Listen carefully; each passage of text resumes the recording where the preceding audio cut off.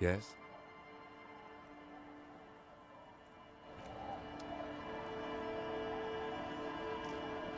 Our tenant, the policeman.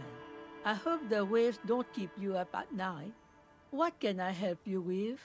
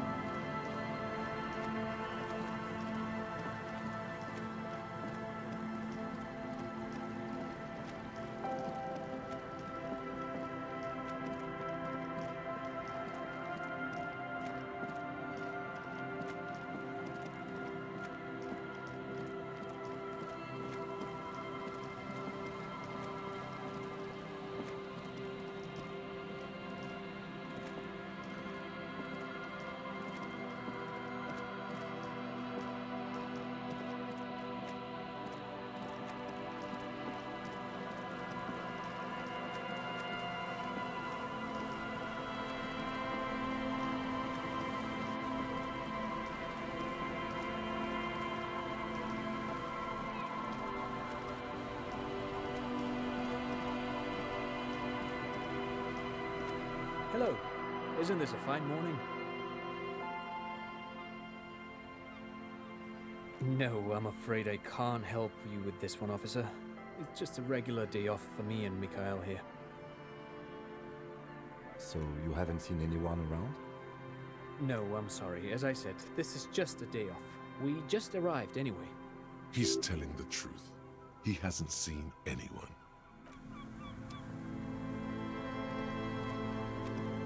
The once bright mural towers above you, saying, Feld Electrical, R&D. Tomorrow is just a whisper away.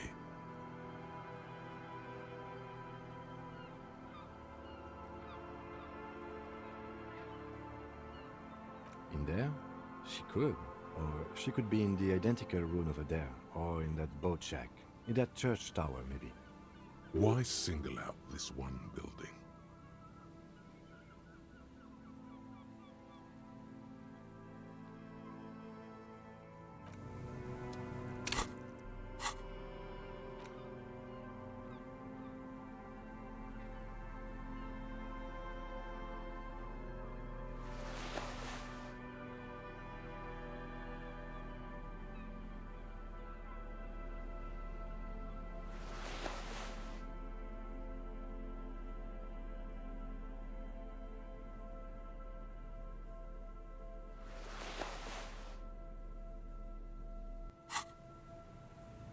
The once bright mural towers above you, saying, Feld Electrical, R&D. Tomorrow is just a whisper away.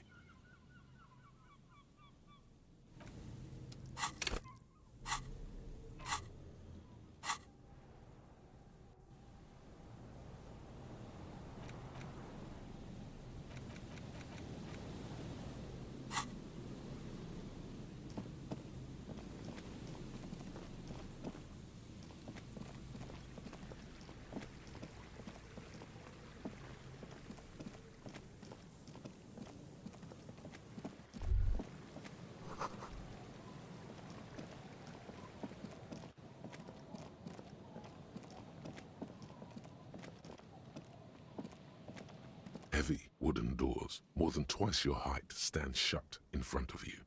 The rectangular sea-worn ornamentation appears in stark contrast to the padlock carelessly drilled into the wood.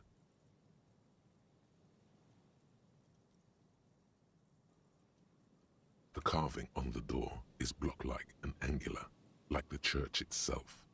Two large beams shoot downwards, sinking into the wood before they reach the threshold.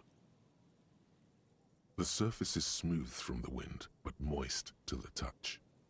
Feels exceptional. 300 tons of pine would fit together seamlessly. It's old too, cut and carved many centuries ago. This cheap-looking padlock is sturdily built. It shackles together a hasp and a staple screwed into the wooden door. The lock is adorned with a yellow sticker. It'll be easier to break the staple than the lock. Also, that sticker is interesting, somehow. You see a yellow circle with two X's and a big curve below them that looks like a mouth. You're pretty sure you haven't seen it before, but what the symbol depicts is clear enough. A smiling dead guy. The curve makes it smile, and the X's make it dead. There is something blindingly modern about this symbol. Its modernness puts to shame everything you've seen before.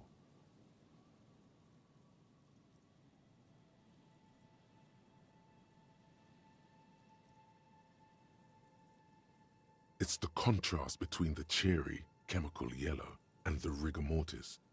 As if the cheery guy didn't know he was dead, or the dead guy didn't care that he was. Either way, you get the sense the forces of future are at work here. He takes off his glasses and uses a blue handkerchief to thoroughly wipe them clean before inspecting the sticker. Then he looks up, pauses, and replies. No. Looks like a dead man smiling. Suggests junior delinquency. I haven't seen that sticker before, and I'm not a youth.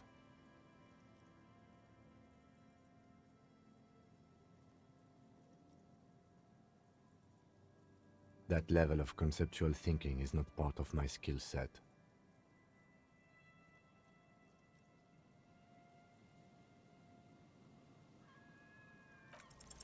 There's nothing like the sound of a sticker unpeeling. Now it's stuck to your thumb.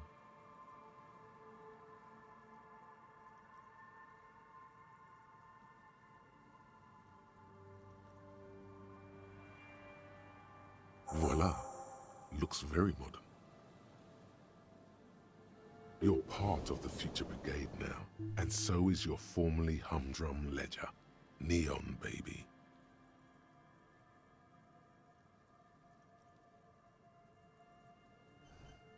The lock turns easily. You hear a click as the shackle pops open. Feels like electricity, and a very small piece of nothingness. Let's go. A great whoosh of air rushes into the dark innards of the church, as though rushing to fill a great vacuum. In the heart of the city,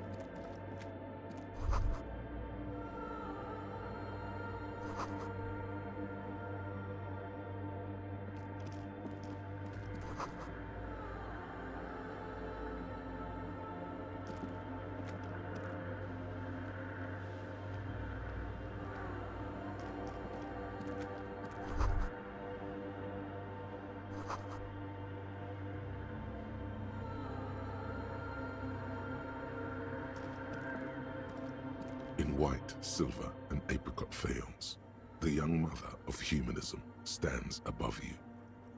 A crack runs across her body. She is impossibly tall, oval-faced and sad, a dark and radiant majesty. This is her innocence, Dolores Day. Cradled in her arms are a pair of glowing lungs, clearly visible from underneath her flowing dress. You should kneel.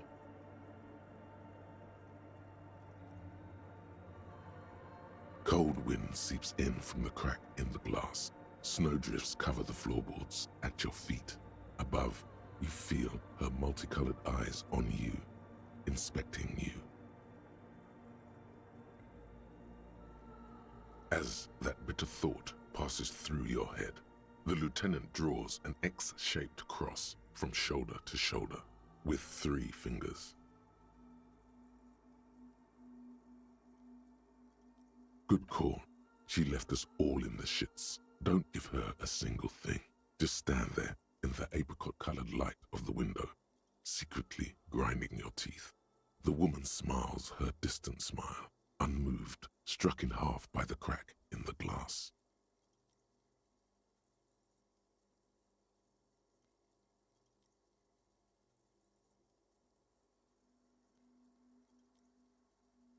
The old woman in the village was right. This must be the DeLorean Church of Humanity in Martinez, or the small Pinewood Church in some records. It's a minor landmark, not easy to find. Most maps misplace it. It was built not long after Revachol's founding, 300 or so years ago, by first-generation settlers. On the coast of an uninhabited archipelago where only animals had roamed before, in the wild reeds. There used to be 7 stave churches on the coast. Les Sept Sœurs, they call them, the 7 sisters. Only one remains. The rest were burnt in the revolution or used for building materials. We should be respectful here, although the building appears to be deserted. I do not believe we'll find the instigator here. Something else, perhaps? Respectful? Is the lieutenant a follower of DeLoreanism? Yes, we all are. Her name, body, and rule are synonymous with humanism. The laws we enforce are DeLorean in origin.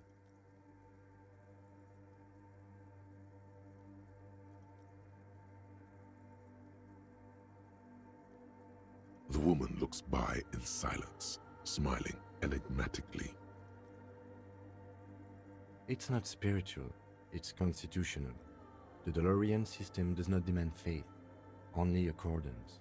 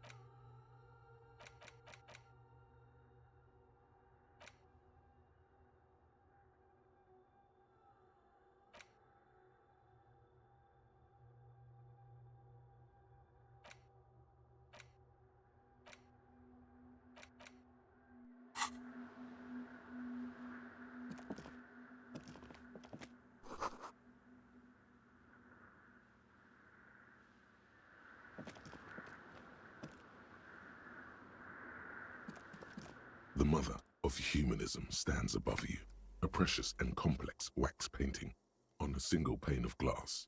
A crack runs across the length of her body, her face oval and sad. Despite the damage you've done to yourself, the title appears lodged in your hippocampus. This is her innocence Dolores Day, the innocence of humanism, internationalism, and the welfare state. Perhaps the most famous human being ever to have lived. No amount of Commodore Red can wipe her sad smile from your brain thing. It has survived the deluge and haunts you still, and will haunt you forever as it haunts all men. The highest category of historic individual, an embodiment of the world spirit.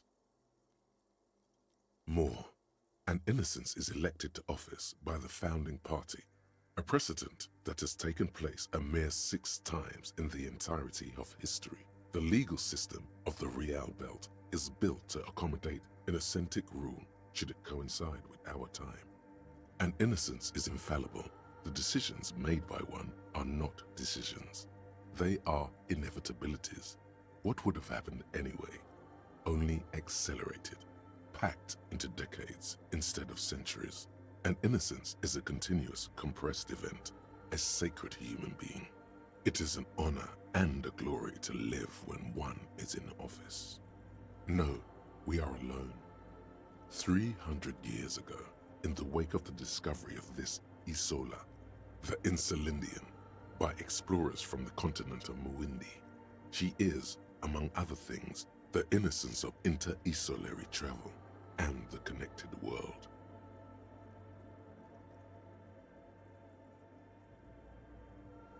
Many things, you know she was a woman of the court, the wife of an influential Marchese, and eventually the principal advisor to Irene la Navigateur, Queen of Suresnes, modern-day Sir La Clé, also that she was gorgeous beyond beauty.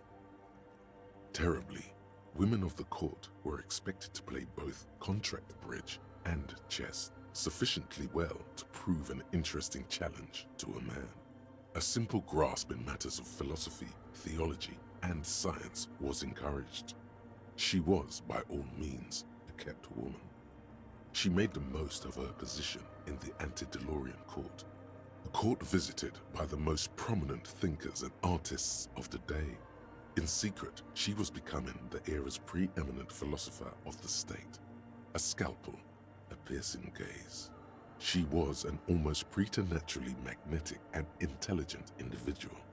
To her contemporaries, she appeared out of time, a messenger from the future of the species. We all fell in love with her, head over heels. Even before she was declared an innocence, her influence was tremendous.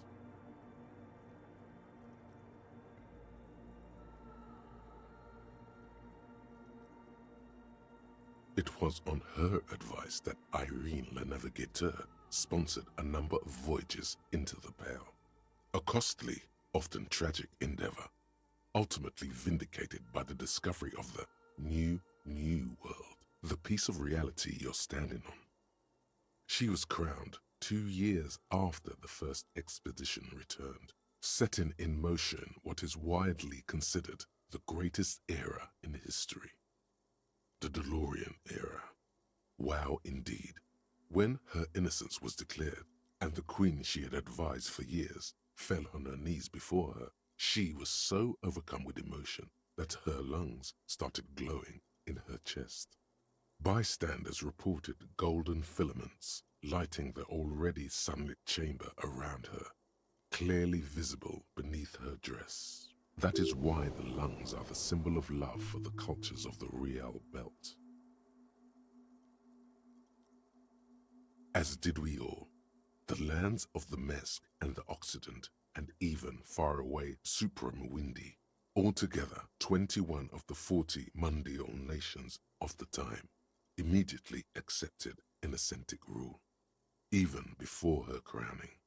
In a city called Advesperaskit, in Vesper Messina, her homeland, the name of the city means evening comes, but it happened on a winter's morning with the canals frozen and slush falling out of the sky.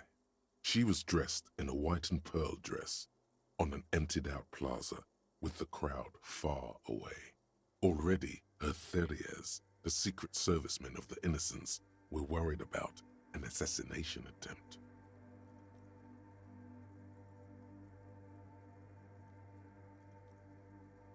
Oh yes, she looked like humanity's young mother, a perfect mother, insultingly beautiful.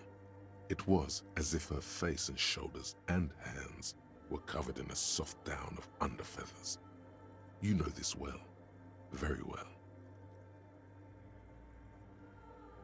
Midwinter snow was beating the cobblestones around her. A small attaché of officials stood by as her terriers placed a white gold wreath on her head. The crowning was mostly witnessed by Secret Servicemen. One of the men in this Secret Service killed her 22 years later, a young man who had come to suspect that Dolores Day was not entirely human, but something else.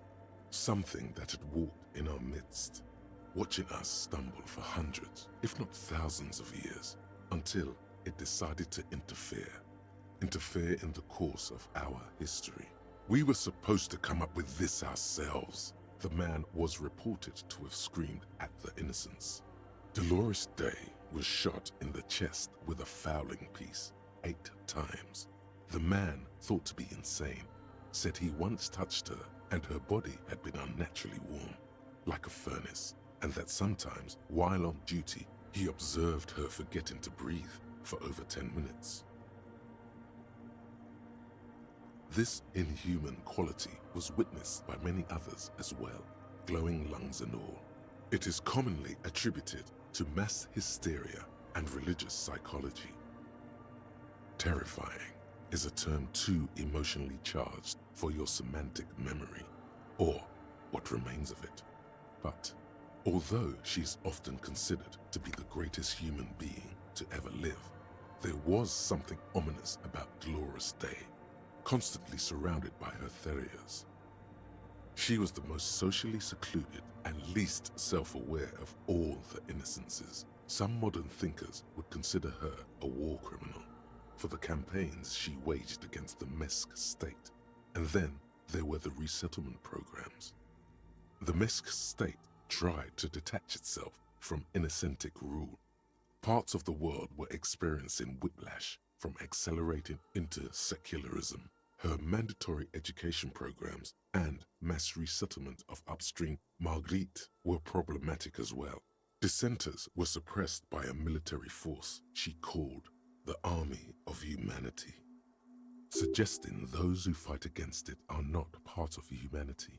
She adored chess, yes, but also military war games. Dolores Day often holds a tiny tin soldier between her index finger and thumb in icons such as this. She was also blonde, the blondest woman you have ever seen, with green eyes the color of the Pacentic, mare interregnum. Little is known of her Marchese husband. It's as if he vanished from history after completing his role, which was to introduce Dolores Day to court. In conclusion, yes, there is something lonely, paranoid, and even terrifying that people seldom mention, but feel when they think of her. This subtle terror is part of her iconography. Lieutenant Yefrater, you've stood there for over 5 minutes. What are you thinking of, if I may ask?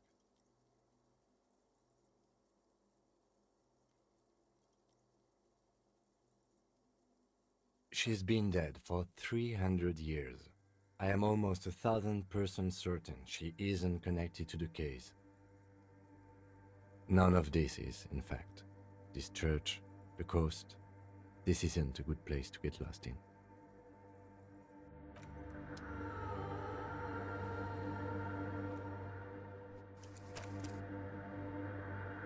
The mother of humanism.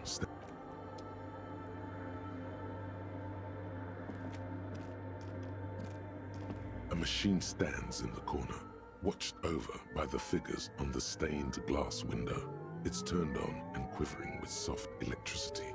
Another radio computer. And this time it's already turned on. We should leave. I doubt this place bears any connection to the case. It's also quite similar to the one we have down at the station. Must be the same model. The one you saw earlier was the Ream Civic. This is the Ream Prefect, a model number RC7024, equipped with a Feld mainframe and a Ream-compatible interim printer.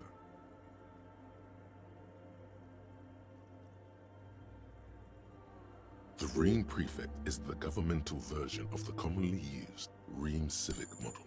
Although mostly based on the same technology, the Ream Prefect is equipped with better noise attenuation circuits.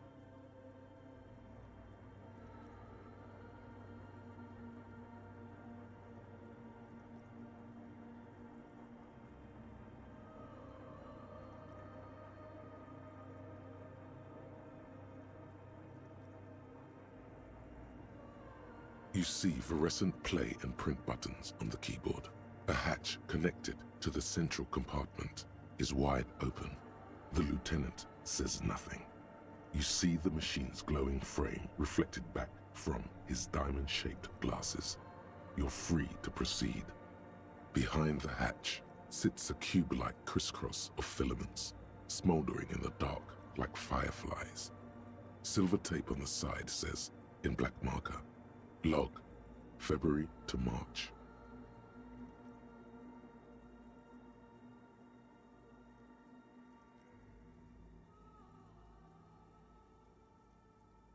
Another filament memory. Press play to talk with the repeater. The speaker comes to life. Static seeps through the machine's planar magnetic driver. An old lady greets you.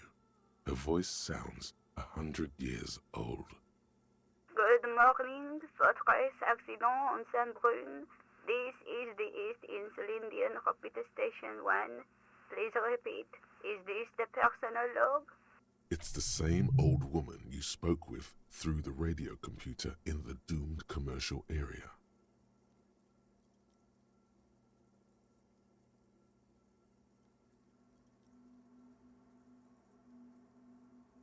Good. Please repeat the password. Let's look around. There's no use trying to guess the answer.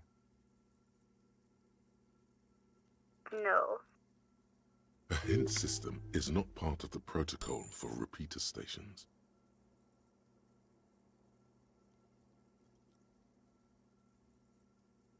Received. I will register this login attempt.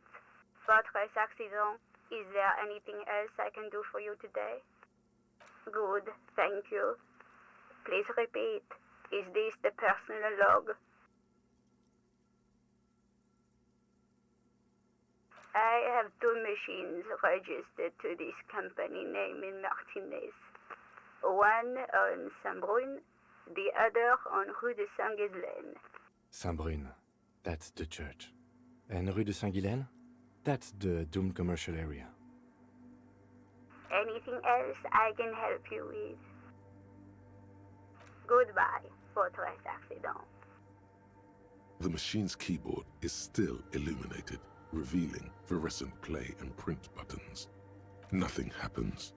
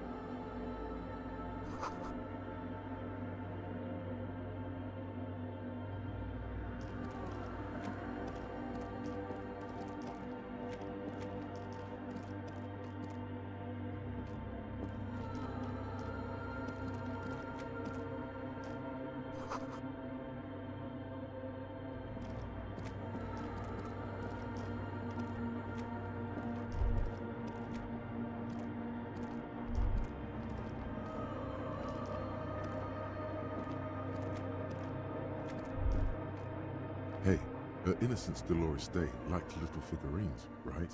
Liked holding little men between her fingers, remember? You have the Headless Fallen Rider figurine. You should give it to her.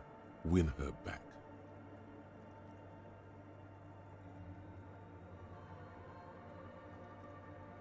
Don't be so pessimistic.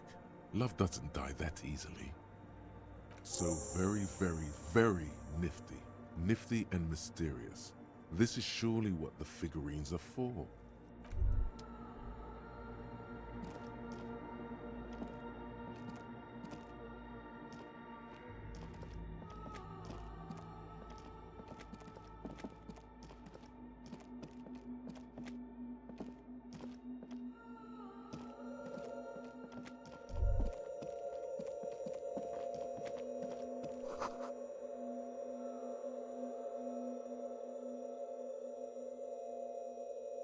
The silence in this part of the church, it's almost palpable. All the shifting matter and shuffling of living things is gone. Nothing seems to exist beyond the church anymore. Maybe if you were to stand in just the right spot, even your footsteps would be completely silent. And then it's gone. Almost all of it, but for the faintest of hums. You can hardly hear your own breathing.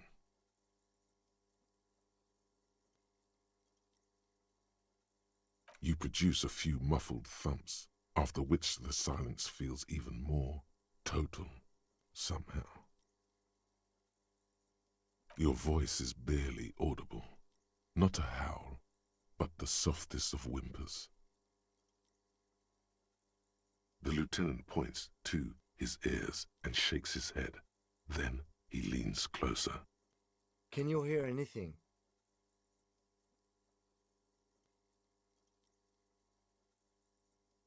The church just has strange acoustics, some engineering trick. Maybe the church was designed this way to prevent boisterous activity, singing and dancing on its premises.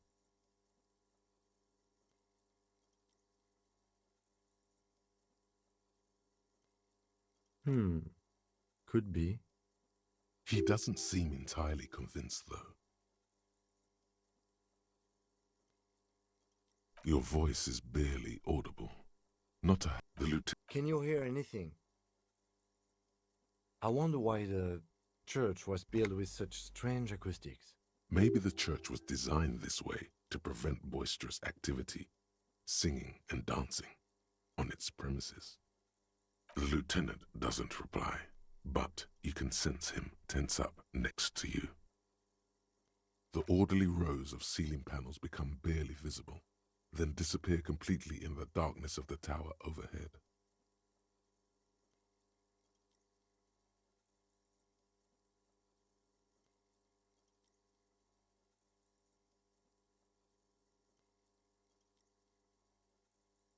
The silence, the darkness, they've enveloped you as in a cocoon. You cannot move anymore. Relax. It'll be okay.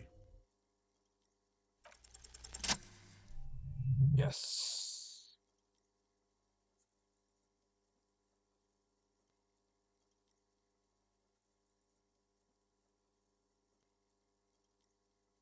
It's like there's something moving up there. A shadow has emerged from the tower and it's making its way toward you through all the other shadows.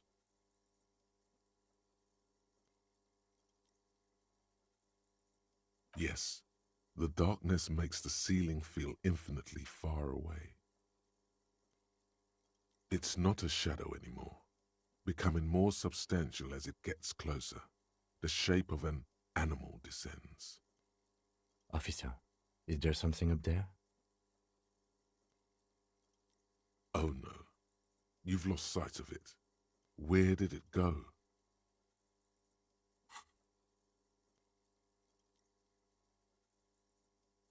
You see something hanging from the rafters, looking straight at you with dark eyes.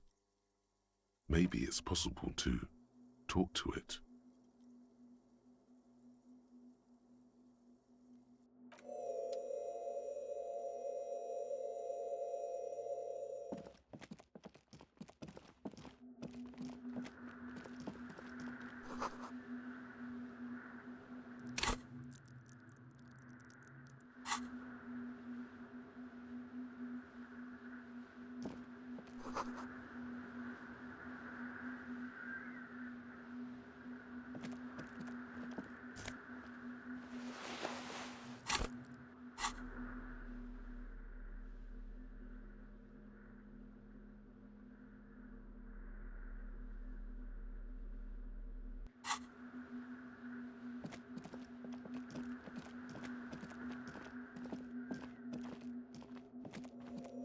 The shadow is a man made of the same stuff as the carpentry of the building.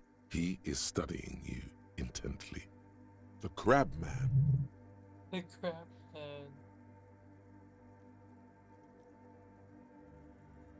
The man leaned forward a little, fixing you with a steady, unreadable gaze, then speaks.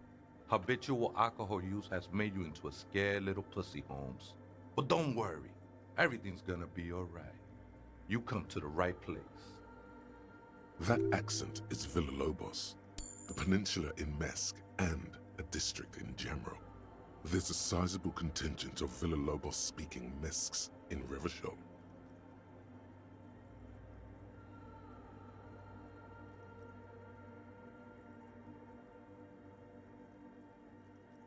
Here you can receive the mother's love.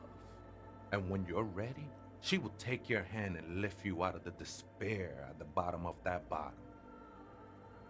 This man is obviously a habitual narcotics user.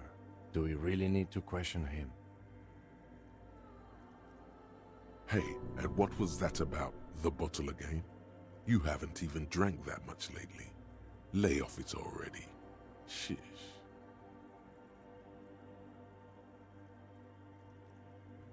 Oh yeah, sure.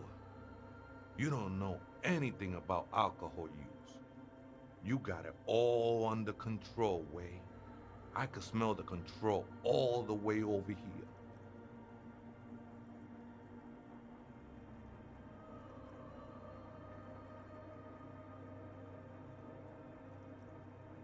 Not all of it.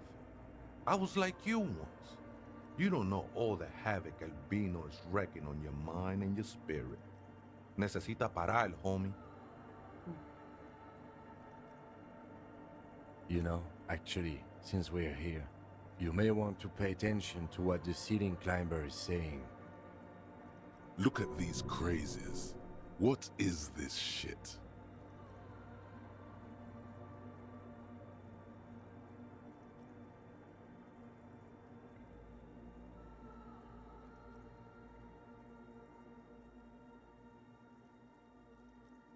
It doesn't matter who I am, Way. I'm just bringing you the message of the mother's love. She don't want you to hang yourself on your own stubbornness. This is the Church of the Mother of Silence. You are welcome here. You have no idea what the fuck he's talking about. Is he just trying to throw you off your game? Whatever it is, he's quite confident about it. Just look how gracefully he sways. 'Tis not an act, my liege, save him perchance he hath deceived his very self. This man is a zealot.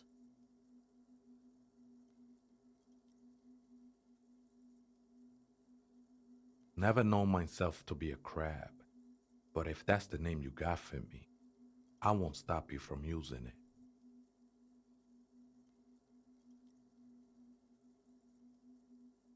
I always thought of myself more like a flame, flickering along the rafters and beams. It may be that I gotta work on my technique.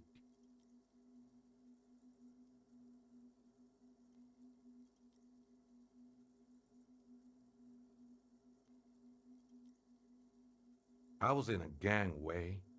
but my memories of that time are fading. Most of them are already gone.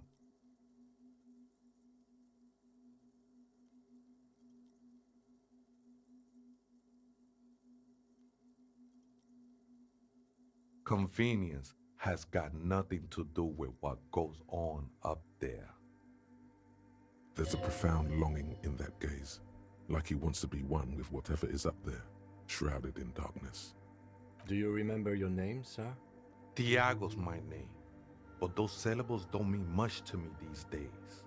A name isn't just your identity, but also, so to speak, your place amongst your fellows, your place in the world. I ain't got no use for such a place anymore.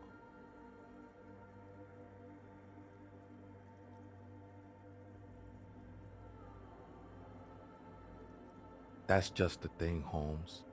None of that matters.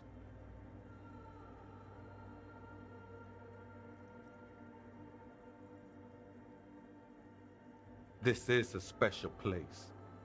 There's a perforation in the world up there, a way out into nothingness. This church was built around it for purposes of veneration. I circled it, nurtured by the silence bestowed by the mother. One of these days, I'll be pure enough to go drink from it directly. I will be incinerated, but not destroyed. Finally, at one with the state of the world before reality began. That sounds a bit like substitution behavior, no? You know a thing or two about that. No. There's a new god in town, and she can be painted or sculpted because she has no limb or even a face. She is the end. She is a cavity in the dark beyond sense. She saved me, but I couldn't describe her to you. No one can, Holmes, and no one ever will. His adoration is beyond sexual. This cavity is something that no human form has. It's not like that at all, man. It's just faith and joyful service. Too gleeful, those words. He is lying, not to you, to his very own self. I heard that before, Way, and I know I can't convince you on the spot. But think, when's the last time you woke up from silent communion with a hangover, regretting what you did last night? I know it will take time. Don't sweat it. I'm a seraph, Holmes. I sing the mother's glory.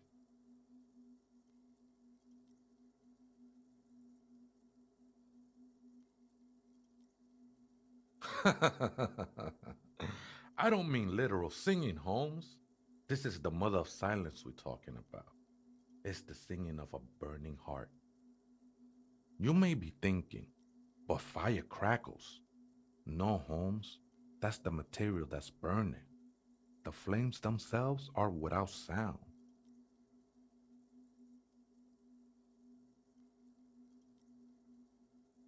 Hard to say.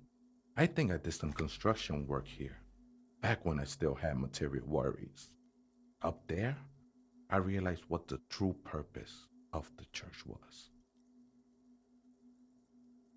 Been spending a lot of time here ever since. The past is nothing to me now, Way. It didn't belong to me.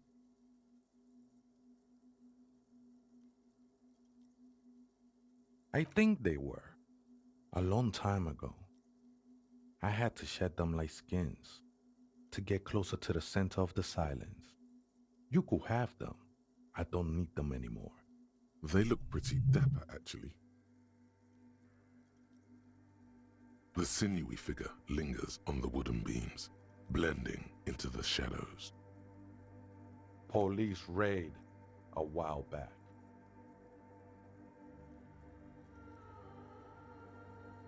Did you witness it?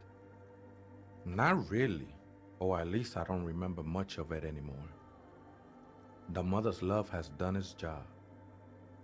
That's what's so great about the mother. It lets you forget about everything.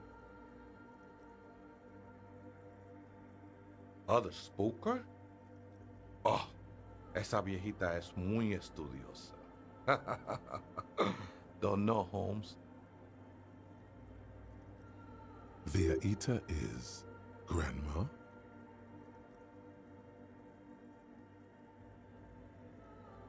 No, I just call her viejita because of her clothes. She's actually quite young. Or maybe not that young. Age is just one of the many masks we wear. Wait, what if it's Ruby? Did it ever seem to you like she was hiding here from something? You mean like a fugitive?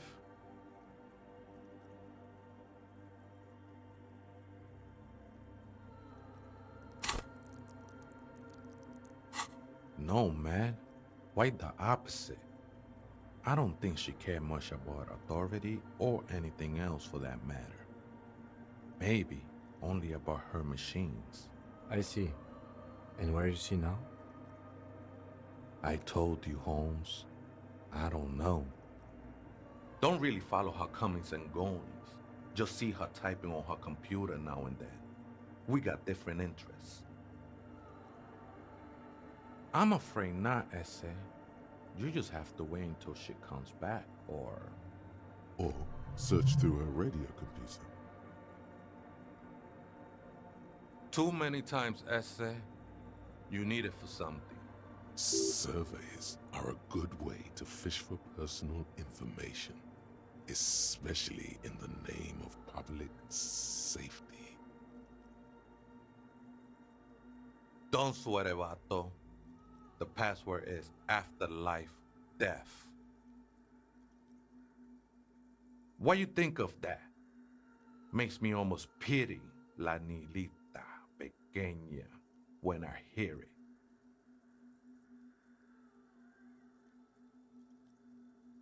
The ones in the tent outside, right? I see them. Guessing they're the ones who call me a crab. Probably scared of me. Nah, man. They look pretty funny. And I don't harm no one anymore. Anyway.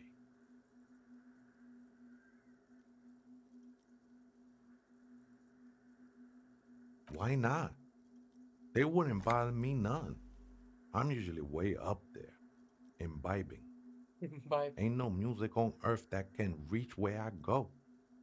Might even be nice to have some company. The ones in the tent outside, right? I see them. Get absolutely, man. Wouldn't bother me none to have them spin music in here. I'm usually way up there, imbibing. Might even be nice to have some company. I think we're done here, Essay. That was an interesting conversation. However, I'm still not sure whether we'll find our suspect here.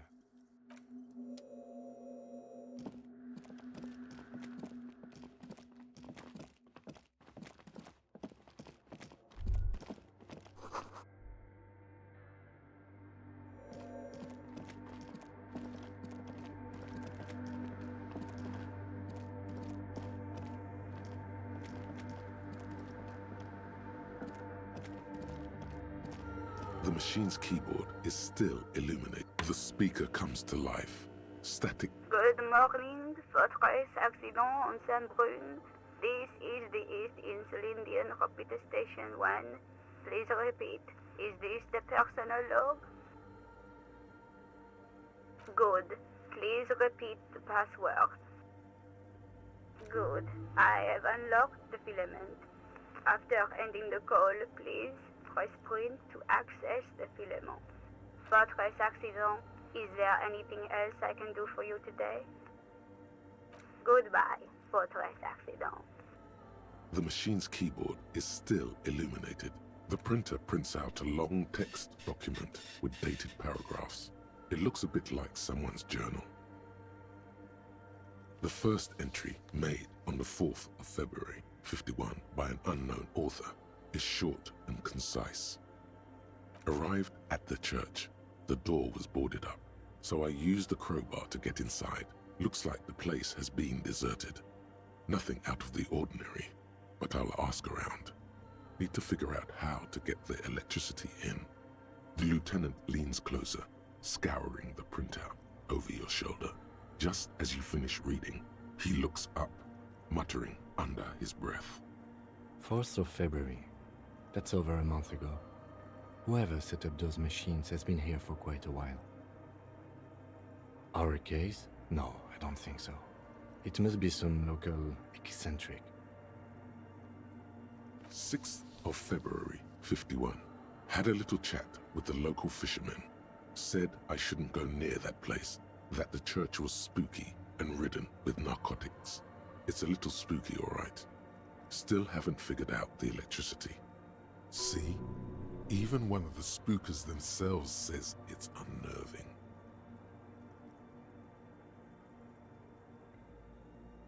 What was that about narcotics? This could prove to be interesting.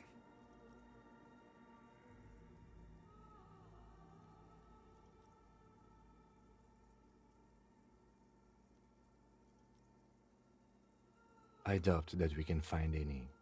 It's just idle fishermen's gossip to scare away the kids. Nothing spooky about this place either. It's just abandoned and cold, and in an awful part of town. Then why doth the lieutenant protest against spending time here so often? 7th of February, 51. Finally got the electricity in. Next on the agenda, a new antenna.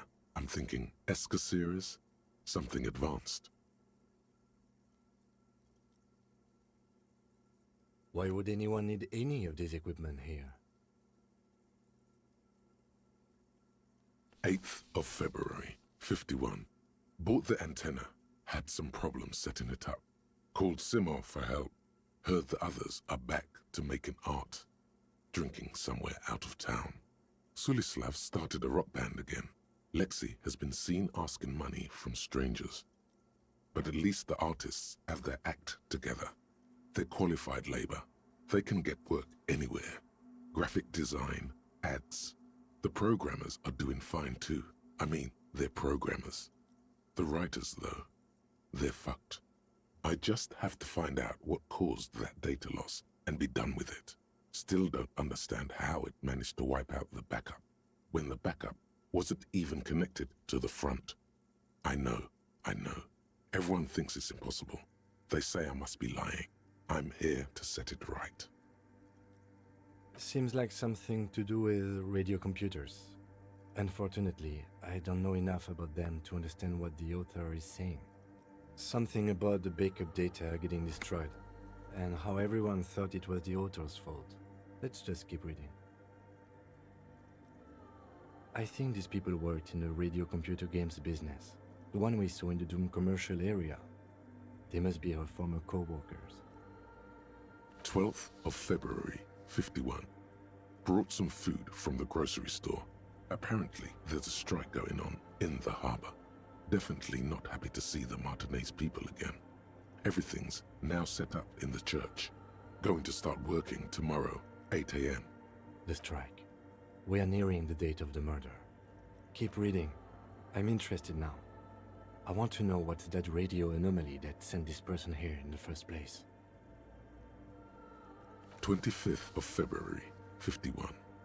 I've been sending data up to Lintel for a while now, trying to recreate the data loss, but nothing. Didn't even feel like logging in, the disappointment. But I did discover a curious audio-spatial anomaly at the back of the church. I've named it the Swallow. It swallows sound. Need to get some mics. Is she talking about? 28th of February, 51. Yes, the first recordings confirm that the swallow is real and I'm not just losing my mind. It's a pillar of silence with a diameter of approximately 3 meters. Seems like the higher I go, the less I record. This might be a coincidence, or it could be connected to the data loss that led me here. The pillar of silence. She is talking about the silence. Is she suggesting it's more than just an architectural quirk? The lieutenant doesn't answer. He follows your gaze, studying the basins. The water shines in them. No ripples. March 51. Some kind of young disco men have appeared next to the church. I've been trying to record the silence to find the epicenter, but now it turns out I've also been capturing the future of dance music, one neo-disco song over and over again. Fortunately, the song is so monotonous, I was able to devise an algorithm to factor it out. The other day, one of the disco men came in. Before I could even say hello, she got scared and left. Good, I don't want anyone distracting me from my work. That disco man must be a cell. The girl on the ice? Sounds like her, yes. March 51. I got a call from the repeater station. Someone has tried to access the radio computer in our old office in Martinez. Can't do anything about it. The storekeeper still doesn't want to let me inside the building. Thinks I'm part of some kind of curse. How Martinez of her. I knew it wasn't a good idea to meddle with that machine. No. It was a great idea. You're learning things. This is how you learn things about machines. March 51. A new 2-meter aux cable. Noodles. Crackers. Ping energy drinks. Water. Toothpaste. Gum. Also some canned air. Your reading is interrupted by the sound of the church door opening. A strange woman makes straight for the radio computer.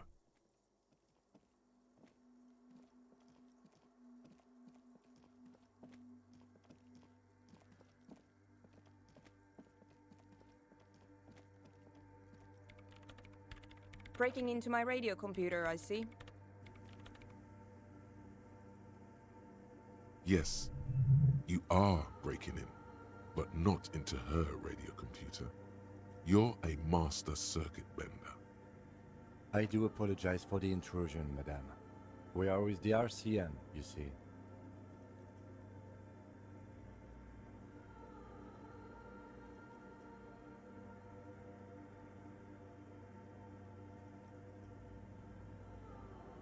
No one's hiding here. It's just me and my computer, and it has been this way for weeks. Now please give me some room. I need 2 seconds to see that you haven't destroyed anything. We should talk to her after she has rebooted the machine.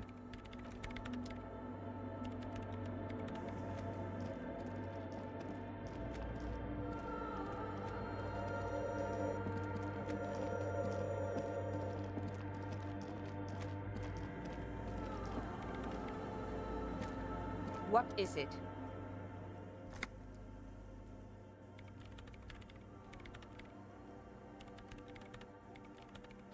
Yes. Or no. Not anymore. That project is dead. She doesn't seem surprised to be recognized. Rather sad. Something passes over her face before she straightens her back. I am Soona Luukkanen-Kilde, the former lead programmer of Fortress Accident and RSA radios. I have over 16 years of programming experience, and I'm proficient in both Vox and Orbis languages. If you're not here to hire me, I don't really know how I can help you. That still doesn't answer what she's doing in an abandoned church. What? No one's suspicious around here. She has not seen her, sire. 'Tis true. I brought them here. These are my machines. Please don't touch anything. I use the AR-1 as my RAIN prefix processing unit. Mm-hmm. Yes? You really don't know anything about radio computers, do you?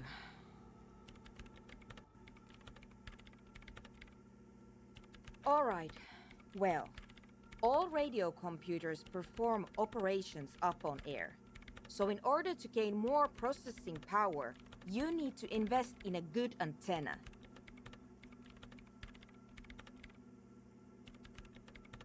On the front, the Unified Front of Radio Waves, licensed and controlled by Lintel in the East Insulindic region.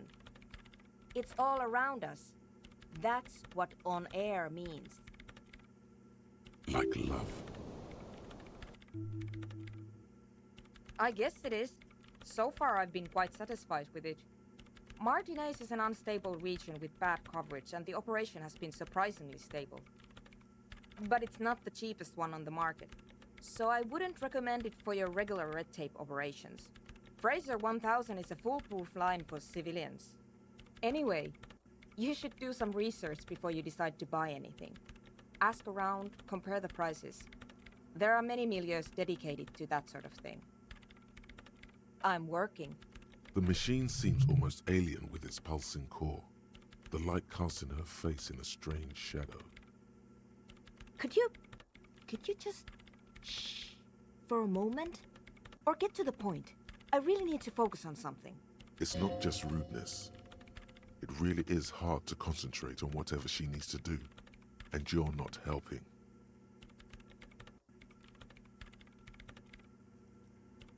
They are connected to my RAIN prefect.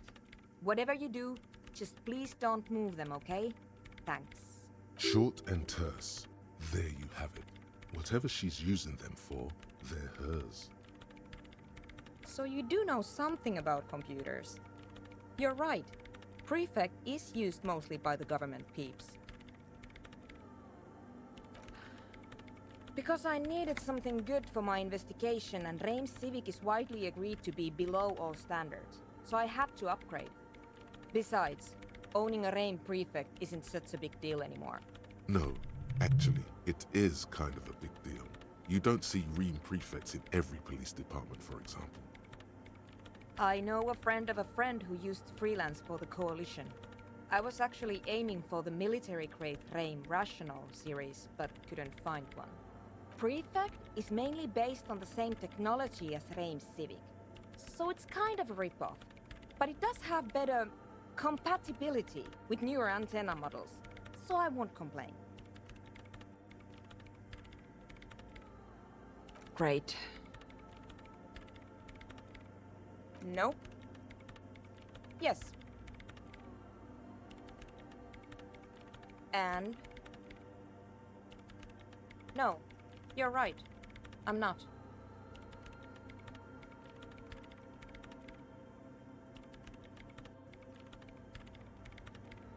You really like those questions, don't you?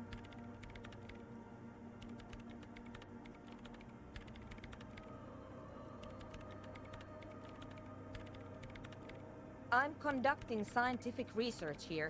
You can't throw me out.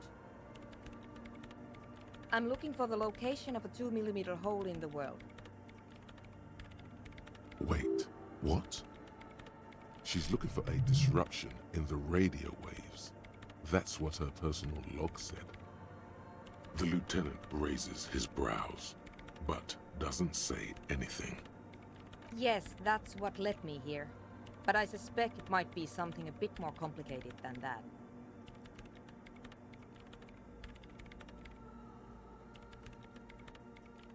Exactly. What does it mean?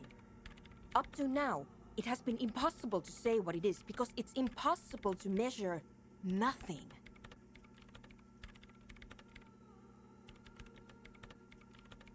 What do you think it is? What qualities does nothing have?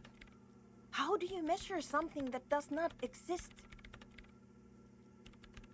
That's a little above your pay grade at the moment.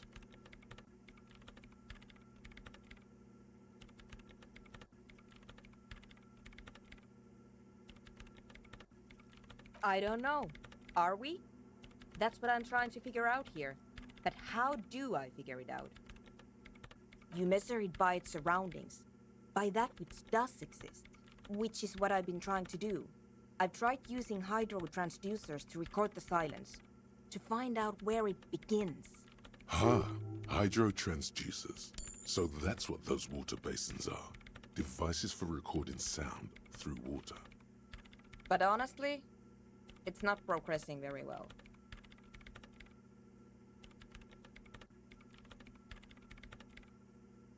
Somewhere underneath those roof beams, I assume. Only a faint crisscross of rafters can be made out from the dark, most of the tower disappearing into the shade. There's this place at the back of the church, a place where all audible vibrations seem to decease. I've named it the Swallow, and the higher you go, the less you record. The Pillar of Silence? Are you sure it's not just an architectural quirk? Maybe, but it's oddly close to the physical coordinates of the data loss that led me to this place. I know.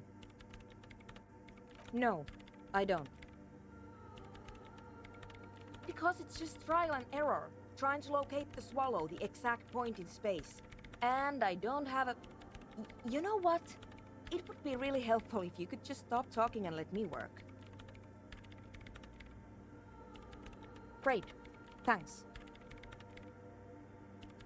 The Swallow, you mean? What about it?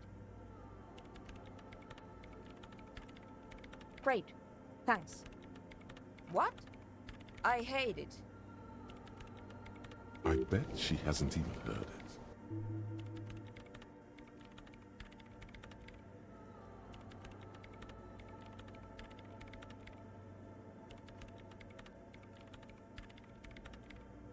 Maybe I'd have to be on drugs to get it, but to a sober mind it just sounds like uninspired rug whipping. No idea what it has to do with either dancing or music. This is about those speed freaks in the tent, isn't it? I've got some news for you. It's not a nightclub they want to build here. Take a guess, why don't you?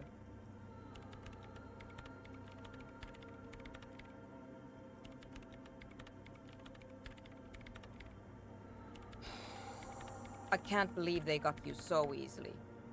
Go have another talk with those up-and-coming entrepreneurs, will you? Thanks. Good luck. I'm not coming in there.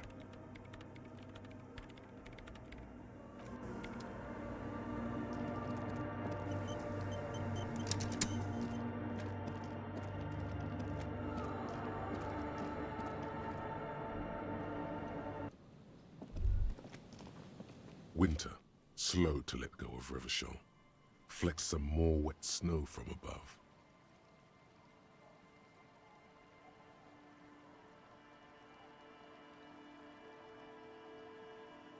The snow falls lazily, making the beach sand paler still, mixing with the rust-colored sewage runoff.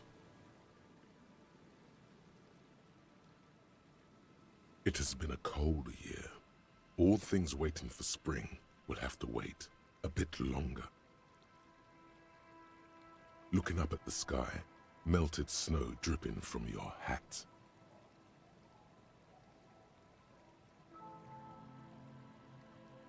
The sky is full of great battleships. White clouds collide with one another, and the world is drenched with their debris.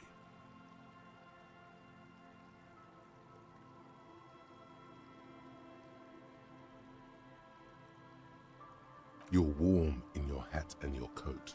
Like a well-equipped explorer, you comfortably survey the white landscape.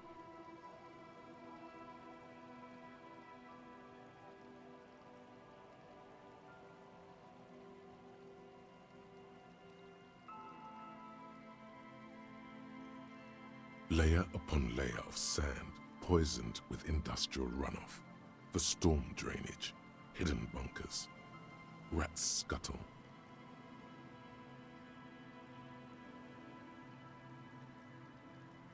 Someone stuffed a big old polar anorak into a concrete pipe under the boardwalk. It would keep you warm. You would probably never happen across it, but who knows? More winding coastlines lined with abandoned buildings, crumbling piers, salt water lapping at their dark piles, grey and red forgotten city blocks, what remains of the pre-revolutionary effort to gentrify the coast. The waters turn black, coal city in the shadow of San Martin, a boom town, back when coal extracted from countless shafts near the city was needed to power Revachol.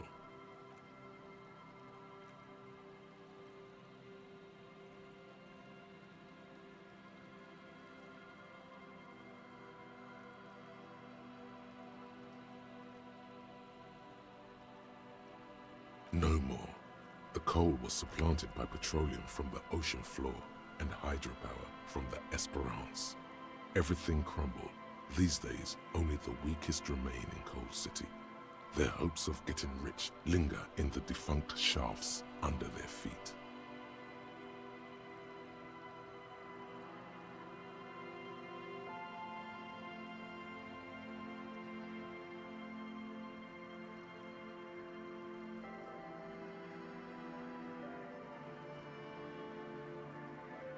Below the old mines, L'Océan Municipal, Revachel's underground cemetery, La Petite Ra braved the underground passageways, trying to get to Le Royaume,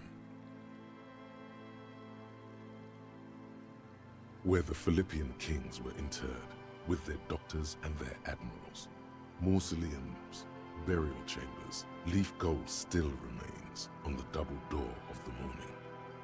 Children under 14, they go underground looking for artifacts to sell to foreign museums, and for fabled relics. Their parents let them. They go deeper.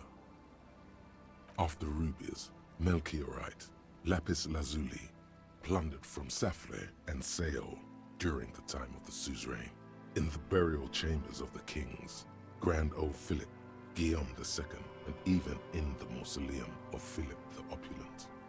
2 kilometers underground, in a winding shaft along whose walls mirrors have been placed, so that daylight may eternally fall upon the richest of all the kings. The mausoleum contains untold quantities of gold, and that special, purest of the pure magenta cocaine, favored by Revacholian royalty. Did someone say untold quantities of cocaine? Drop everything immediately and go looking for this hoard.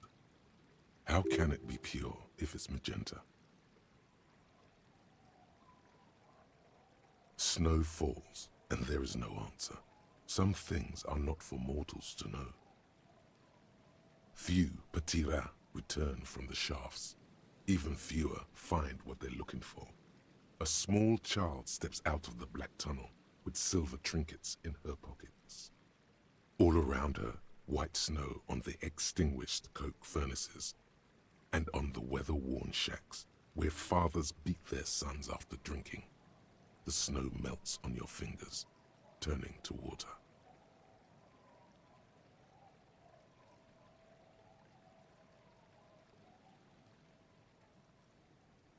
The canal you crossed to get here and beyond it. Martinez proper, the district the police forgot to police. There is laughter, lights, attempts at entrepreneurial activity, cynicism. Someone is scraping snow off their windshield at the roundabout, in the midst of which a statue of Philip III serves as a destination for grade school field trips and a fine perch for winter birds. Like all monuments, it's also a warning. 6-story ruins on the south side of the roundabout cast a long shadow over the profligate king.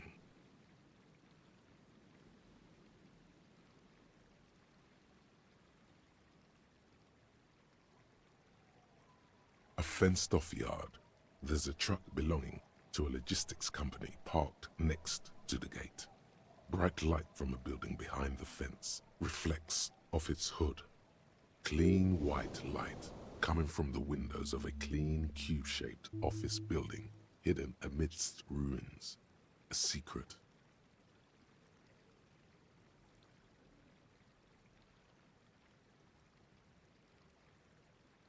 The abandoned church, its walls covered with hoarfrost now. One of Lisette's sœurs. The other 6 sisters were destroyed during the Revolution. A serpentine strip of land weaving its way into the Martinez Inlet. Unfortunates on the run from the law, from themselves, sometimes hide out on nearby islets. Little dots in the ocean that are occasionally submerged when the tide is high and the weather foul.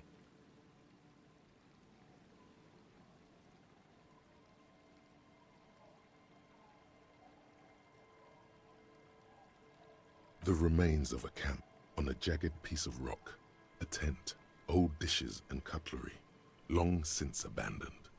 A hermit crab scuttles among the debris, looking for a new shell.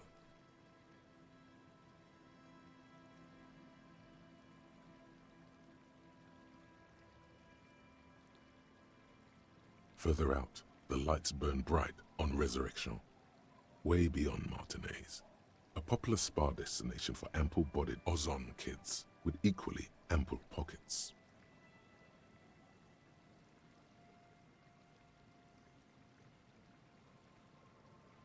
Then there's Ozon, but the snow falls too thick. You cannot see that far. The Bay of Revachol, vastness, great depth, over 1,200 meters at its deepest. Water air brinier than here. It is crisscrossed by huge cargo ships bearing company logos. Wild pines, Zam, Morian, and at the farthest reaches of the Bay of Revachol, the shadow of the Coalition warship Archer, on perpetual patrol duty, ready to unleash artillery fire if you were to rise up against the market. You shudder.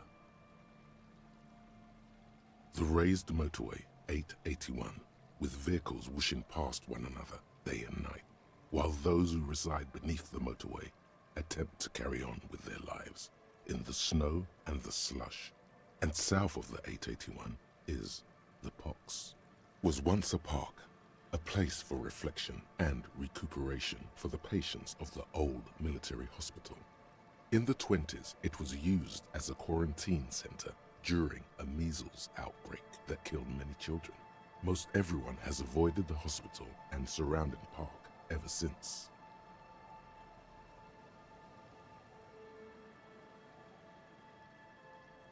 The Pox is completely wild now. Evergreen thickets covered in snow and industrial dust. Feral dogs and even wolves roaming in packs. The police try to keep the deepest corners cordoned off.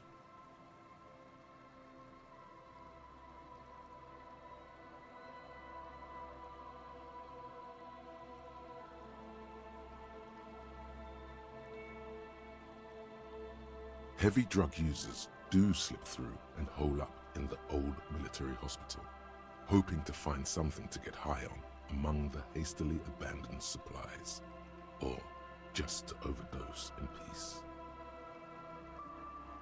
A line of motor garages with armored carapaces hunched in the cold.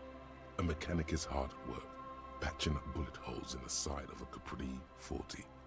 These are the garages of Precinct 41. Snow settles on the roof of the repurposed silk mill. It serves as your station.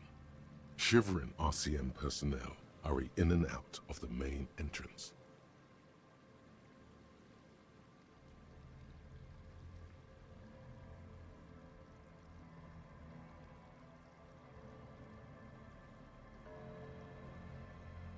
Around you, the snow continues to fall.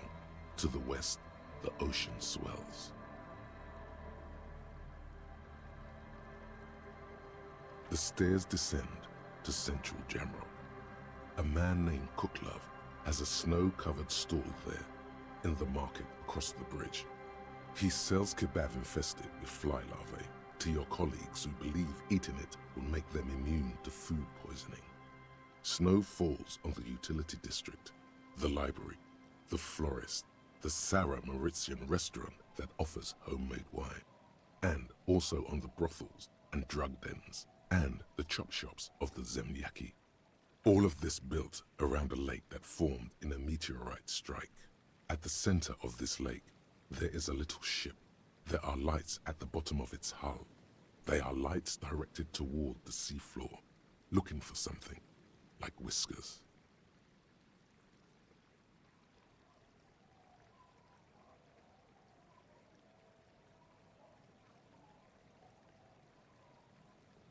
A chill comes over you, crawling down your back. The sand under your feet is wet. Somewhere in the south, tarpaulin flap in the wind. Near, snow falls into dark water. She prays, though she doesn't believe. There is a hum in the air. That's all. We should keep moving. Who knows when the snow will let up.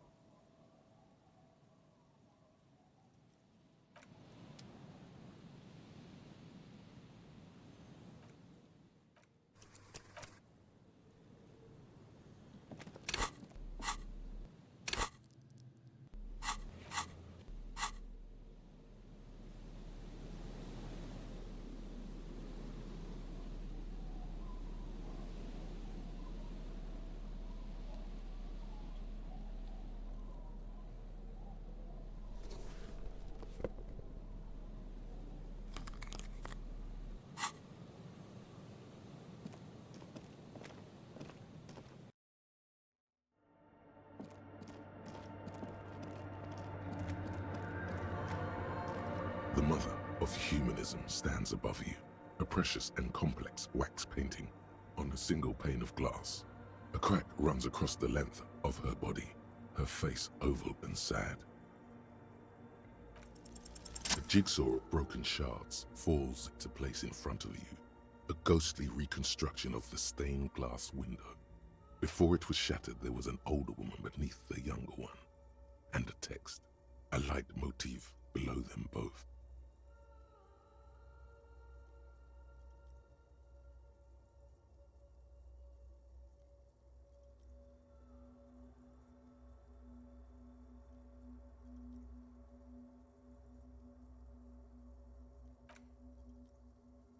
Unknown.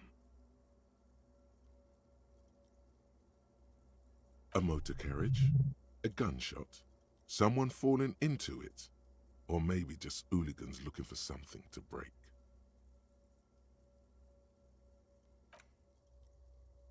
The escutcheon on her throne says, Irene the Navigator.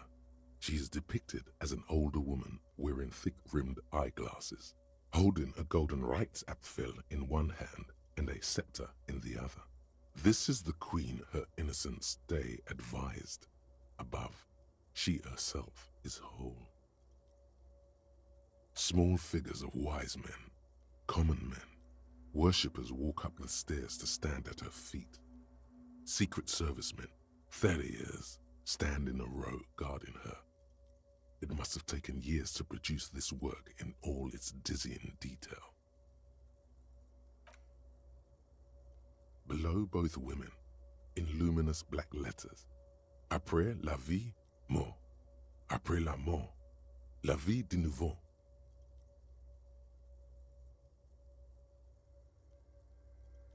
And then, along the left side, Après le monde, la gré. Après le gré, le monde de nouveau. After life, death. After death, life again. After the world, the pale. After the pale, the world again. This is the great leitmotif of humanism, a summary of the effect of the discovery of this isola, the Insulindian, on human thinking, a tremendous sea change akin to finding life after death.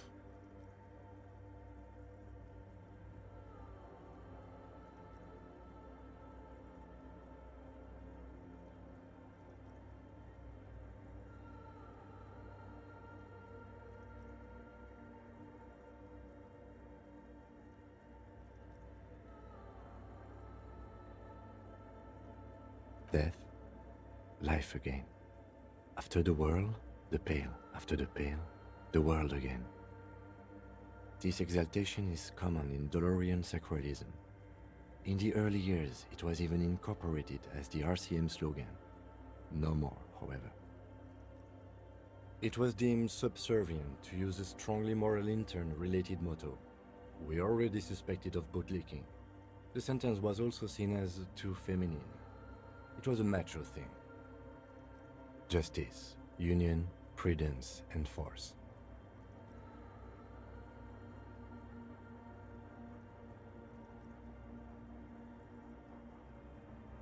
So do I. The mother of humanism towers above you, a wax painting on a cracked pane of glass. Nothing has changed in her expression. Why? That does seem to be a problem. Maybe you meant something else? I don't know. What are we thinking of? Part of your mind has gone on to other things already. The mother of humanism towers above you. Why? That does seem to be a problem. Maybe you meant something else? The mother of humanism towers.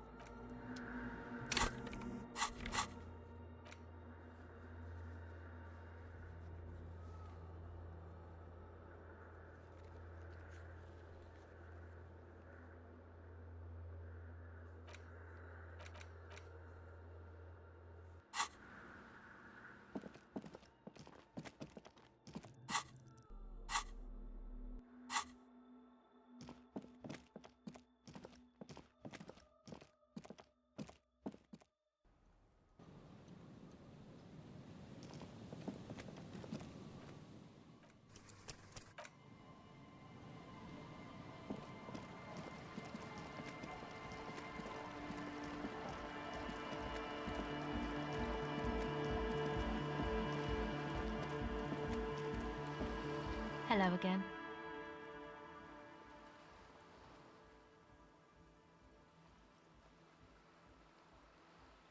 No, Just no? it's pretty desolate here. I only hear the dogs bark at night and see the shadows move down the coast.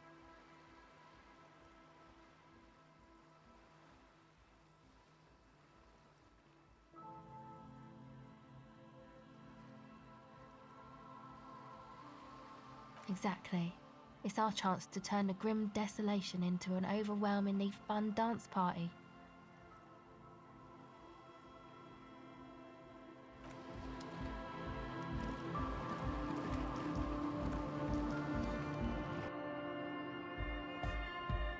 The large-headed youth has closed his eyes, lost in the music. Sensing you, he opens them. Good morning! Yeah! Pump it up! Pump it up! Pump it up!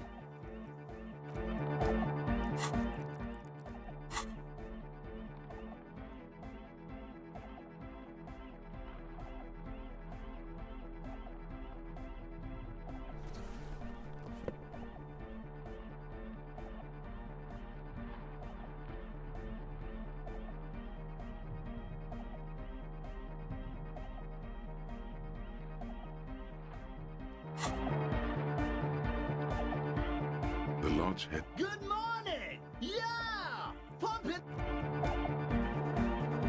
Huh? I see you're here again. Offside, man. Did I mention getting us into the church would help?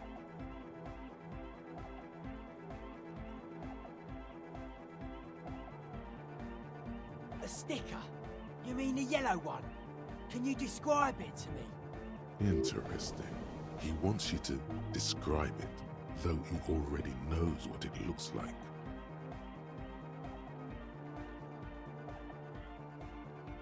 Good, good. What did you want to know?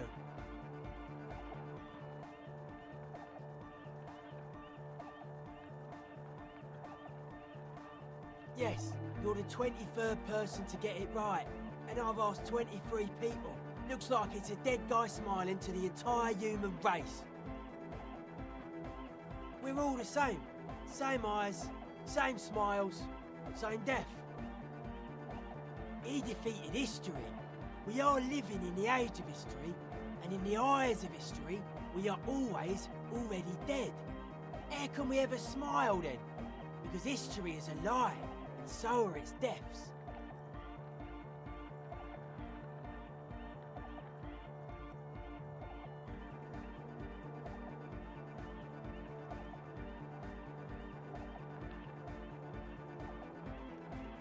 The present moment and life are the hardcore. The hardcore expels death. Or maybe he's not dead. Maybe he's just really ecstatic about the beats. Or drugged out of his mind, come to think of it. Or drunk. Or in a clinical coma. Or glad to be dead. But those versions suck. Simplicity was brought to us by a classical soul artist modernism. But that was a tasteful, harmonious simplicity, right? Well, Hardcore is not tasteful or outwardly harmonious. It's a warning shot. This will be dangerous. The echo of man's loss haunting him. The sticker, the clothes, the music, same thing.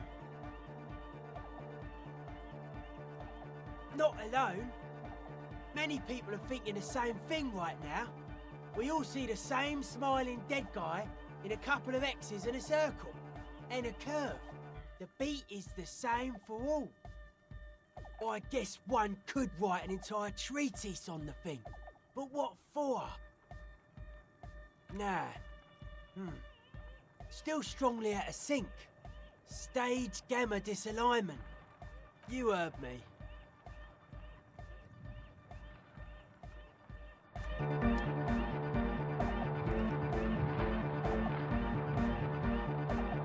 Hi again. So, how are things going?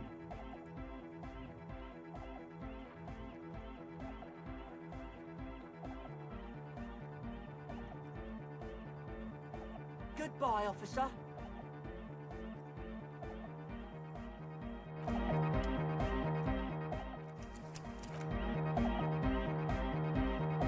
Hi again. So, goodbye.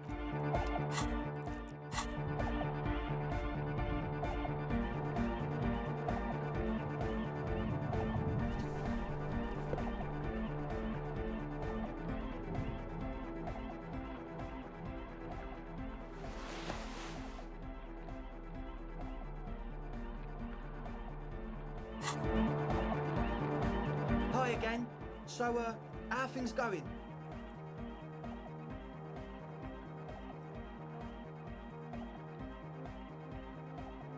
And? What happened? Oh, man! Who is he? What did you think?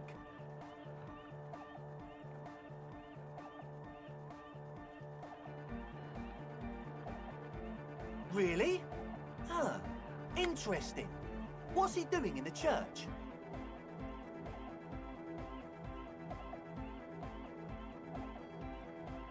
What do you mean? No matter. Is he gonna be a problem? Yeah, Noid is right. Let's get back to the point. What are we gonna do about him? These guys will never catch him. You will never catch him. There's nothing to do.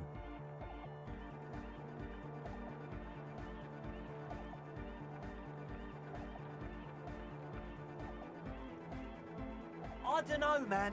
Doesn't it feel like a major hindrance to you? A spooky guy climbing around when all the guests are trying to have nice, friendly hyper time? I guess it's not a massive problem, now that I think of it. Everyone is welcome to dance till the morning light! Yeah! Maybe. I guess we'll figure something out. Okay, but what about the other spooker? The one in Grandma's clothes? Did you see her? A programmer? That's odd. What was she like? Did you ask her about the nightclub? Come on, man. Who will you trust? A spooky programmer or us? We just want to make the world a better place. Feel the love! Get down and feel it!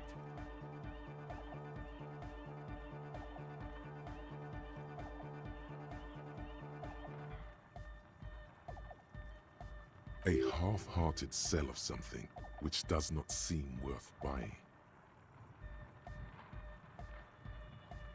You'll get there, believe me. When we've got our gear set up, things will be flowing and pumping. Anyway, now that it's settled, how did she seem? I mean, disposition-wise, about the dance club idea. Ja oder nein? Rocking it or dropping it? What a pity! That's my favourite thing in the world! And she doesn't like it at all! A shame. What can we do now? Do you see a way out of this jam? And into a laser-lit future of dance and unity? Unity! Dance! And you can't just evict her?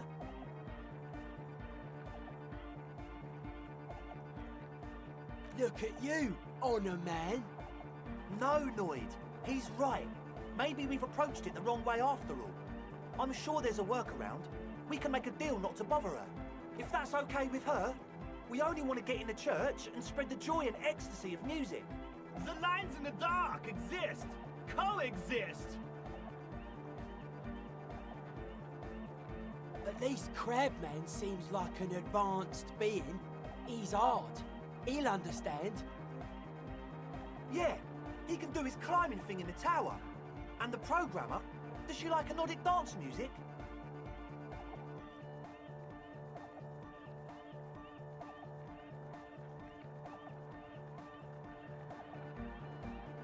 Wonderful! If coexisting fails, you can always muscle her out, right? If it's all okay with you, what do you think?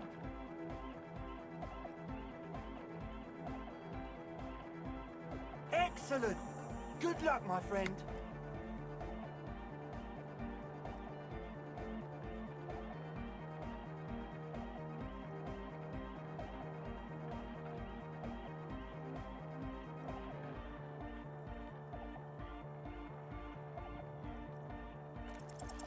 A number of things don't add up. Let's take a look. How about gather around, kids? The young speed freak puts down a busted capacitor and looks at you. The one with the large head seems very enthusiastic about whatever you have planned. Their would-be leader is less amused.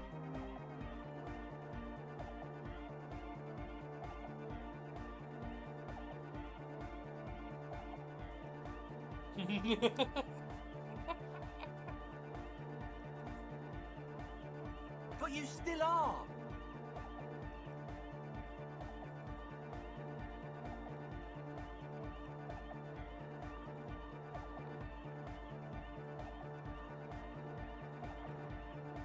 What happened?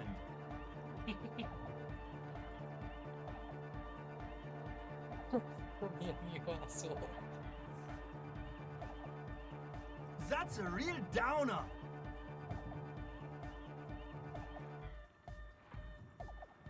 The young speed freak is silent.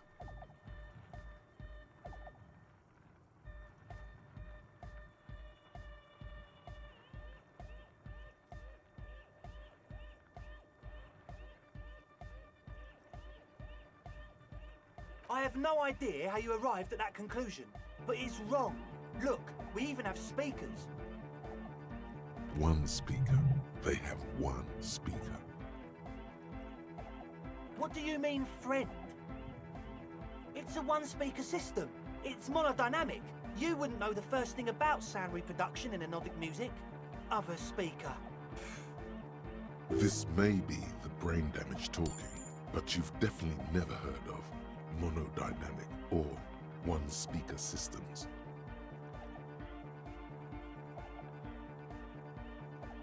What do you know about spinning tape? Nothing. I'm sorry, but there is no lab equipment and no drug ingredients. He said it was for his nose. What more do you want? Likely pseudoephedrine, almost exactly the shape of ephedrine. Ephedrine makes you happy, and so does pseudoephedrine.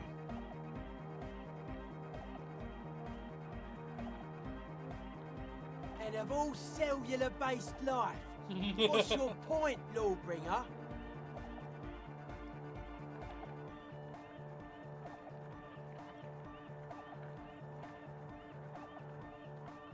Make up your mind.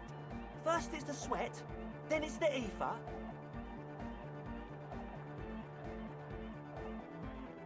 No shit.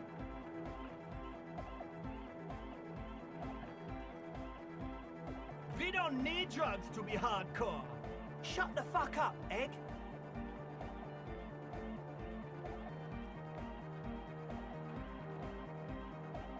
We know she has a problem, man. We're working on it. She didn't exactly have a smooth adolescence.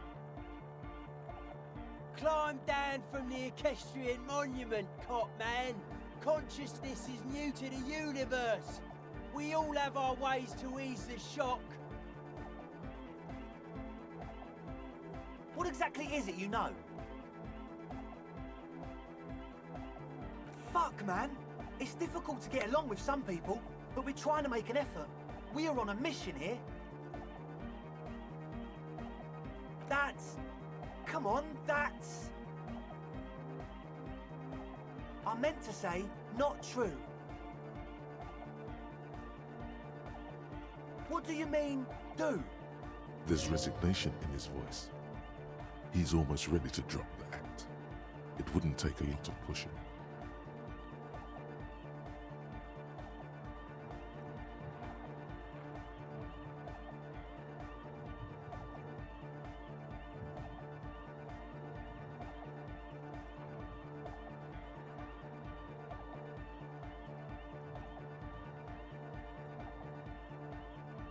Or else...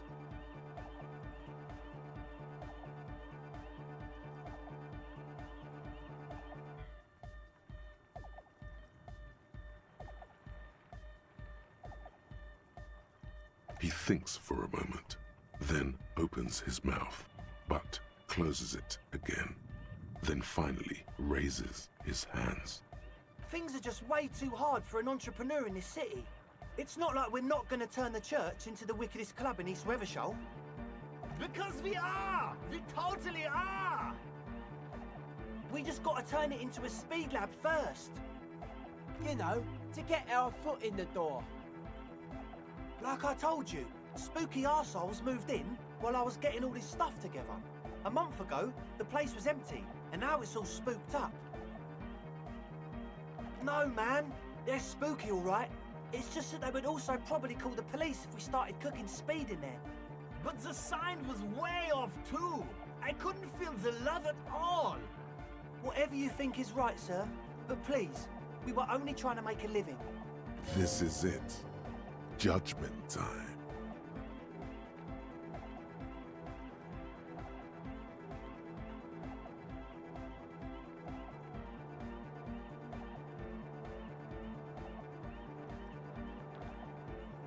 Yeah!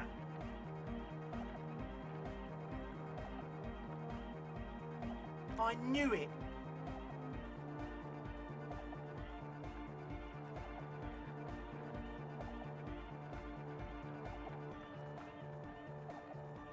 It's impossible now. No, Andre, it's harder now. This hard cop has come to show us how much the fish is, and the fish is always so much more. We all know there was never going to be a club for Nordic music with the Speed Lab. Now it has a fighting chance.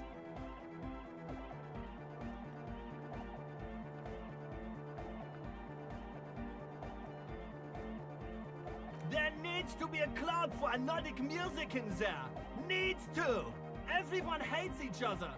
Everybody hates it here. It's all just drugs and we're slaves and I can't. We are running out of time. We need a win, Andre. I promise this will be a win. We won't cook speed in there. We'll do it clean. We'll do it true. We'll do it sober and real and beautiful. This will be a victory for the light. This will be nothing. You can hear the ice crack underneath you. Outside, the last century waterfront development is crumbling in the wind, a grape-shot row of falling houses. And so is Rue de Saint-Giraud and all the houses on Main Road. The old cinema is sinking underneath Villa La Bosse.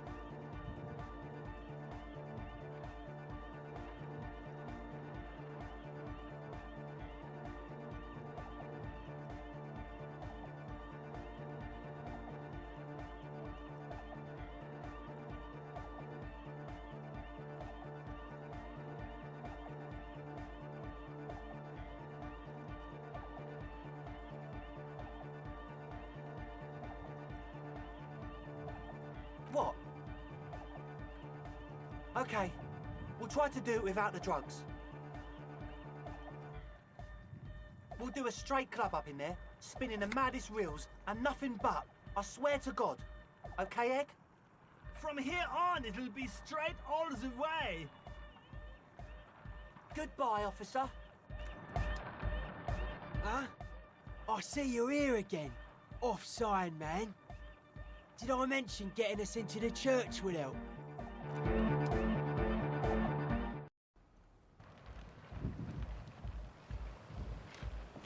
Yes?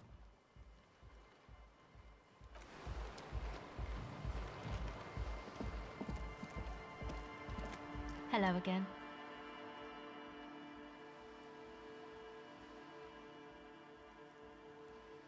I did, and I'm sorry.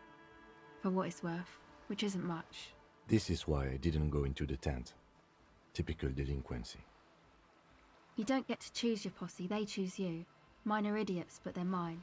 I tried to talk Andre out of it.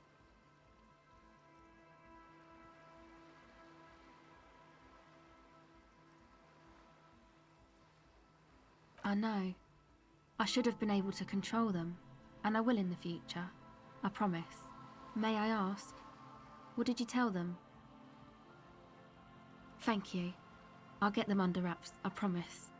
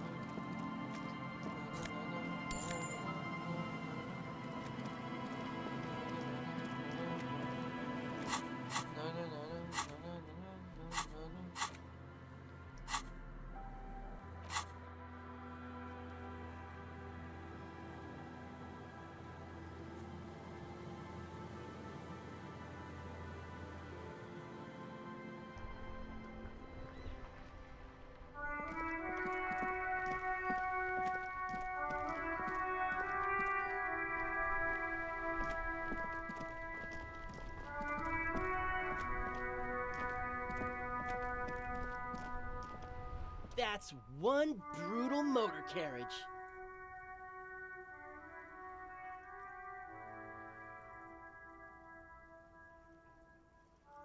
If I were a real skull now, I'd jack it, paint it in palm tree livery, then bottom light it, neon style.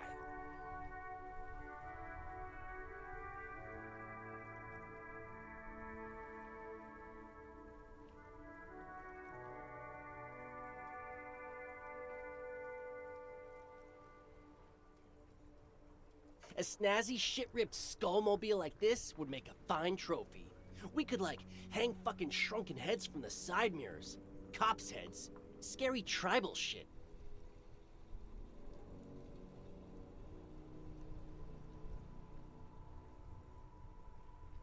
Yeah, tribal shit. A cop carriage like this would have proper skull value. While I appreciate the interest you take in my brutal motor carriage, I have to stop you right there.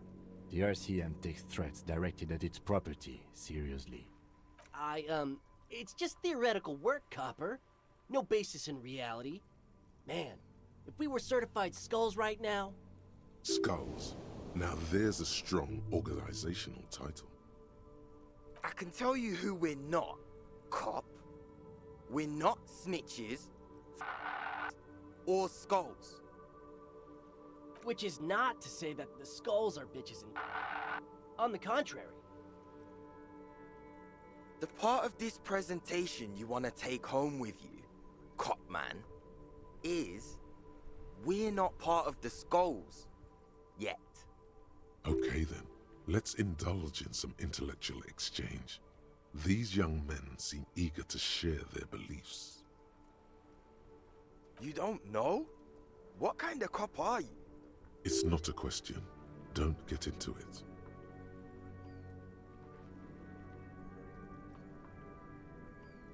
The skulls are the most vicious gang of the Besmertne.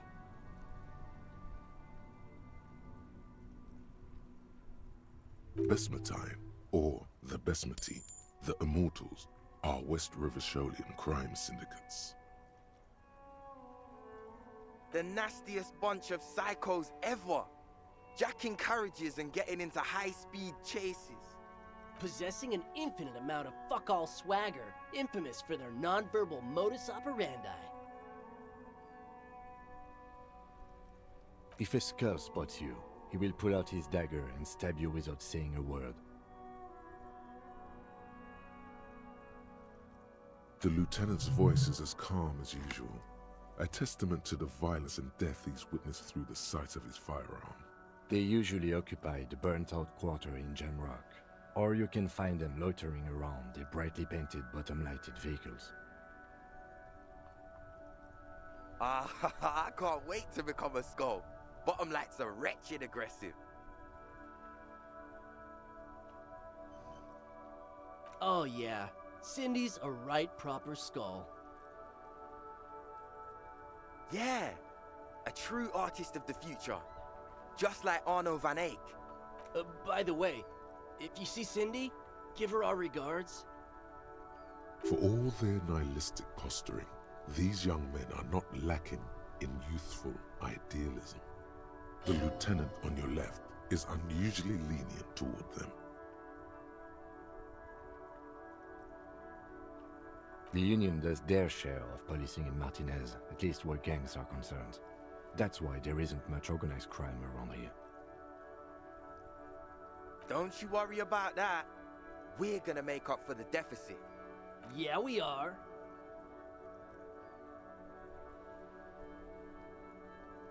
We're not franchise skulls. Well, not yet. Once we get our name out there, we'll have a chance to join them. Because we can be just as psycho and vicious. You'll see. You'll see for sure once we're in. It's the last thing you'll ever see before the void consumes you. Throw him off his game.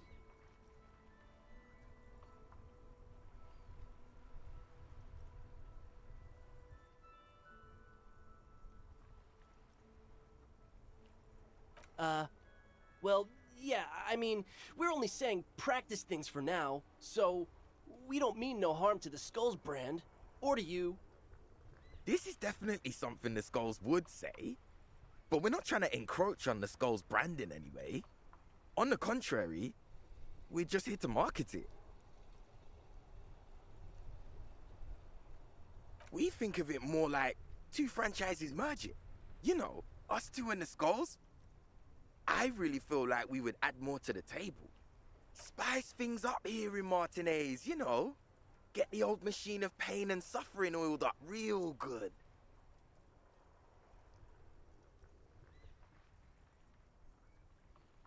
Whatever, man.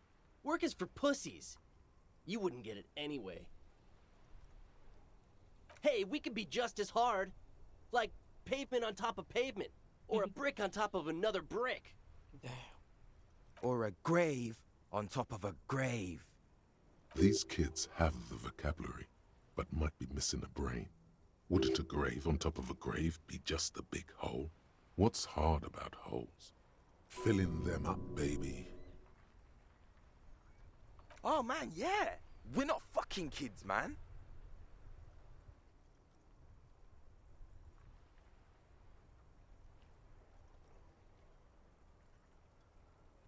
Be wary of the abyss.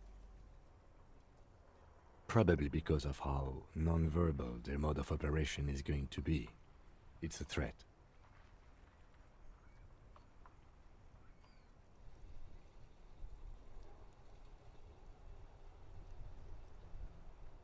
Whoa.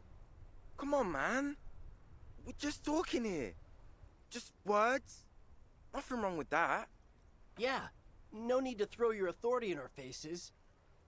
You want to talk? Let's talk, boys. Ask them. Mm-hmm.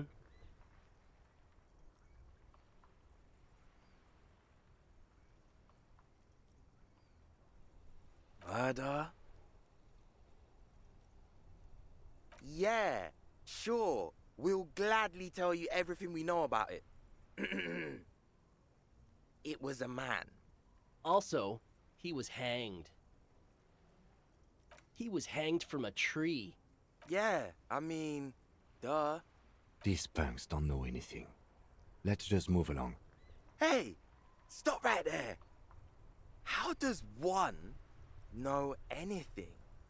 Ah, this sounds like epistemology, a field so occupied by thought that it begins to question thought itself.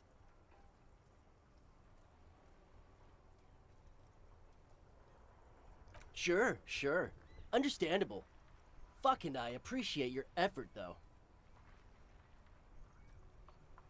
What about them?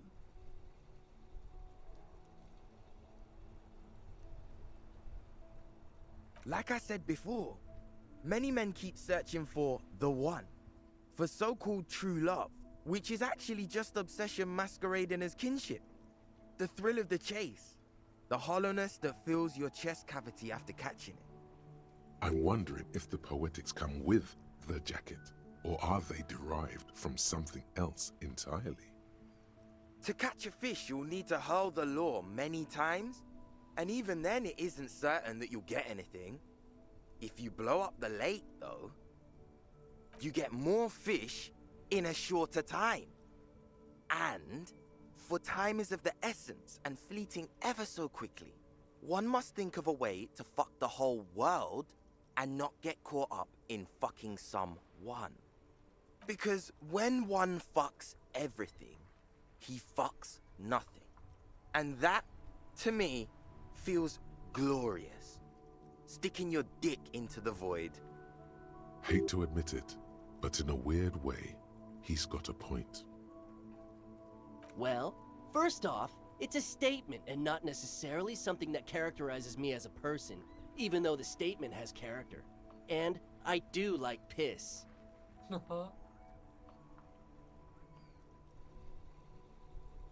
The word piss epitomizes the struggle taking place in the world.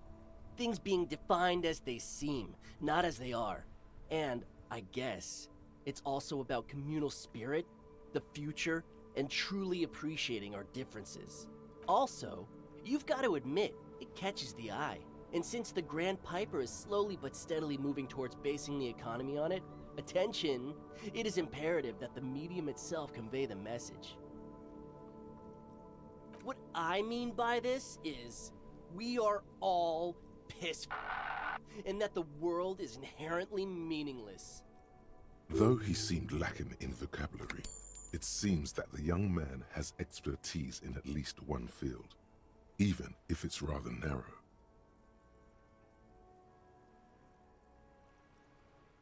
Is it a coincidence that here we have two badass jackets and two badass cops? Yes? What is? What are you implying?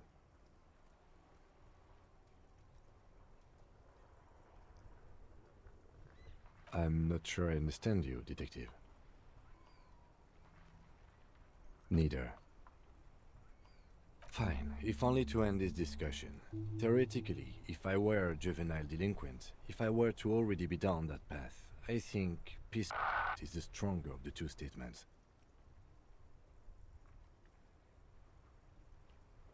Seems about right, especially considering your heroic exit attempts. That's an origin story for a dynamic duo right there. So are we done here? Or you don't need us around for your secret whisper party, do you?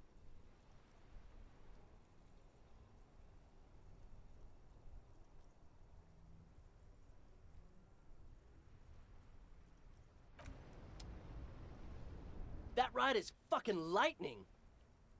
Hey, piss. Look who it is. Shrunken cophead material.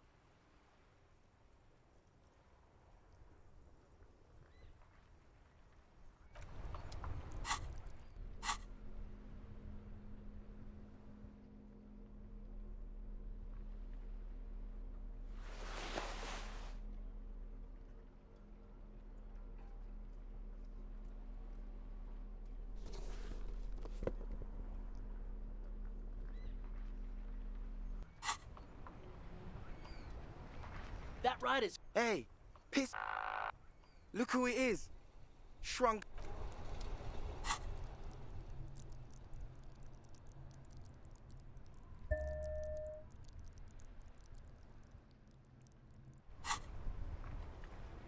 That right it. Hey, piss. Look who it is. No. Don't ask anything. Be subtle and scary. The boys dream about being skulls. Use that.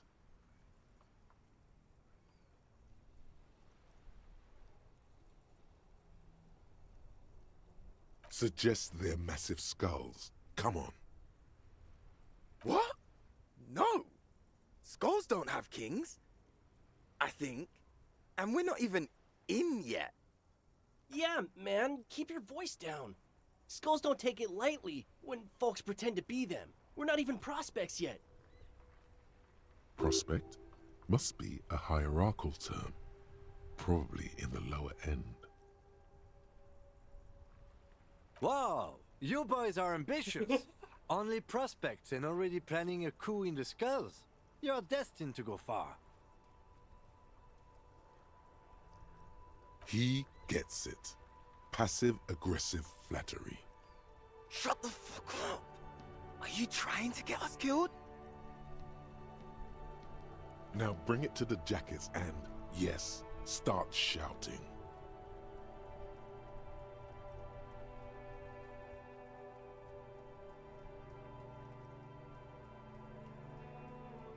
Please be quiet.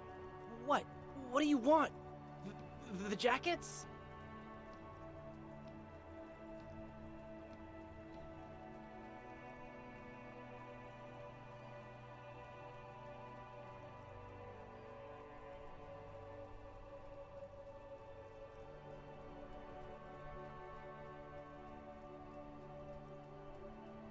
Oh, man. Okay, I get it. Skulls don't really wear slogans anyway. This was stupid. Fuck. Yes.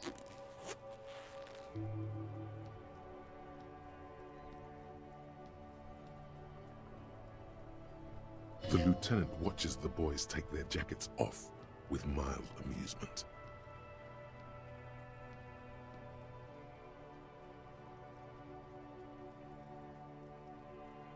I'm absolutely okay with not having either one, thank you. Go undercover. Fuck.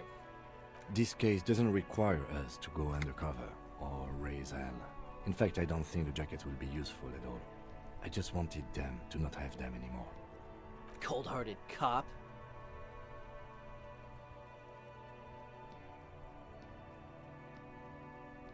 The need will not arise. The jackets are meant to complete each other. If a man was standing alone on a street corner with piss written on his back, it'd just be an individual that has taken a liking to urine. And fuck the world all on its own is, frankly, generic. I don't know, Eric. It's cold out. Yeah, let's get out of here. The cops fucked us.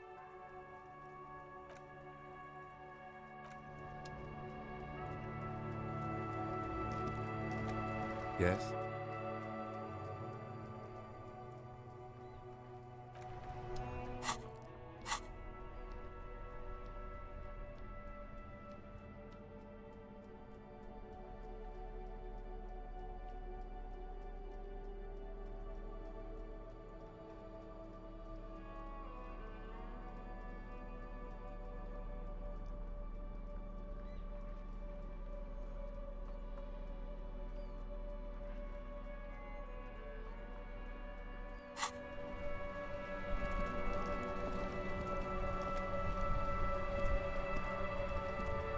Inside, you see a set of steering levers, a radio microphone, a pull-out toolbox, and...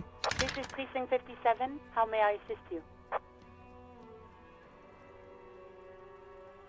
Yes, I got the mercenary's name and a few biographical details. Are you ready? The lieutenant leans in to listen, notebook in hand. That suit of armor was issued to an Oranese citizen named Elis Kortenaer. That's Ellis Kortenaer.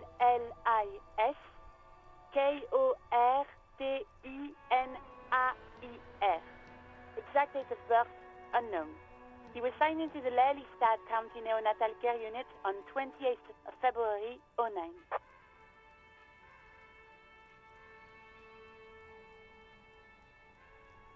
He was found as a newborn in a leaf compactor near an abandoned farm. He spent 4 months in the neonatal unit, survived apparently, and was assigned to a foster family at 2. This is what the ICP knows about him. He was raised by foster parents, entered the Eastbrand Military Academy in Vredefort at 17, then served in the Oranese forces till he was honorably discharged in 41, just a year before the Seminese conflict. Then the armor followed him to Seminine, or at least I assume it did. And that's it. There are no records of his employment in Crenel, or any of its other incarnations, or him even entering Revachol. It's a garden tool used to press leaves into these cubes. It's a detail the hospital had, the only detail in these files. So I thought it would be good for you to know. It is. Thank you, Alice. None, officer. Sorry. Even that is a small miracle. These organizations usually double-check their inventory. Thank you, Alice. Great work. No problem, Lieutenant. A name. This is very good. Elis Kortenaer. I'm glad the inquiry was helpful to your investigation, officer. Did you have any other questions?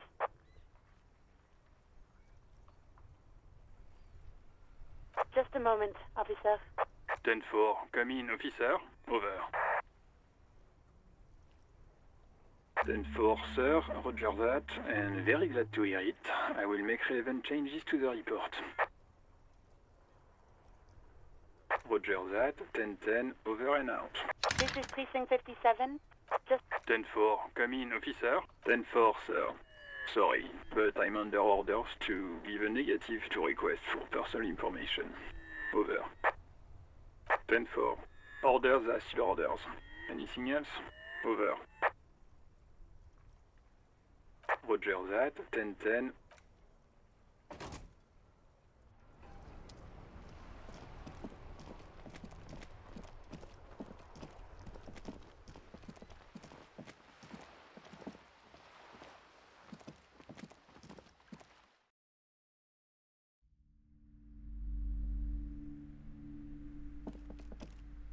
Hello again, esteemed officer, and welcome to Crime, Romance, and Biographies of Famous People. Oh, I'm very sorry, sir. Some of these old paperbacks just don't have the durability. I would be happy to sell you another one, but unfortunately, it's the last copy we had in stock. She calls that customer service?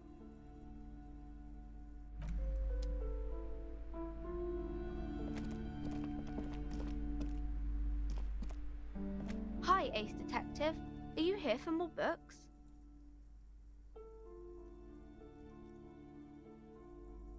Which book was it, sir? Oh, I'm very sorry, sir. I haven't read that one yet. I wish I could help you.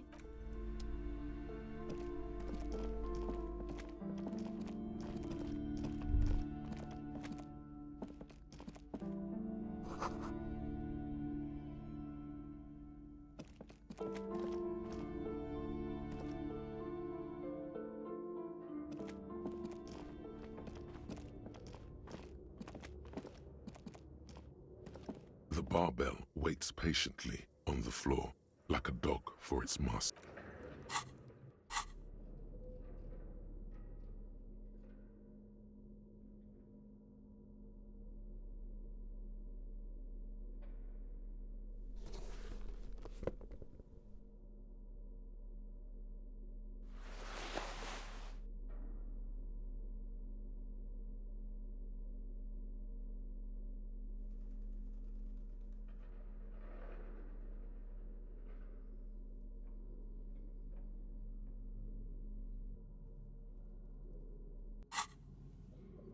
The barbell waits patiently on the floor.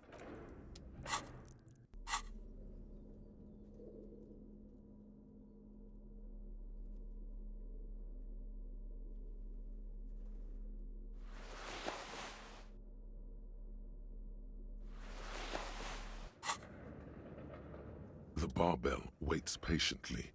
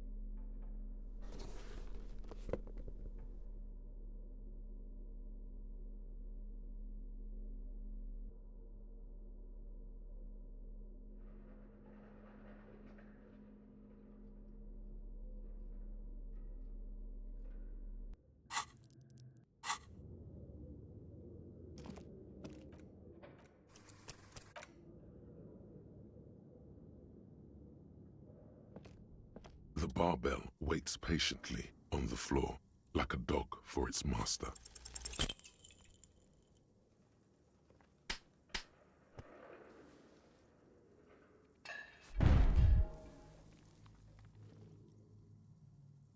You manage to hoist it off the ground, but the barbell feels wobbly and dangerous. Your hands slick with sweat. Turns out you're no beast, just an old man with bad form.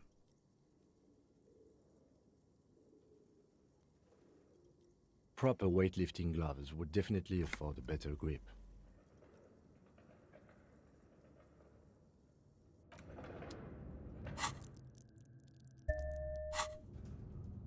The barbell waits patiently on the floor, like a dog for its master.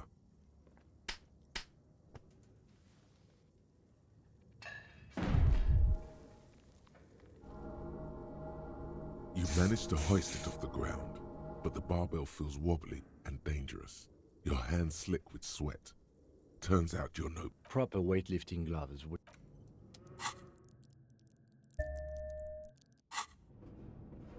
The barbell waits patiently on the floor, like a dog for its master.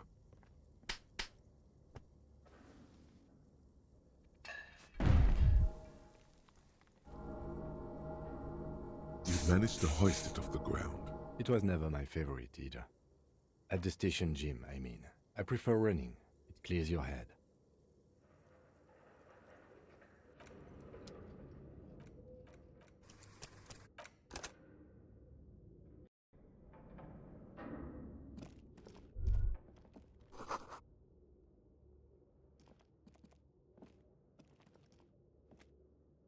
It's dark. And the flashlight works a lot better if you hold it in your hand.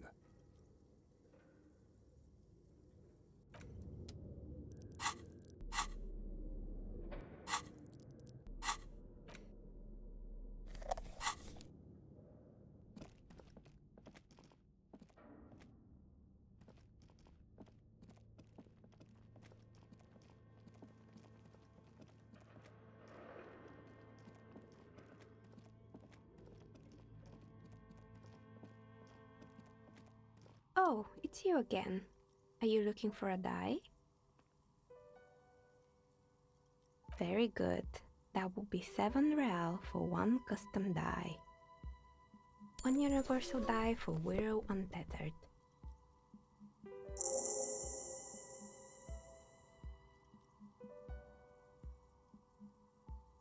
It feels icy.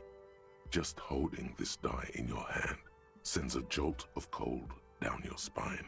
Through the dark resin, you can make out a nugget of bone hewn from an alligator's jaw. I'm sorry. I'm a bit overloaded just now, so I can only produce 1 die per customer.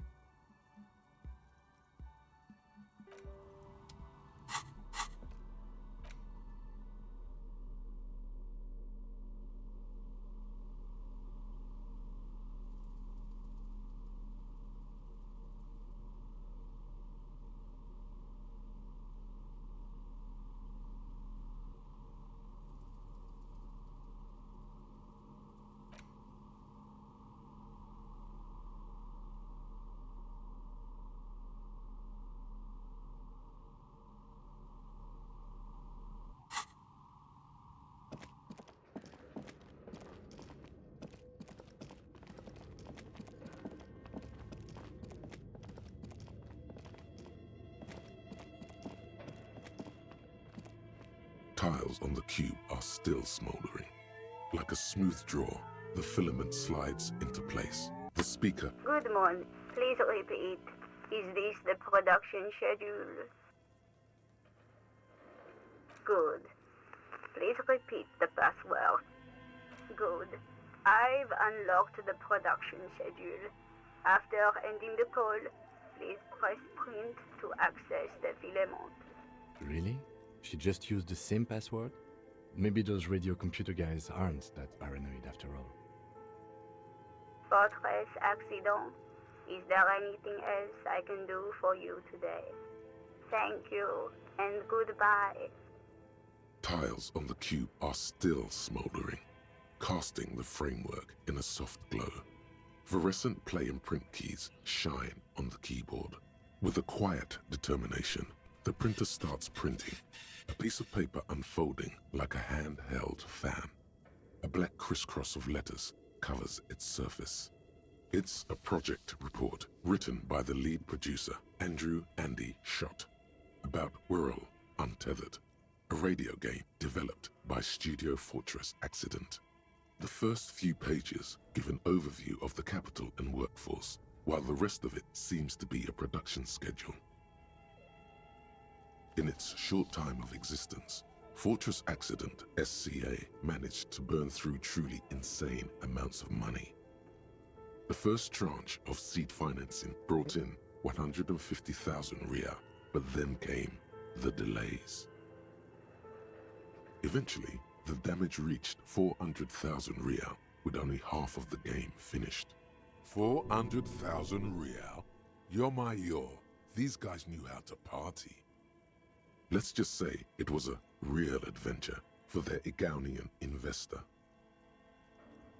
Fortress Accident employed 18 people, the bulk of the team composed of writers and concept artists. There were also radio programmers, sound engineers, a CEO, 2 marketing experts.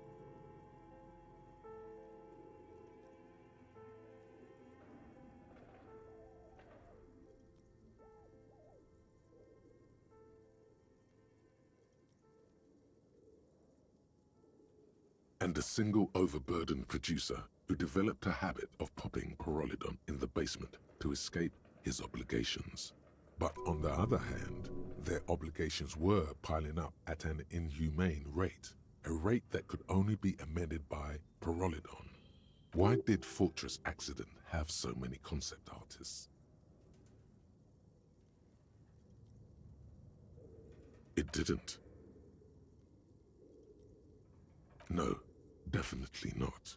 A few more producers could have come in handy though, especially when dealing with writers, some of whom routinely skip to work because of mental health issues and extremely unprofessional sleep schedules. One of them even managed to steal some valuable company property before skipping town for good.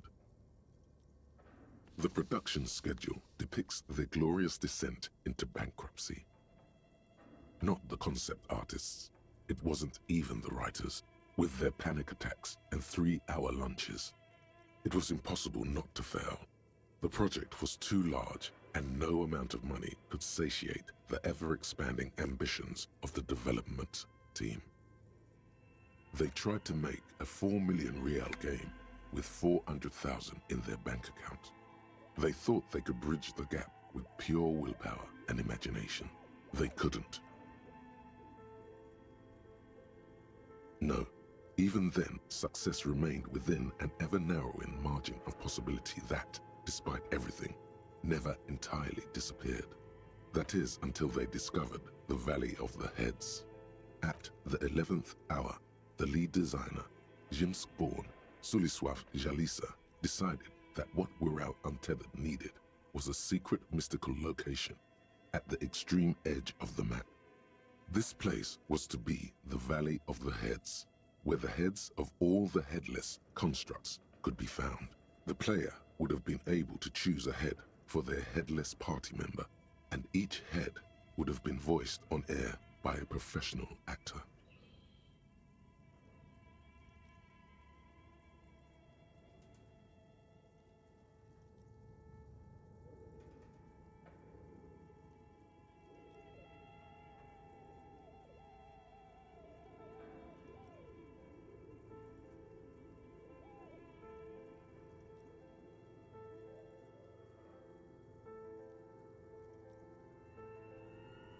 world had never seen their kind before, and might never again.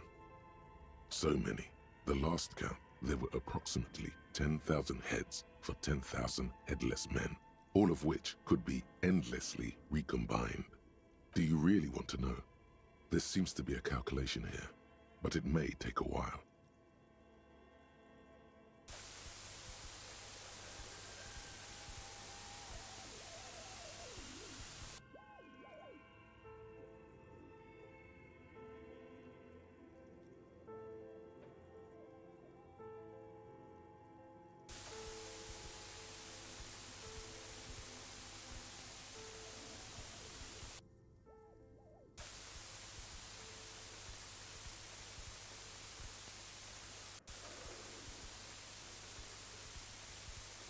The lieutenant taps his foot impatiently, his arms folded tight against his chest. He's dying for a cigarette. Come to think of it, you are too.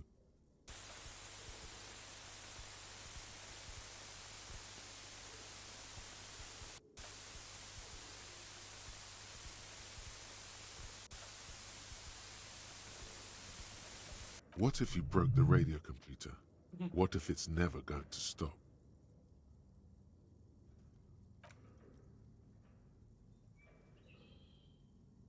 And that's it. Well, yeah, that and the catastrophic data loss.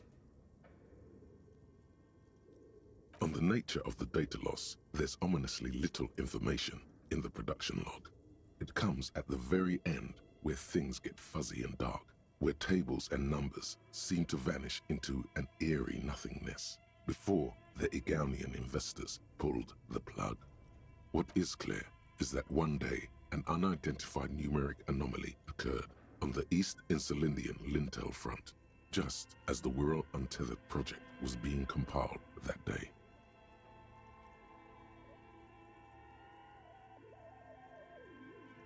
Something spooky happened with the machines, and the game was lost.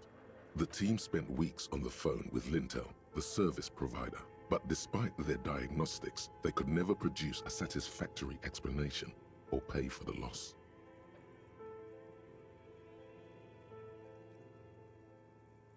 Mysteriously enough, it seems that the off-site copy happened to be on-site when the catastrophic data loss occurred. It was the lead programmer's responsibility to oversee weekly maintenance of the off-site copy and, well, keep it off-site.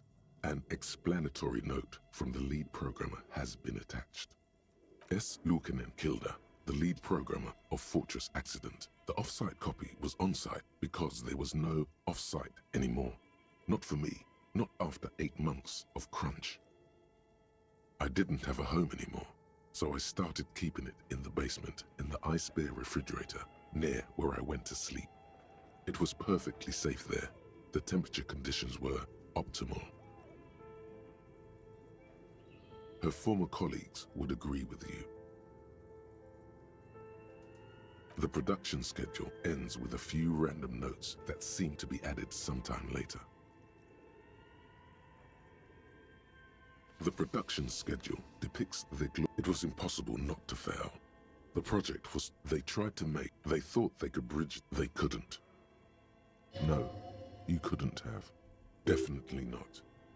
Not a chance. Even then, success remained with it. That is, until they discovered. No, it was good. Too good. At the 11th hour, this place was to be the Valley of the Head. So many. The last count, there were, well, yeah, that and the catastrophe. On the nature of the data loss, there's ominous. What is clear is that when the project was returned, it was completely blank. The team spent weeks on the phone with always read the terms of service. And let's face it, they didn't have any money left for a legal action. Mysteriously, it was the lead I didn't have a home anymore. That's not what her colleagues thought. The production schedule ends with 4 months later by an unknown author. I am the only one left, and it's gotten rather damp here. A few other businesses have gone under too. Slipstream switched to making skis, and the hairdressers just left, cursing Martinez.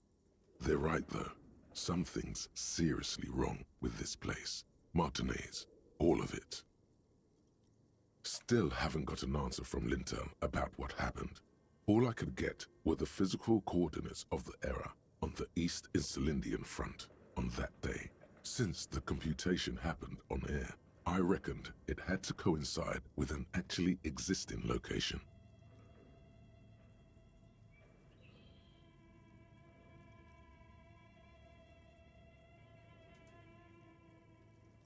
I have compared the coordinates to a map of Revachol West. Turns out it's only 800 meters from here. The address is Saint-Brun 1147. I am going there to look this thing in the eye. Saint-Brun 1147? That's what the street sign next to the church said. Tiles on the cube are still smoldering, casting the framework in a soft glow. With a quiet determination, the printer starts printing. The first few pages. Tiles on the cube are...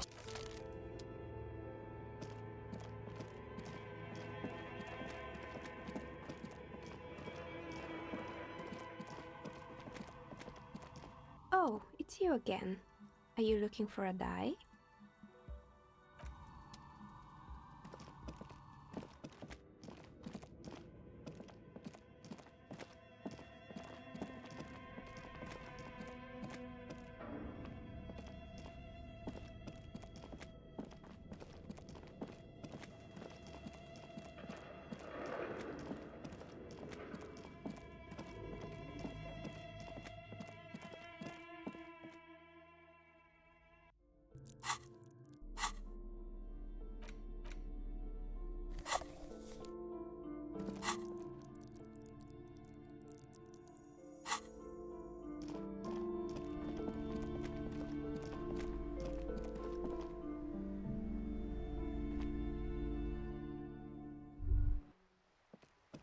Give up.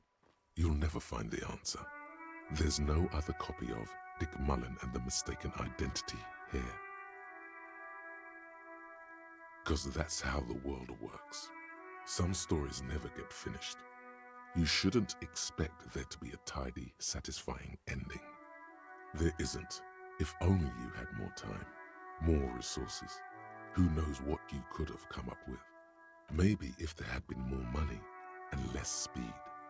Or more speed. Or that, yes. Either way, you might have been able to come up with an answer, but not like this. Hang on, you can do this. Use your imagination. You know who the suspects are. Just make it up.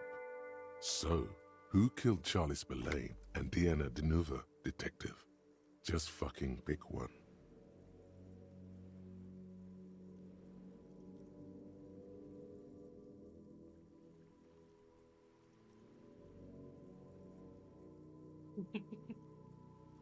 It still doesn't make sense, but who cares? Yes, Dick Mullen, the famous detective, killed his best friend and the dame he just nailed in cold blood. But why'd he do it? Unclear. Doesn't matter. The choice has been made. You caught the criminal. It was Dick Mullen all along. Who's the real detective now? That's right, it's you. Rest easy tonight, real detective.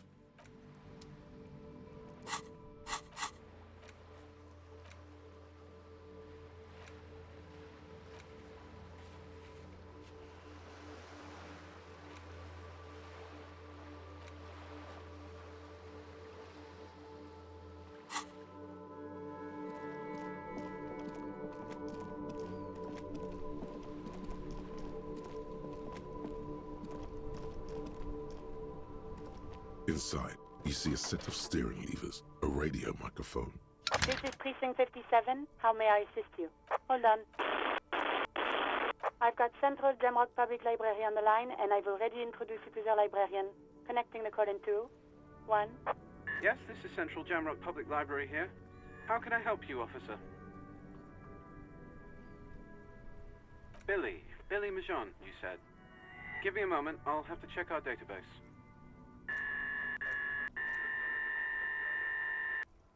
Yes, hello, are you still there? I found Billy Majon's home address, is that alright? No phone number, unfortunately. They're too poor to have a phone line. Here we go, sir. Rue de Saint-Ghislain, 33B, apartment number 20. It's in Martinez, I believe. Cape Side Apartments, it says. That's all.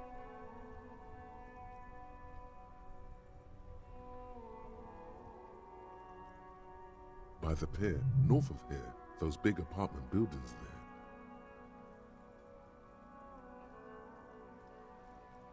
there. It says here that they returned their last book just a few days ago, but I wasn't at work that day. Marie? Marie? Do you remember a reader named Billy Majon? They returned a Tybalt book the other day. Yes, it was my colleague Marie. She said that it was Billy's husband who returned the book. He also asked for this new sci-fi release, Lowe's Radio City 87, but we don't have it yet.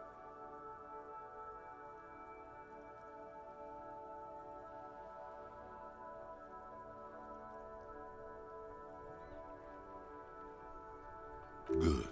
You have a name now.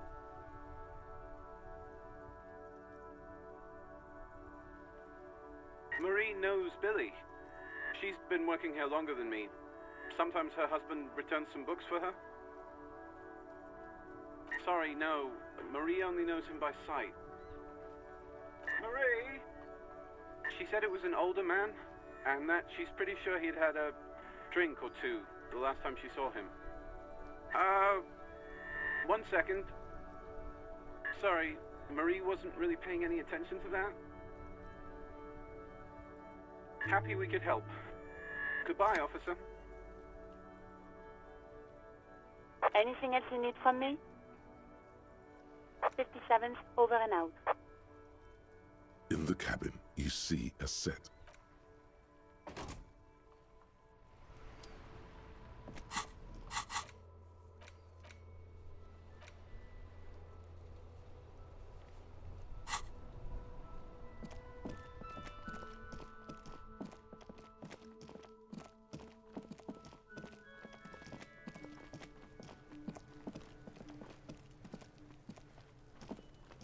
The trash containers. The smell of rotten food rises to greet you. You see soggy cartons, dirty rags, and organic waste. The container sounds a muffled gong.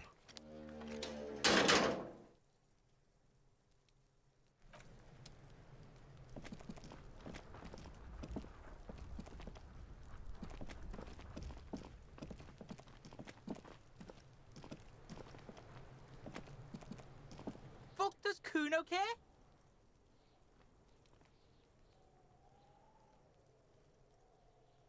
Kuno doesn't fucking care?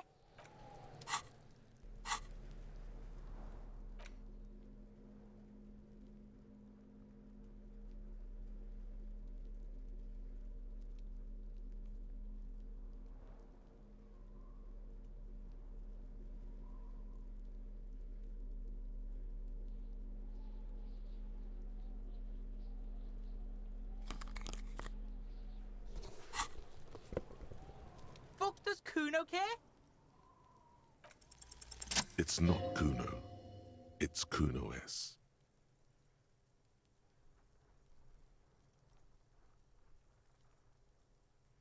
Kuno S is by far the worst of the two.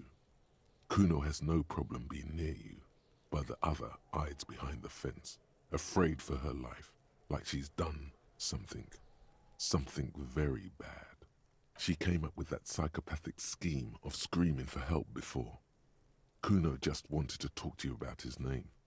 Kuno S was the one who wound him up and directed him. Also, Kuno hasn't stopped talking to you, even enjoys it from time to time. When you talk to the other one, it's like talking to a cornered animal. She only hisses. All in all, Kuno respects madness. You cannot hope to outdo her on that front. You must win yourself a few minutes with him alone. Fuck you whispering about? He's whispering too. He's going with it. But watch what happens. Fuck you, is whispering about?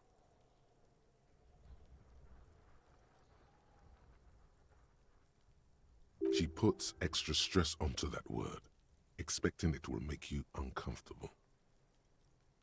If Kuno wants to whisper, he's gonna fucking whisper, okay? Let's whisper, pig.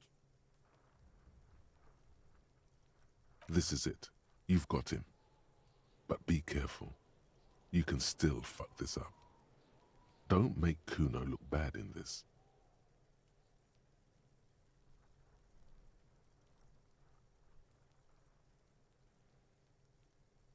Crazy? You don't know the half of it. She's not crazy. She's insane. Dangerous. She's smoked a man. She's done What? people in. Probably even pigs. Stop talking to him! Kuno, I'm fucking warning you! You're gonna get us into shit! She understands what you're trying to do. Yo, see? Did Kuno not tell ya? Kuno told ya. Kuno talks to whoever he wants. Talk, pig. Kuno's got it under control. You did it. They're separated. He's even turned his back to her so she can't read his lips. Fuck. She can read lips. You should cup your mouth.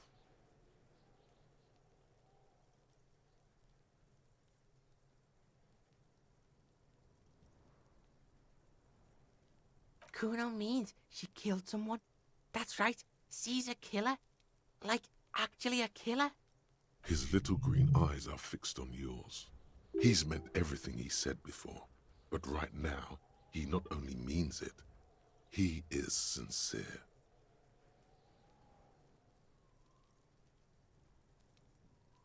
Killing is serious shit. Kuno's always serious about the 488. 488. 488. The criminal code doesn't go higher than 190. She's probably killed a pig too. I mean, I'm pretty sure she has.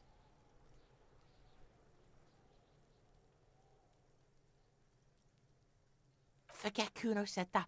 Kuno was just shitting. Kuno was just running his mouth. Kuno's stupid like that.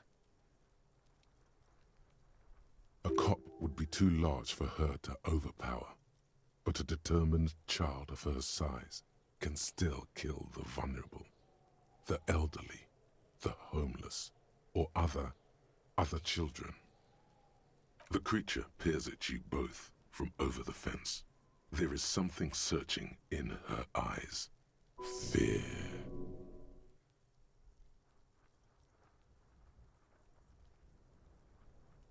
Kuno falls silent.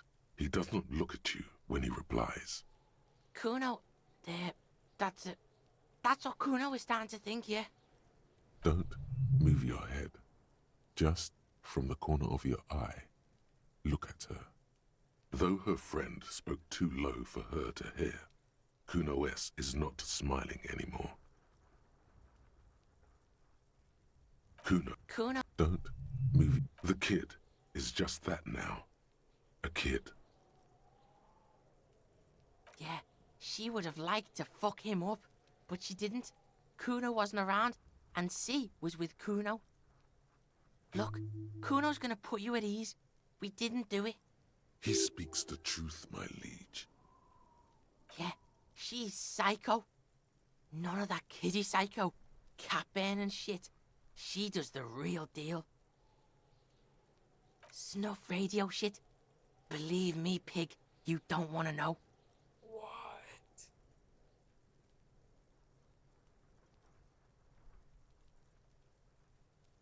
Like the private radio stations Noid mentioned, he doesn't want to think about it. This isn't just another boast. Fuck knows. She says it's the song of her people or some shit. Crazy people. The fucking Nakis. I don't know. It's Suruese. The Suru are an indigenous ethnic minority in the social democratic powerhouse Vasa on the tundra and taiga-covered Isola of Katla. Far, far away from here. As far as possible, really. You mean evil little red-haired people like her? Yes, they do. The Suruese have that ginger gene.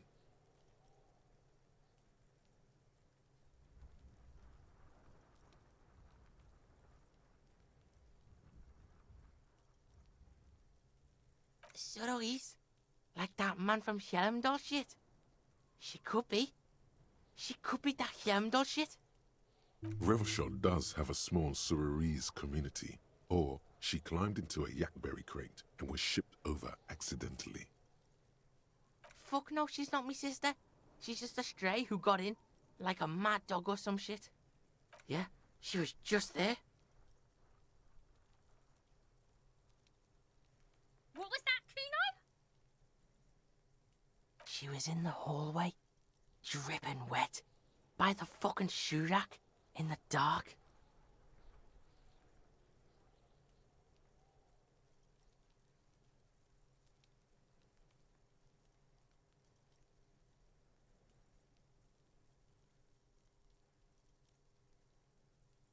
Kuno's got no fucking idea.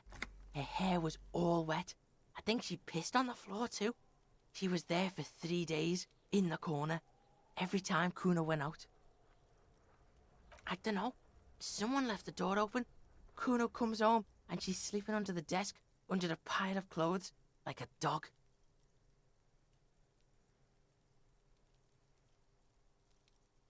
Kuno's dad doesn't give a shit. Doesn't even see her there. Or thinks it's fucking Kuno. Shit's all on Kuno.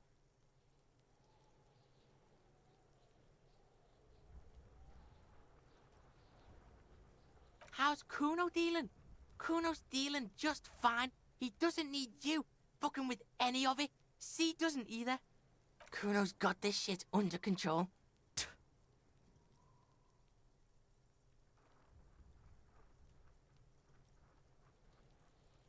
Listen, listen. C is Kuno's go-to. Kuno's protecting her. You fuck with C, you fuck with Kuno. You threaten her, you threaten to take her away. This is what it all comes down to. He needs you to take him seriously now. I'm going to kill you. I'll run when you put the cuffs on her, sneak up on you later, and fuck you up. You understand? He may not be able to do it, but he will try. Right now, he believes he will.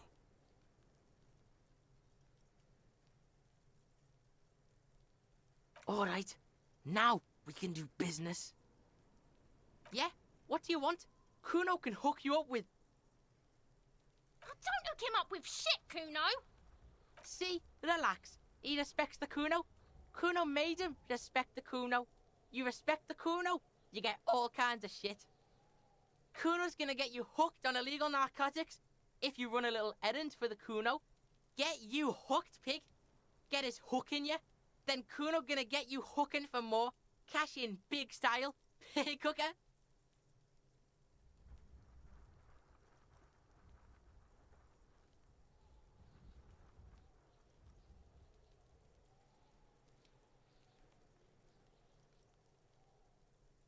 That's right. Kuno's a candy store for pigs now. Get ready to be rewarded.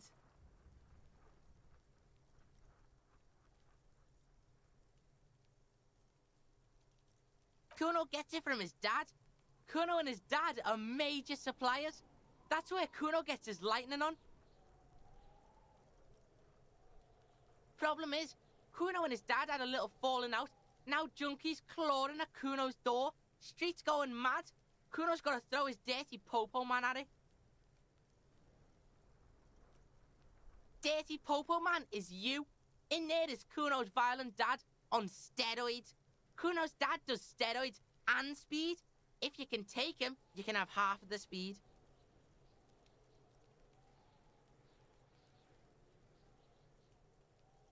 Kuno's dad is a fucking monster. He's the most violent man in Revachol. He doesn't give a shit about a single thing. He drinks too. Are you sure you can take on the most violent man in Revachol? In your condition? Like half. A baggie, but like in this vial.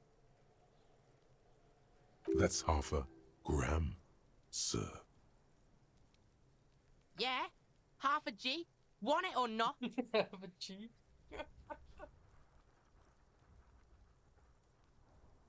Fuck you talking about half a G?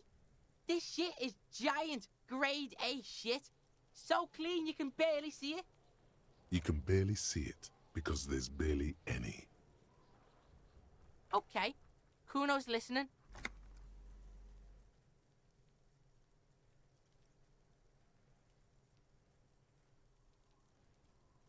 I'm going to confiscate that crap.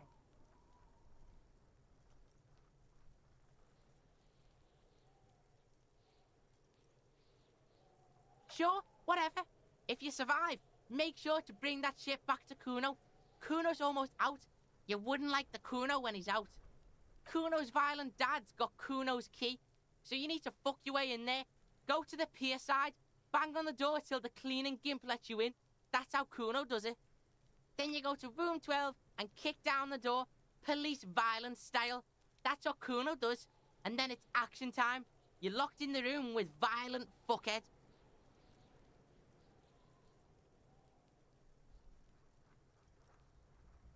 That's it. Next time Kuno sees you, you better have his shit. What the hell are you signing us up for here? I'm going to kill him.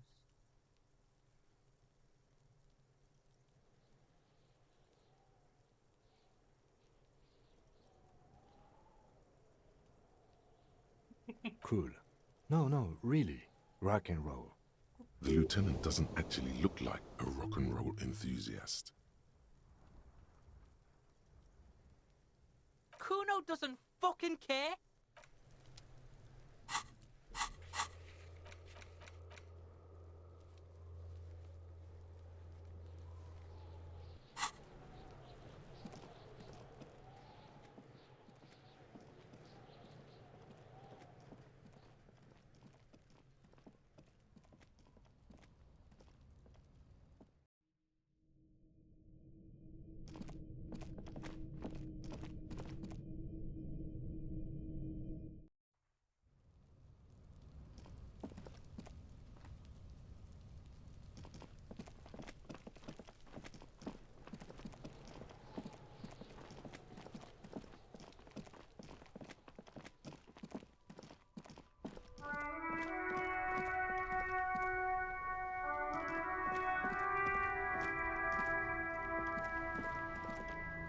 Make way for the master poet.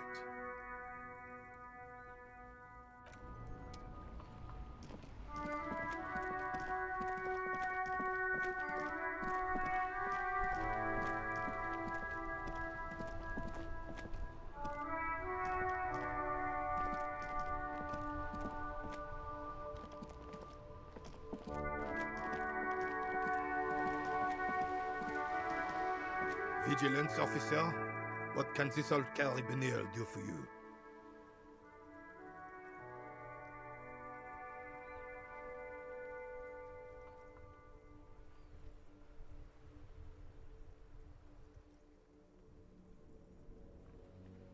The lieutenant flashes you a quick side glance.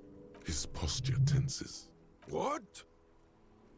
He thinks you're playing a joke on him. Now. I'm sure the officer means it figuratively. Like a forensic technique or something, right?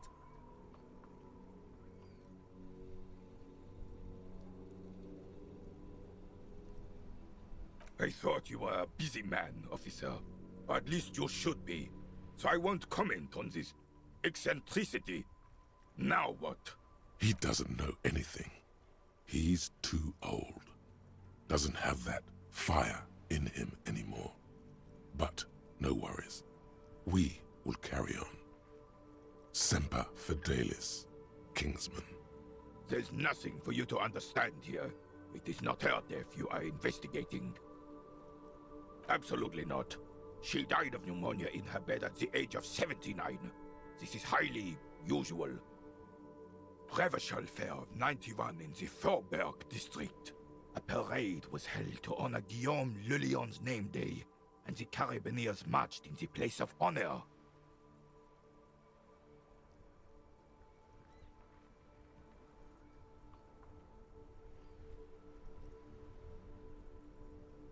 This was the happiest day of my life.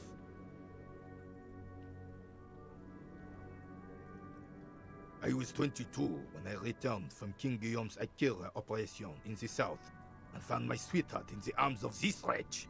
The Akira operation was a 7-year campaign, during which suzerain Guillaume's army forcefully united the people in the southeastern part of La Petite Continent, collectively known as the Akira tribes under the Revacholian banner.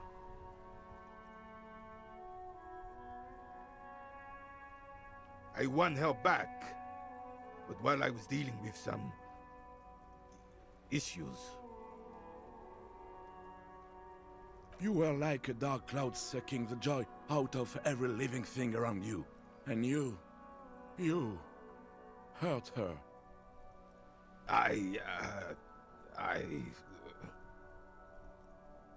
Those days and memories are gone. The old soldier says nothing, but when his glance quickly runs over Gaston's face, there's an odd look in his eyes.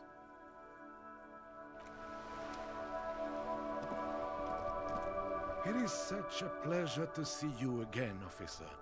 How may I head the citizens' militia on this fine day? Sweet, sweet Jenny.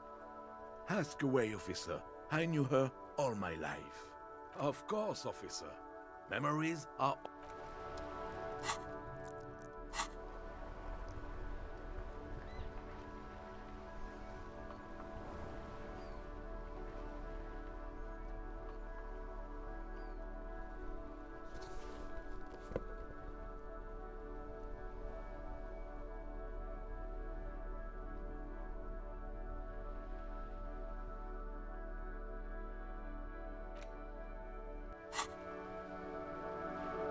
It is such a pleasure to see you again, officer. All right, this is how we're gonna do it. Like what, officer? This is as good as they come in Revachol, I assure you. An array of delicious recipes flashes through your mind. Salads, salmon, sandwiches, bingo. This calls for an engineering angle. Structural rigidity, exposed rafters, lattice works, that type of approach.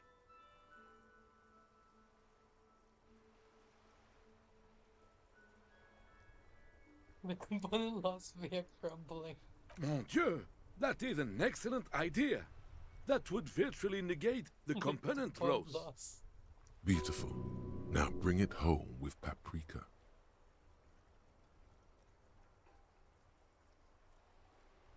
Ce serait délicieux. Can you make that sandwich, officer? I hope you are not just tricking an old man out of the little he has left.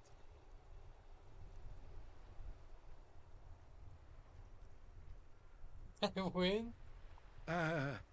Okay, sure. Everybody wins. But is there anything I can help you with right now to speed up the process? I win.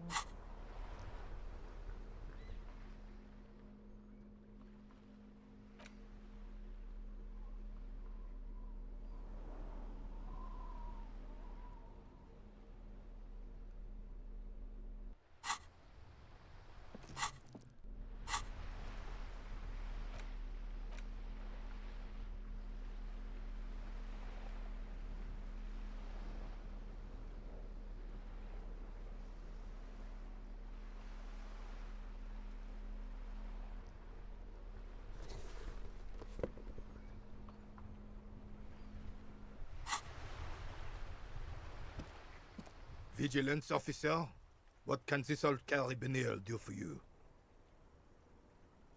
Yes, I was standing right here. I saw it. Why are you telling me this? Damn.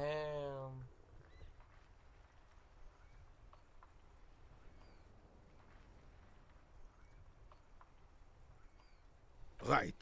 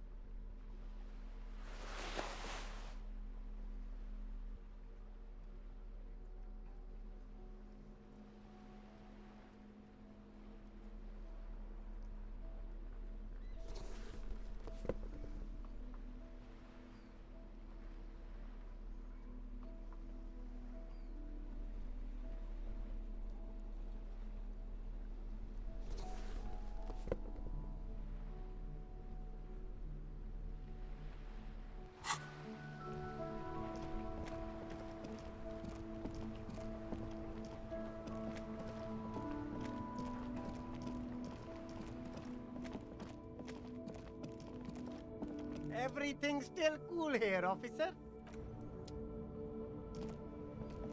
You keep coming back. That's good, officer. Keep browsing those clothes, keep saving that economy.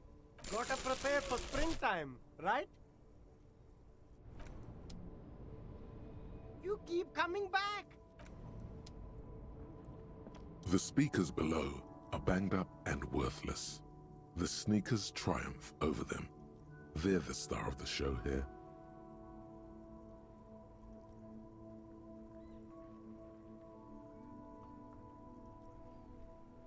Super cool. Now the premium lifestyle is yours, officer. The sneakers seem to vibrate in your hands with an almost mystical energy. The junk is yours, officer. Happy listening. Try not to hurt your ears with that Samaran garbage.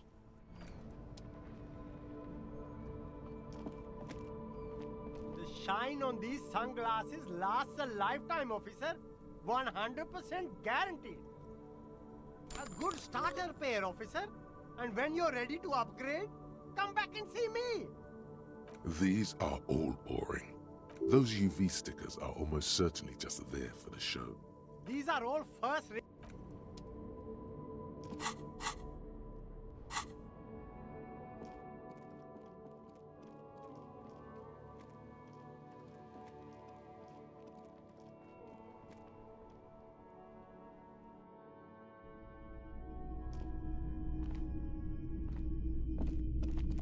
Hello, hello. Let me know if I can help you with anything. I doubt it, but I can try and answer any questions you may have. The pawnbroker's gaze is already fixed on the dancing colors.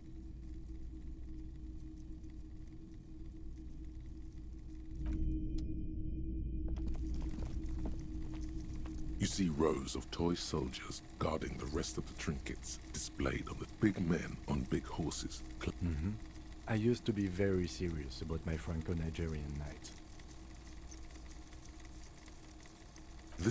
You're probably talking about the I think their poverty has been exaggerated for effect. When you place them next to the royalists, it doesn't seem like they could possibly win. I don't like either set very much, to be honest. But there are many parents among my customers. They're not all blue. These figurines also wear gold coat. Which ones? Ah, those. Yes, they are. I find the paint job a bit gaudy, but children like the bright colours indiscriminately.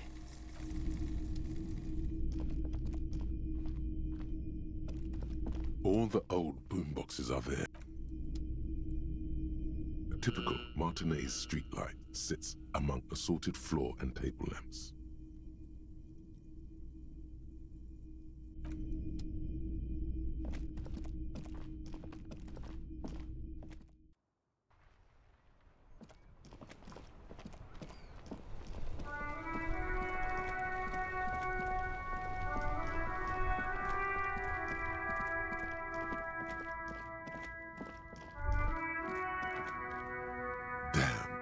That felt good.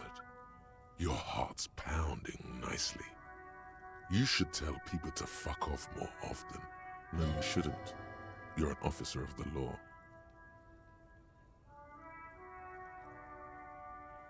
Not as a general rule, but that one was justified. Better to get the lay of the land before telling people to fuck off. That's the spirit. Never forget. The whole world's a wooden house, and you're a goddamn flamethrower.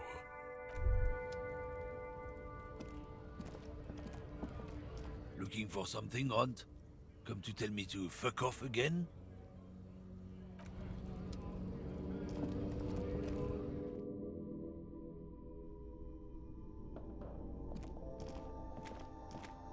You see several packaged raincoats fill a low shelf beneath a display of... Here you go.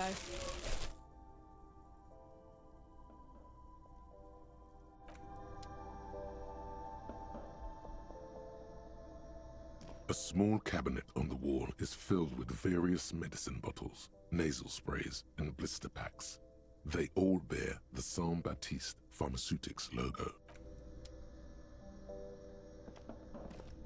A colorful display. Again, I'm obliged to inform you that both alcohol and cigarettes damage your health.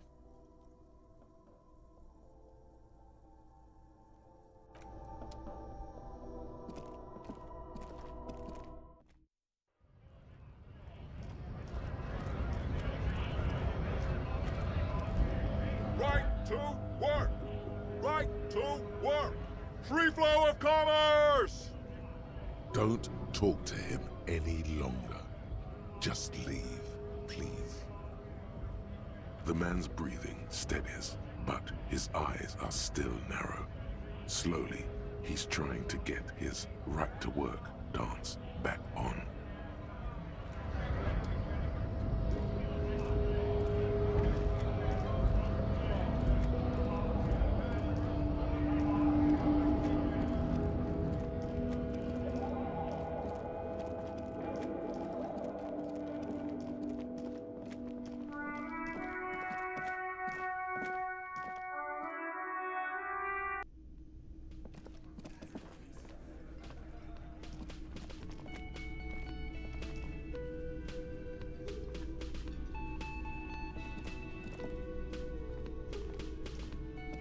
It's great to see you again, officer. My wife can't wait to thank you. Go on, talk to her.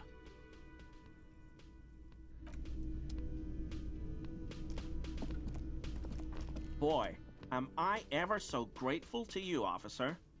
But I'm not the only one who wants to thank you.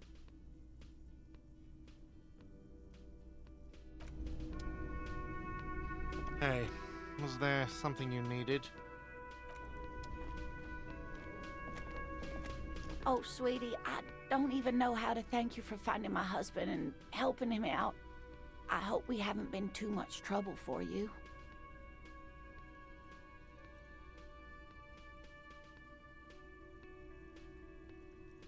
Here, I want to give you a small token of my gratitude.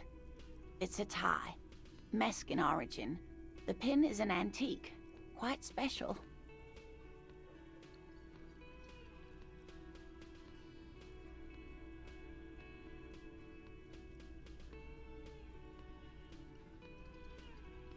The little silvery knob holding the tie together feels warm in your hand. It's in the shape of an avian skull with 8 eyes. You could ask her about this when you get the time.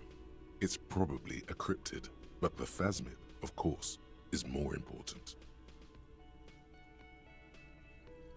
You know, to hell with it. Let's have more cryptids. Of course, officers.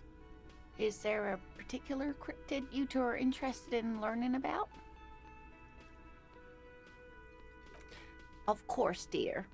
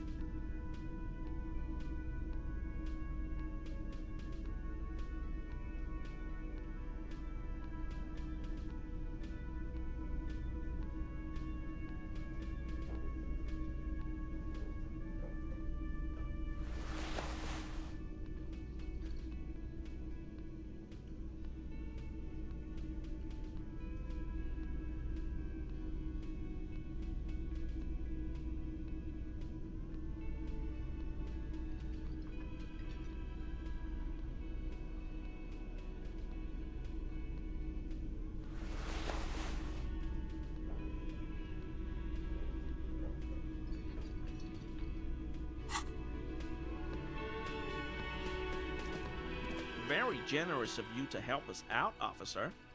I'm sure glad to be back from that little excursion. I mean, officers.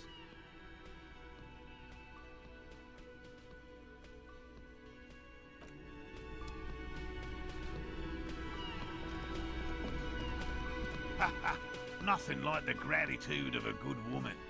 Now then, what can I do for you? He tries to play it cool, remain professorial, but inside, This man is itching for some news on those traps. Good. Okay. And? Completely empty? Surprise, tempered with fear and trepidation. He doesn't know what to think yet. Maybe you're joking?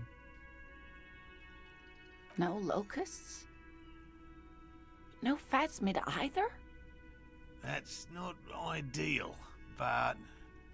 It just means the Insulindian phasmid is even more clever than we thought. She's engaging in a well-known self-deception called motivated reasoning. You should correct them. Of course, more clever. Yes, the Phantasmadeia picked off the locusts and escaped. This is good news, though we'll have to reconsider the design of the traps, make them more secure. Another trip to the reeds.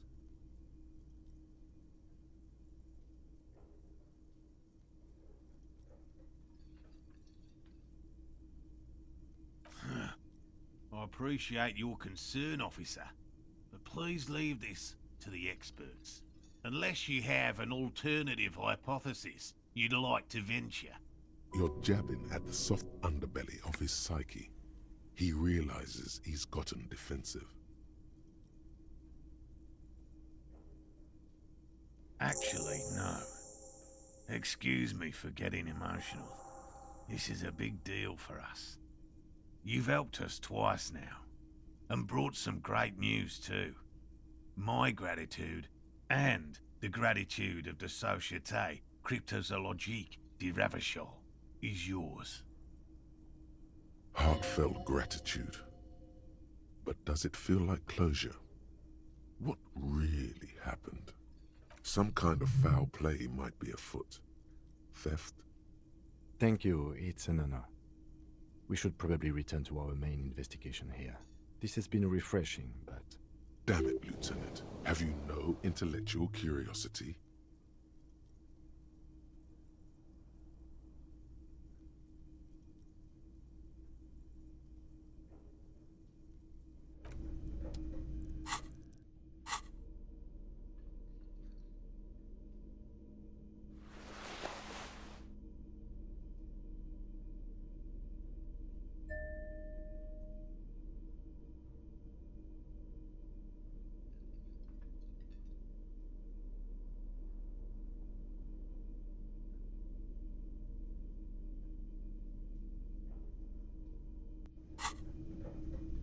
Hello. Lena and I were just discussing the design of the new trap. Consider the way the empty trap was disturbed, as though shaken. Most likely the hands of a young person. Hands small enough to fit inside the trap, too. You should ask the red-headed boy, Kuno. A little hooligan. But what would a child want with bugs? Oh, my dear Morel. You've been an old man for too long. Kids love to torment insects almost as much as they love to torment old folks. Delinquents, my favorite. Oh, you've been such a dear to us. Please, let us know whatever you turn up. I have a feeling we're getting so close. Well, I see you've got all the help you need. I'll see you tonight at my place. Let's play suzerainty, but no more field trips for me. After this is your last chance to talk to Gary. Really, Gary? We're getting somewhere here. I'd love to play suzerainty, but... Lena, I'm sorry, but you're not getting anywhere. It was some kids. I know the little mutants around here. Leave anything out in the open and they'll steal it, even if it's bugs. Morel, it's been fun, really, but I need a bath and I have deliveries to handle. When this tea is done, I gotta run. No need to apologize, Geary. You'd be more than helpful. We'll have to take a rain check on that game of suzerainty today, though. We're gonna follow this through.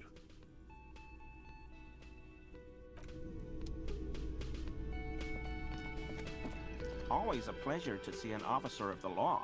I mean, officers.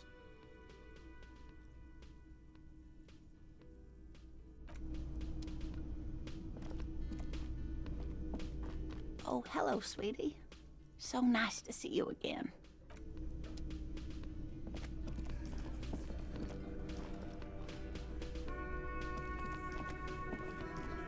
The Copper NATO is back.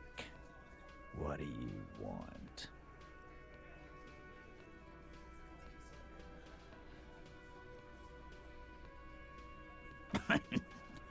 What's that, Copper? You want us to help little old ladies now? You're local law enforcement, aren't you? Helping troubled civilians should fall under your jurisdiction. Yeah. We'll send someone out. Who is? Wait. It's the pigs, isn't it? God, poor lady. Don't worry. We'll handle this. I think she got some family in Kuron or something. Bastards left her alone when she got sick. We've been getting complaints. Hey, wasn't Everard's B team looking for her the other day? They said something about her, I don't know, finding something? Yeah, I think you're right, Gene. She have something of yours, Pig?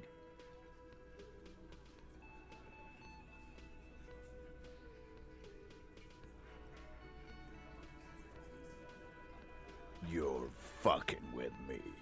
Your gun. She had your fucking gun? Sure did, boss. Heard him loud and clear. The pigs lost his gun to the pigs. Well, at least I can see you got it back. If you have any questions.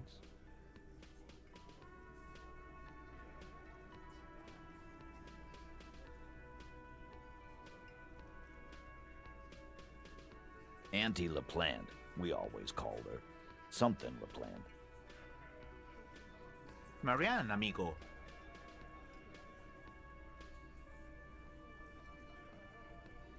Fuck you, pig. What the fuck you are playing at, huh? Easy, Al. Don't let him get to you. Have one for Auntie LaPlante, huh? Don't disrespect Miss LaPlante, Copper. She's good people. We all get a little crazy sometimes. Was, like before, just an old lady. Her kids moved away years ago. Never come to visit. Never took her calls. She gets out every now and then.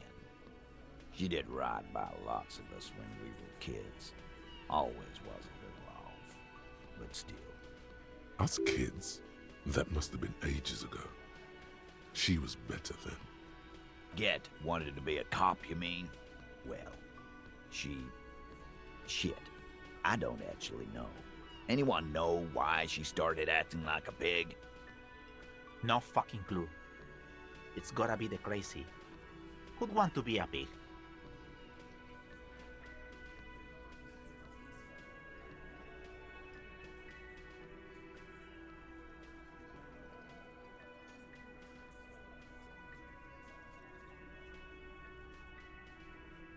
No, I didn't.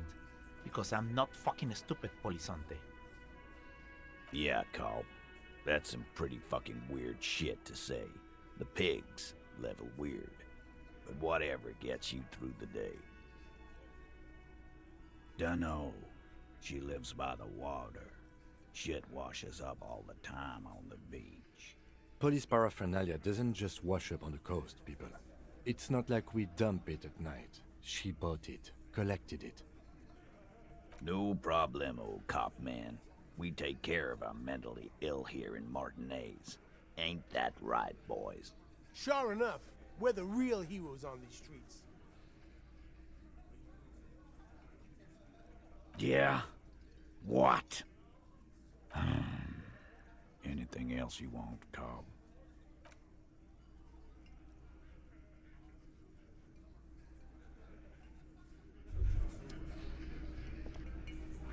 Tremble. The time is now. Taola. Time for the show. For Ta'ola, the hallowed time of fear and disintegration. A countdown has begun. All will collapse on itself. The world will disappear into a single grain of blackness. All sound will be muted. All life will scream.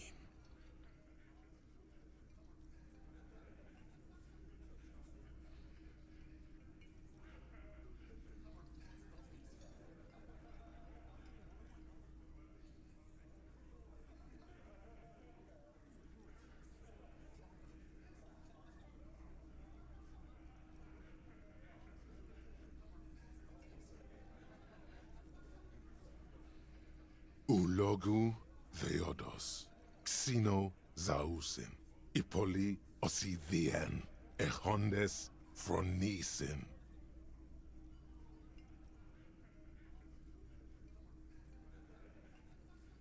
Monday morning, the moment you arrived in this reality, are the first crack in the sheer face of God. From you it will spread.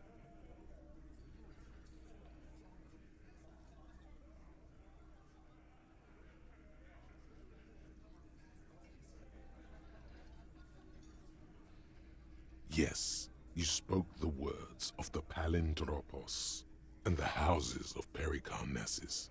Items, people, even words will tumble. All will lose its meaning in the coming years. That is why you marked yourself.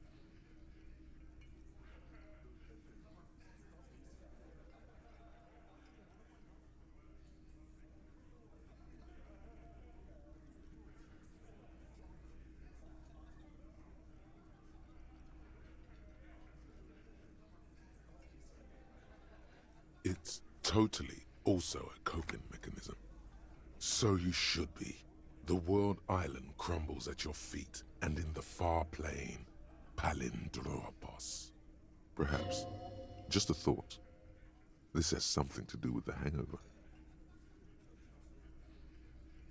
The face of the woman fractures. There will be herd killing.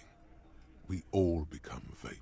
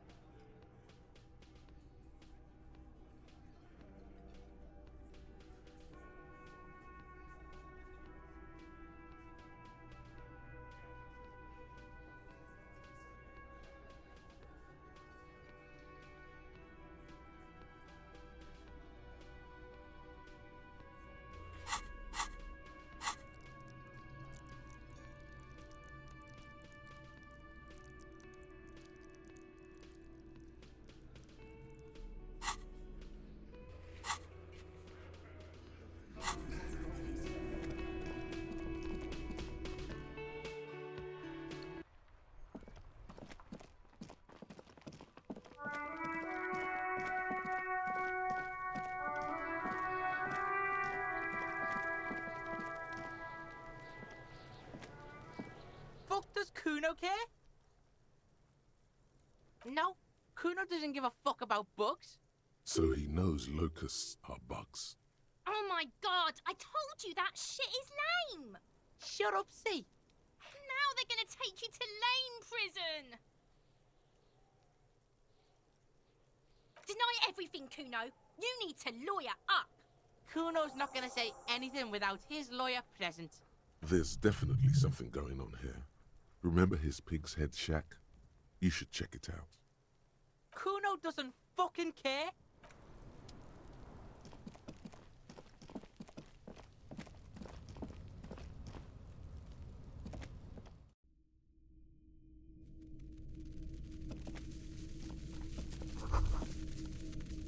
All around you, the hisses and chirps of locusts fill the musky air. The earthen floor of the shack has been shaped into mounds of mud, dotted with little holes for windows. Like skyscrapers, spires of dirt and sand rising. Accommodations for their insectoid inhabitants.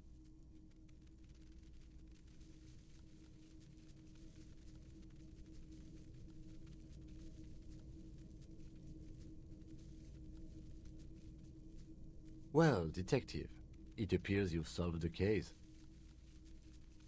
of the locusts.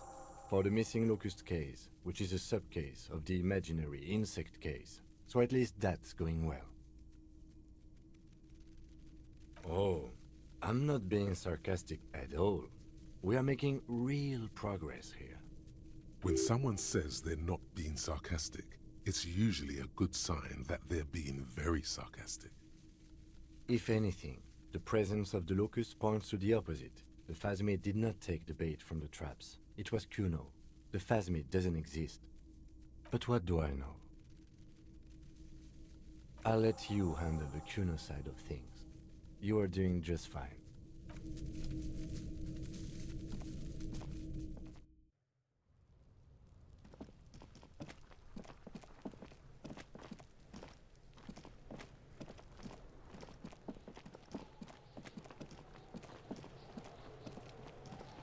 Fuck does Kuno care? Yeah. Kuno took the bugs, so what? So it wasn't the phasmid. A wave of disappointment washes over you.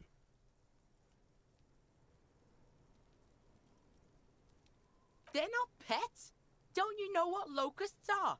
When they come out of the fucking sky. Fucking descendant shit. Stop! You stop. It's like they're fucking night. Locust City, Night City, City of Rage. There's a tug of war over the name of his fantastical city. It's almost too big for his imagination. The girl forces herself to watch again, the corners of her eyes twitching from discomfort. Kuno, the pig wants to help you. Oh, that's how lame it is. Please just don't say you're... An artist? Maybe I am an artist. You hear that, everyone? I'm a fucking artist now. Did he just say I? Kuno usually calls Kuno, Kuno.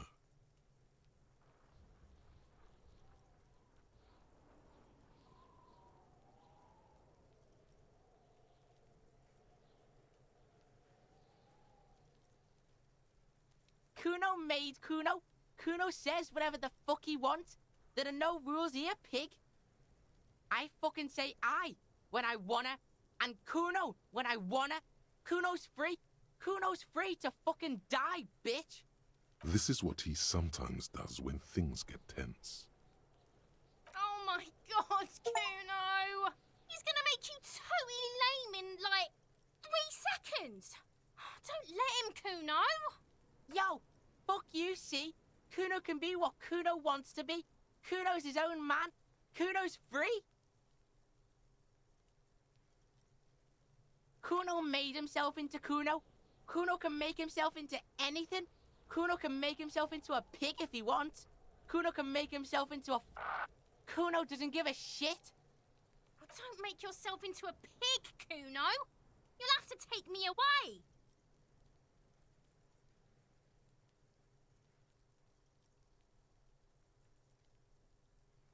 Without a word, she disappears entirely behind the fence. For once, the boy is lost for words. He turns completely red now, with splotches of white beginning to appear across his face. You got him. Now convince him to leave the cryptozoologist's traps alone.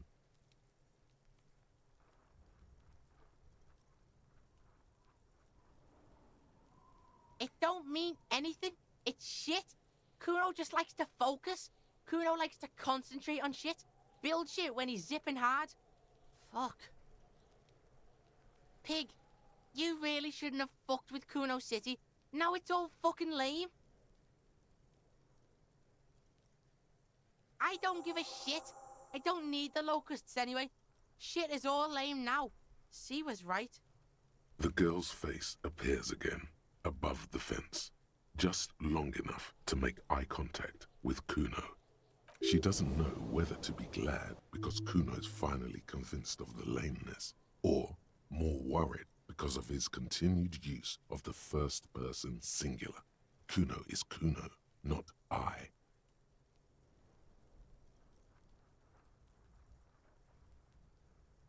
Kuno's gonna let the fucking locusts die. The fuck are they trying to catch anyway? With the traps? He recognizes the name. Bitches think Kuno doesn't know shit. The fuck out of here. Kuno's tired of this shit.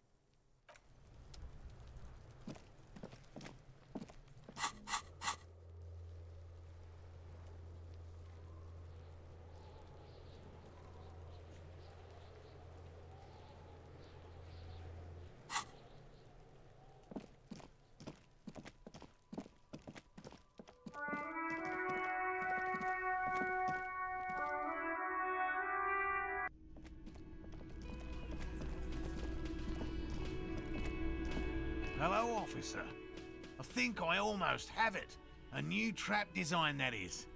I know you're skeptical, but I have a good feeling about this.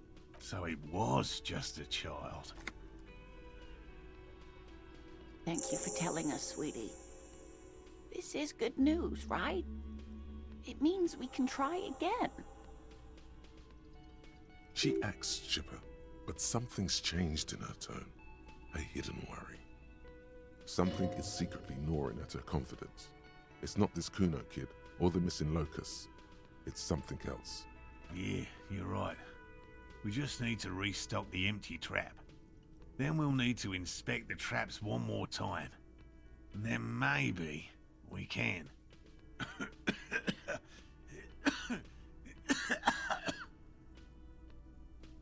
He has a 38-degree fever.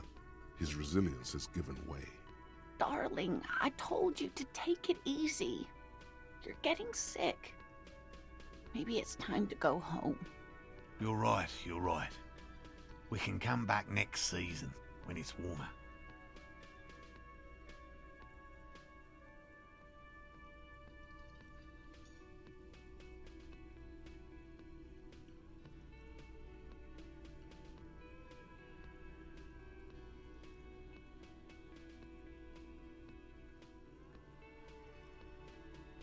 We are getting really carried away with this, aren't we? Fine, it's better than having these people get pneumonia on the coast. But after this... He wants to see this tale through, as much as you. Otherwise, he'd have stopped this already. But he cannot let it drag out after this. Really? It's too much, officer.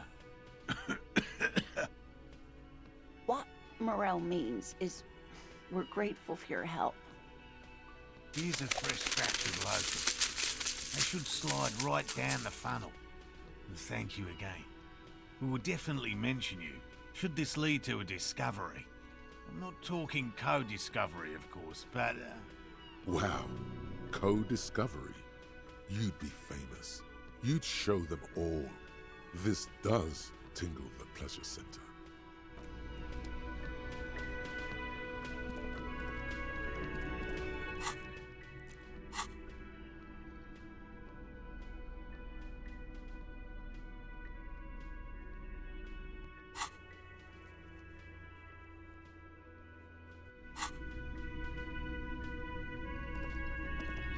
Again?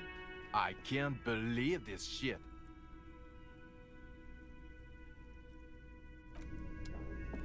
Yes? What is it? That was pretty good, Harry. Wasn't it, Jean? Whoa. How does she know your name? She probably heard it from somewhere. You have to be more careful, Karaoke Star. Names are dangerous. Huh, that was... Yeah, that was absolute shit, if you want my opinion. Drunken shit. Haven't wanted anything to end this badly since I had cluster headaches. Horrible. Truly horrible. I beg of you, don't ever subject anyone to this torture again. I mean, seriously, you need to... Jean, he's not right. Don't make it worse, and I really liked it.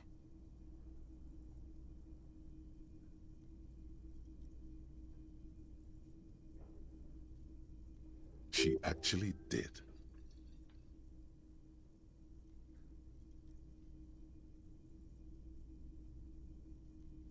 Yes, I called you by your name.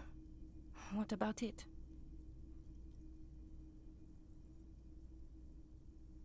Good. Everybody knows your name. Please go finish your investigation, so everyone can go home. God damn it, you leave her alone. Keep your weird bullshit to yourself and be professional for once, for fuck's sake. Can I actually help you with something? Yes, of course. Preposterous. I mean, you would remember if they were, right? Who forgets their squad mates? That's not possible.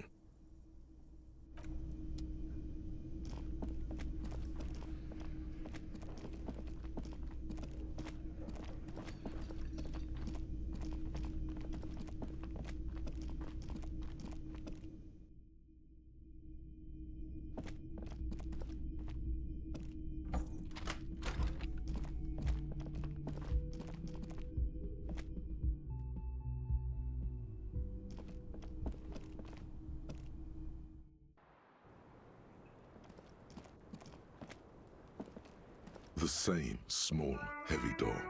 No lock in sight.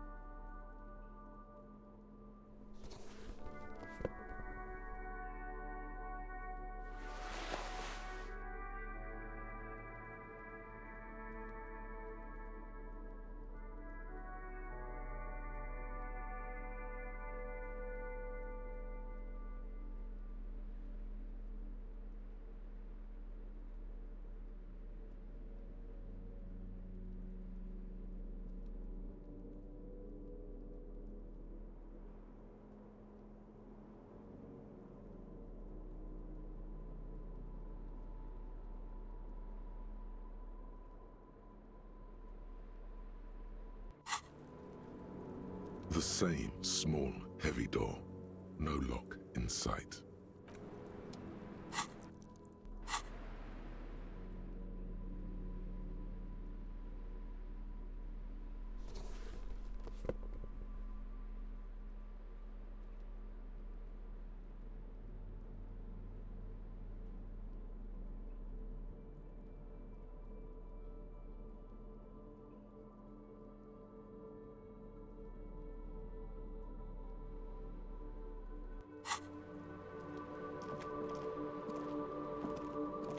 Officer, it's a fine day for questions.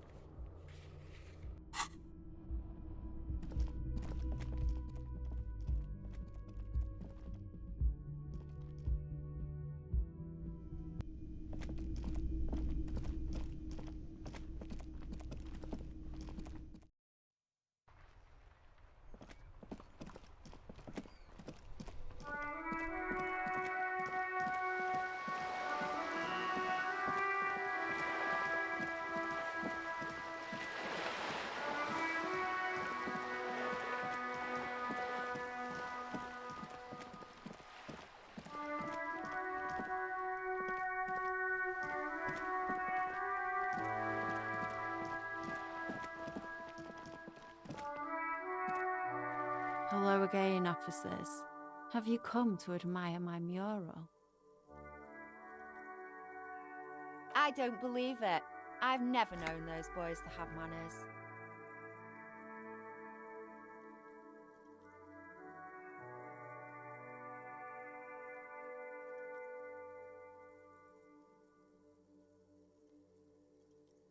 There'll never be skulls, but their hearts are in the right place.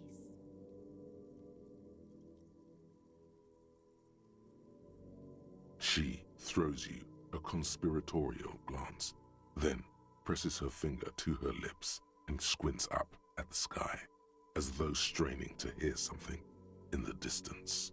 Have you noticed the quiet? Every so often, you might hear a gunshot pierce the air somewhere in Jamrock. But in Martinez, no gunshots, no sirens.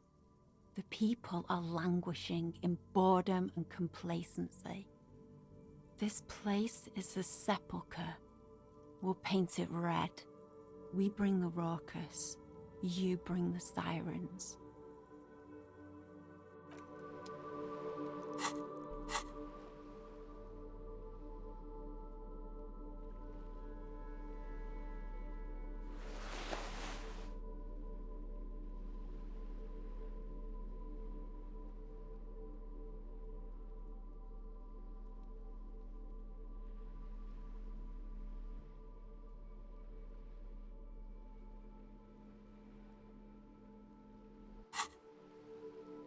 Hello again, officers.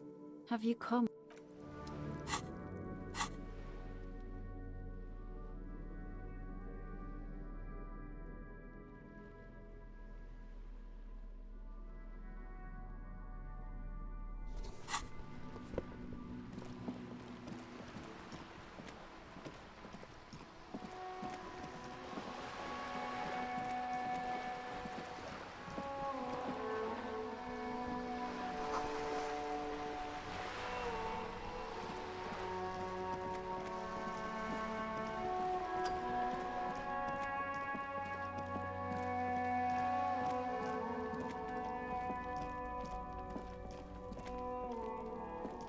Trying to sneak up on me again?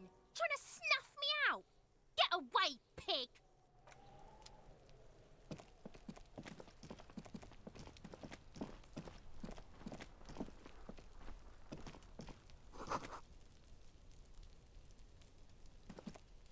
The door is closed again. Nothing to do here anymore. You hear someone inside, walking from room to room. Whoever lives here must be back home.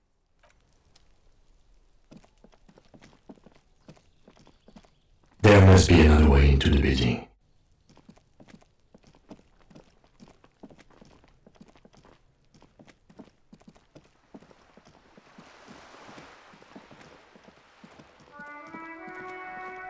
A sturdy metal door guards the southwest entrance to the apartment building. It's locked. No reply. You can hear faint sweeping inside.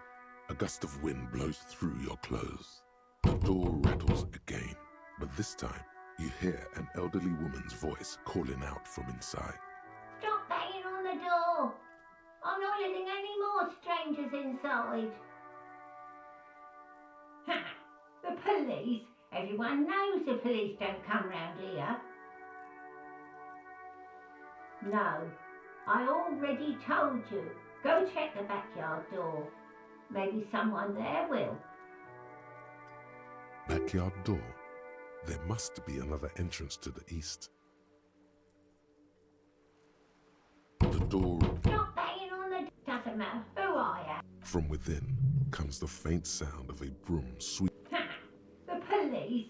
No, I already... Go check the backyard door. Backyard door? There must be another entrance to the east. Madame, I assure you. There is no reply.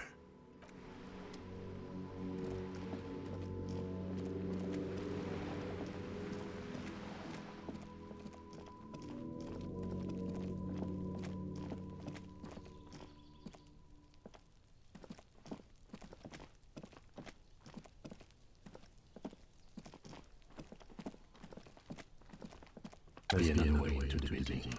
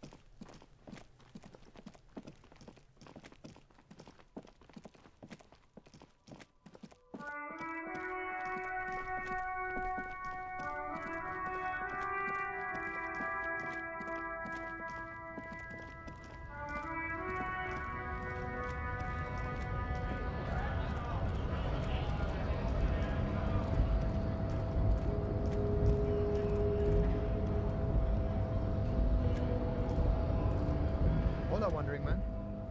How can I help you?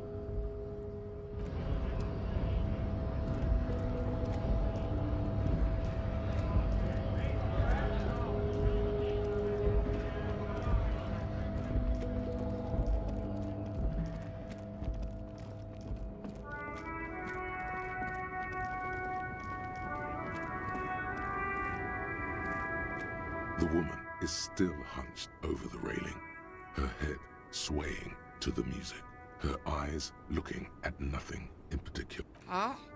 What is it? What do you want?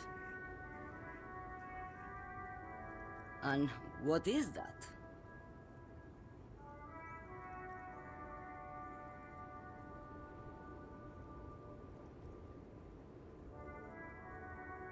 Great. He asked the Pines rep about the bail, and now he's talking to everyone about it.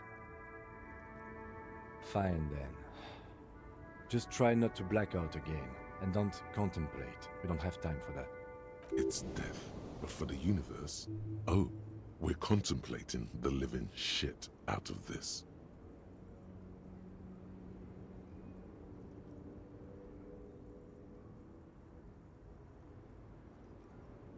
That is exactly what I didn't want you to think. Ma'am, my partner wanted to know if you work in Pale Transport. No offense. But your partner? Seems like a bit of an idiot.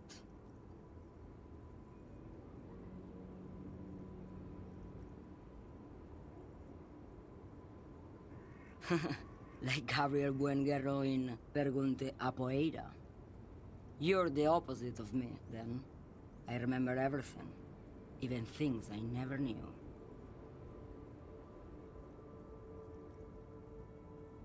The smell of liquor on Gabriel's lips after the shoot, in the motor park. The roses on the day of Franco Negro's coronation, on the grand stairs of Ryle. The smoke from the Fowling piece when Dolores Day was shot. The look on her face, like an orgasm. The wound in her chest. My hand in my father's hand.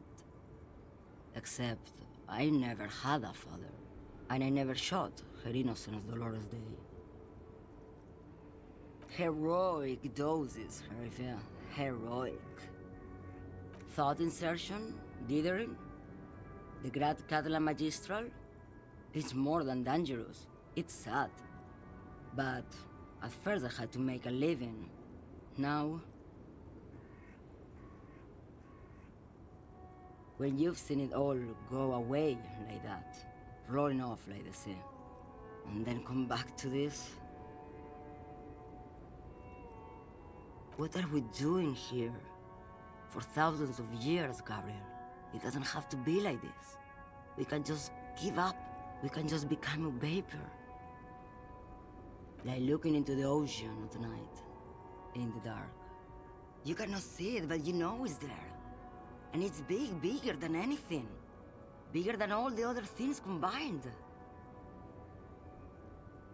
Nothing, until it starts. When you are deep enough, then, for me, it's like autumn. Dark, gray, and orange. The orange of street lights and the color of streets and electric light. It smells like autumn too. It smells terrible. Nostalgia. Cooped up in the cabin, shaking. Terrible nostalgia. For yourself. For humans. It's too much to bear. She loves it.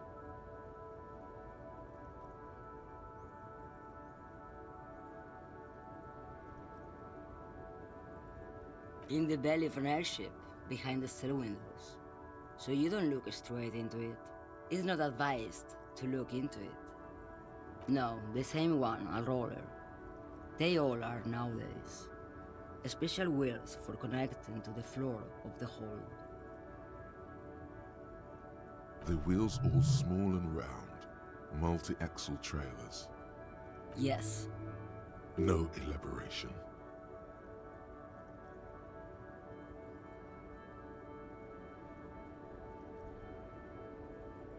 They say there is a point, one that I have not crossed.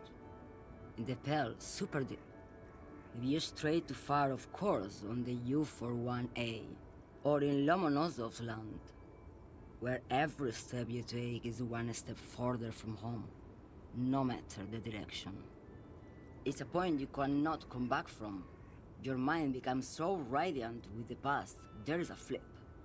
Instead of writing, it erases memory, nearing some kind of indescribable finale.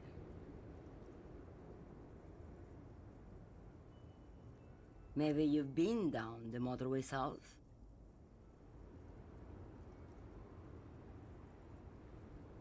It's a story as lone horsemen tell. Lone horsemen, Kharife, not Pale drivers. Way beyond the established Pale that's lit by radio frequencies, where it goes silent and dark, and the process begins, erasure, kilometer by kilometer, in any direction. The motorway south is a road you cannot come back from. In the center of this town, there's a ghostly motorway, she sang.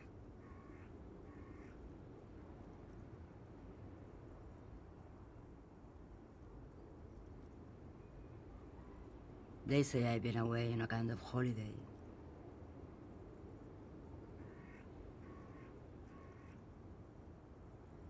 No one knows what's at the end.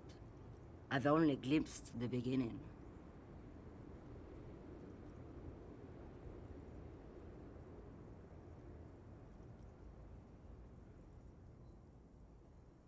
I've only felt it in the distance, when I was a child. A child rowing on the lake.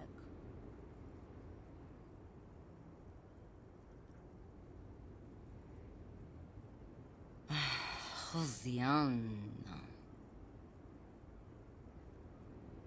There is nothing more to do now. She's far away. She is receding in the clutches of some indescribable scattered emotion. A child descending. You've fried both your brains enough for today, detective. Let's get some air. This one's far gone.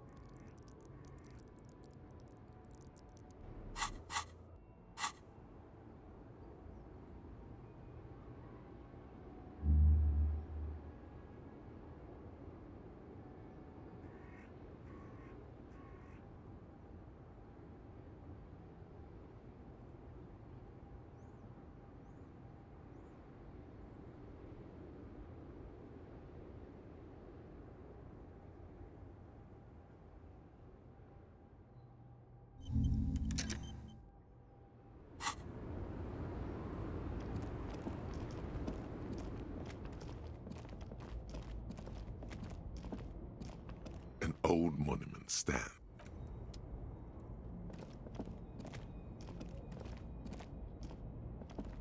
A lorry abandoned by the smell of cigarettes and currently closed.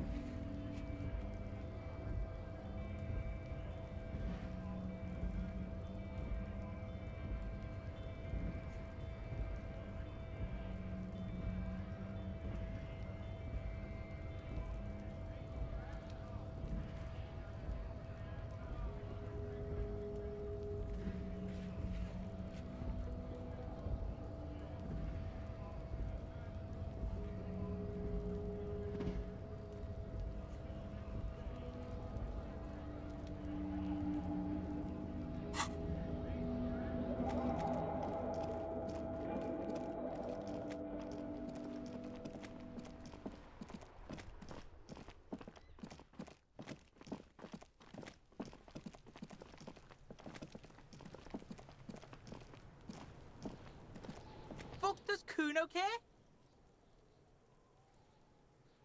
The fuck do you want with it? Good call, Pigmite. Kuno.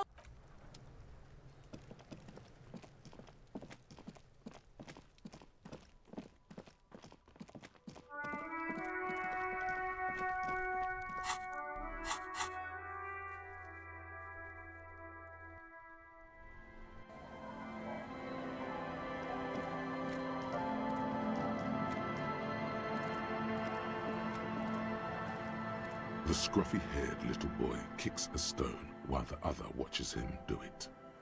What bad people? I don't think questioning 4-year-olds without their parents present is gonna crack the case.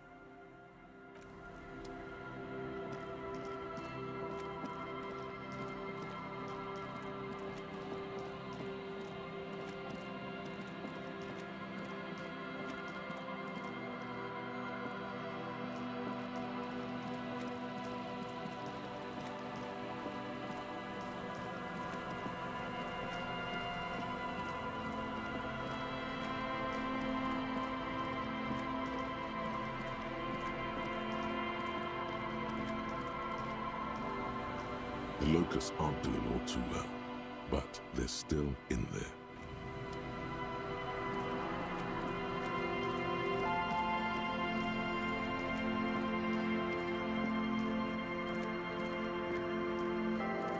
Morel's trap stands empty, just like the boathouses around it.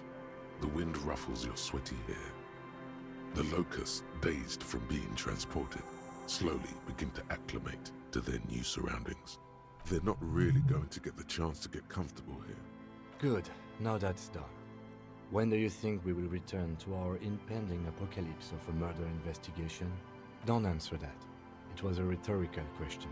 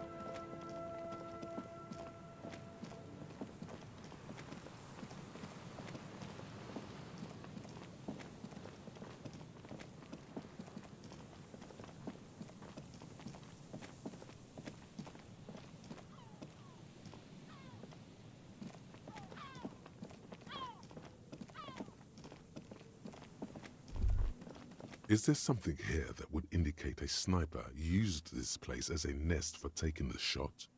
Just some urban detritus, a bottle, and a dilapidated old comms tower. I don't see it, Lieutenant W. Freitor. I don't see a person take a shot here and hit something there, in the whirling in rags. To warm his hands before pulling the trigger? Perhaps, but anyone could have made this. The coast is specked with fires this time of year. Truthfully, this seems like a very poor choice to take a 1.2 kilometer rifle shot from.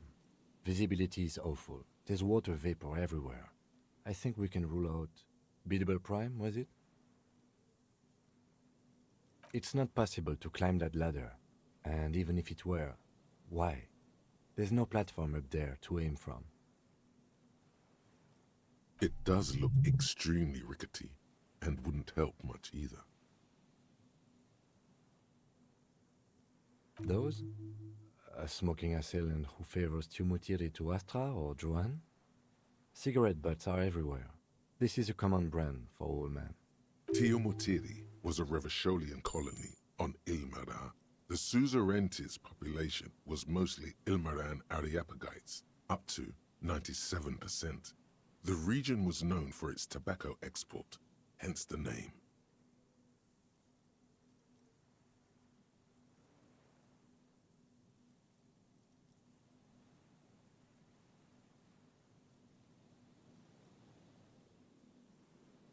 Oh, you do? The butts you saw had a silhouette of a boy wearing a coffee hat, a tobacco picker. This boy is the Tumutiri brand logo. Contemporary Revacholians prefer Juan, a local blend from the southern islands, or Astra, a legendary cigarette from Grad. Tumutiri is favored by older men who like its old-fashioned paper filter tips, insane amount of tar, and the sweet smells of colonialism and halva. There, 1.2 kilometers over the cold water of the bay, blue from the distance and the air, you see the smallest rectangle, barely visible. A glowing light on the third floor of the Whirling in Rags. With binoculars, you would see a young woman's shape move behind the glass, her limbs long and slender. Smoking, drinking, being happy and elated. Without you. Because you're here, freezing in the wind, aren't you? Doing your detective work.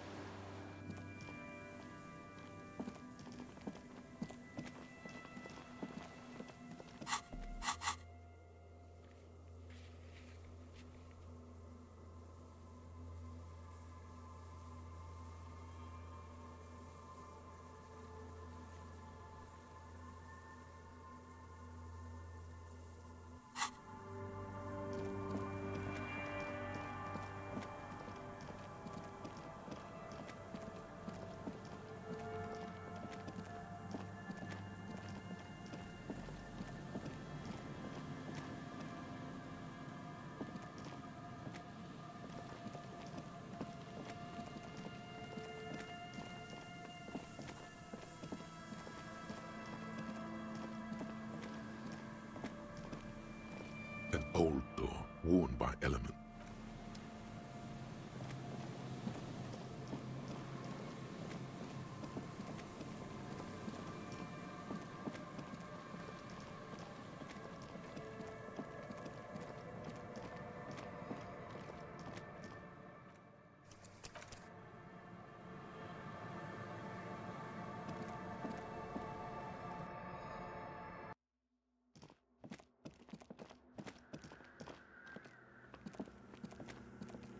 Yes, what is it?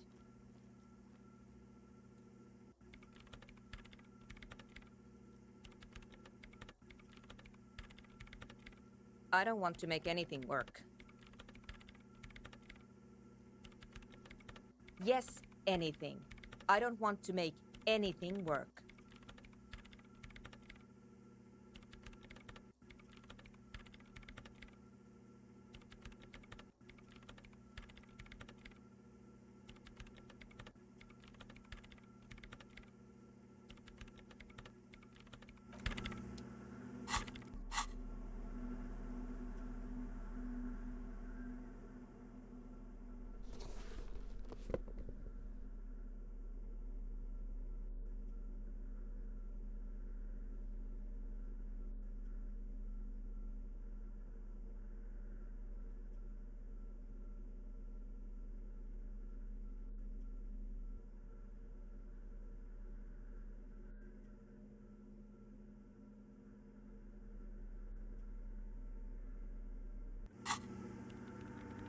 Yes, what is it?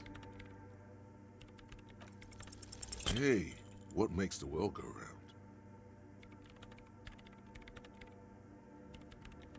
She stares at the terminal, completely oblivious to her surroundings.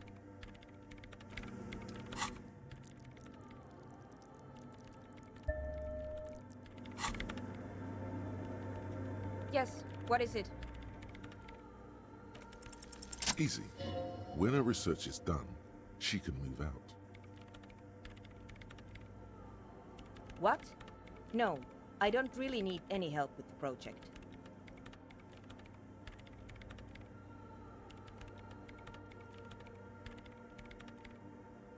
She thinks about it, a glassy look in her eyes.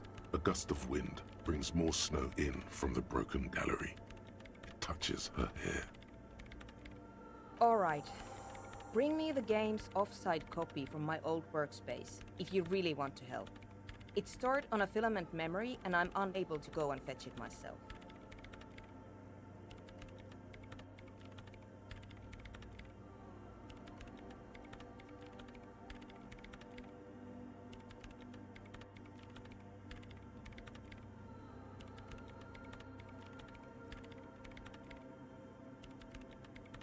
It's a backup of my former employer's project, the radio game we were working on. It's stored on a filament memory, just like the one inside this radio computer. She's making it extra simple for you. The backup itself is destroyed now, but I'm hoping to use what's left of it to pinpoint the exact location of the anomaly. You just have to go to my old workspace and get the filament. Yeah, that's the one. You can get in through the bookshop. You just have to do some explaining to the bookstore lady. There's this giant ice bear fridge in the building's cellar. It's there. Don't worry, you can't miss the bear. It's hideous. But you've been to the fridge and it wasn't there. There was a note saying... Wait, a note from whom? Did it specify where they took the filament memory?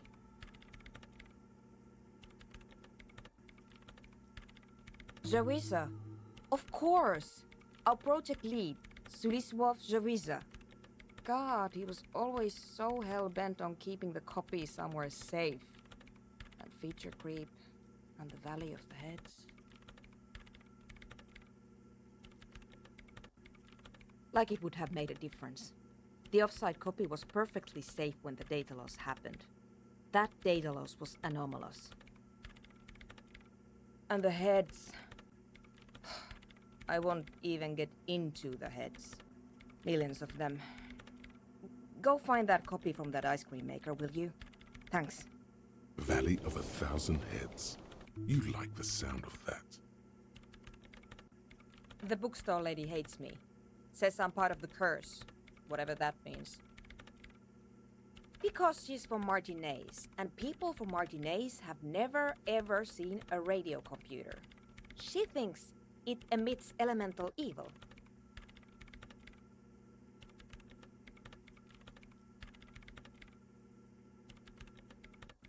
Yes, but she literally started praying for the higher powers when she first saw my Reim Civic. I'm not making this up. The lieutenant coughs like he's amused. Once I came in one morning, only to find that my terminal was full of those strange trinkets and amulets. Wards. It looked like some Semenine magic. So what I need you to do here is go have a talk with her, say that you're a policeman and need to get to the building's basement. Then bring me the offsite copy. All right?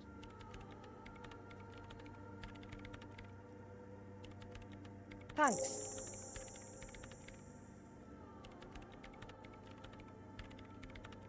And here's my Kvalsund multi-tool. You might need it to hack loose some ice.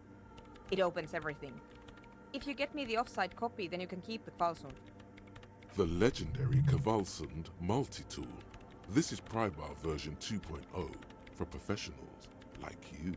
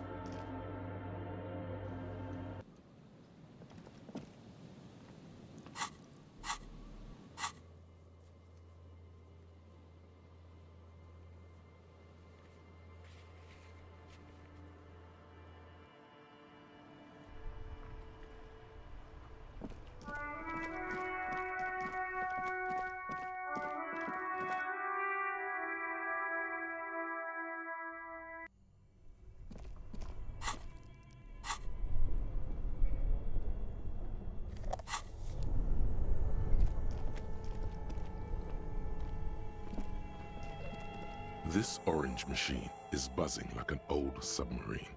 It has a hand-cranked ice cream churner on top and an electric freezer that appears to be frozen shut.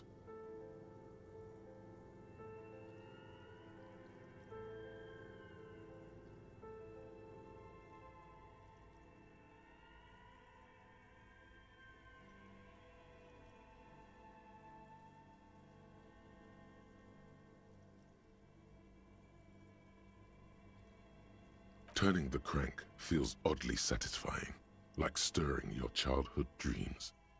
In the distance, you hear water dripping. It's all gone now. You'll never become a poet or an entrepreneur. What better to assuage the creeping sense of failure than some frozen fat and sugar?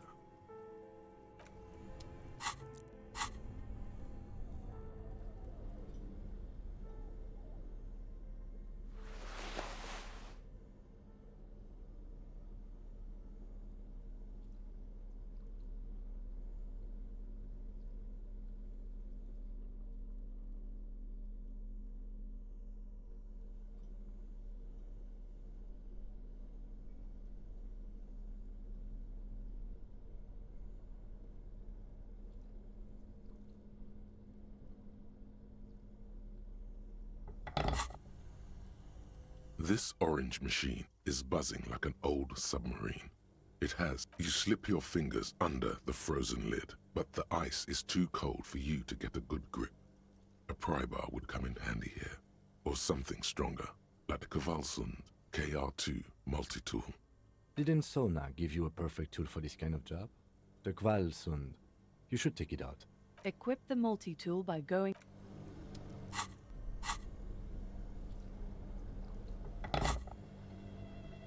This orange machine is buzzing like an old submarine.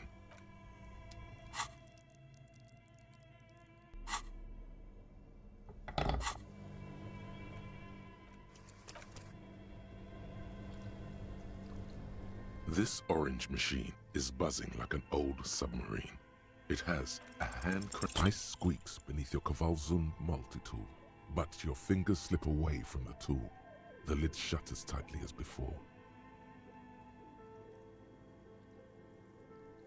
Unplugging the ice cream maker will allow it to defrost.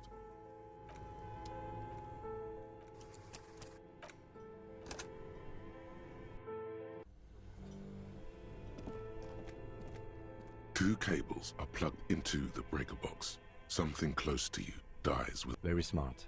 Opening the lid should be much easier after the ice cream maker has defrosted. An electric sizzle. The room is... This orange machine is dead still. It has a hand-cranked ice cream churner and an electric freezer. The ice around it.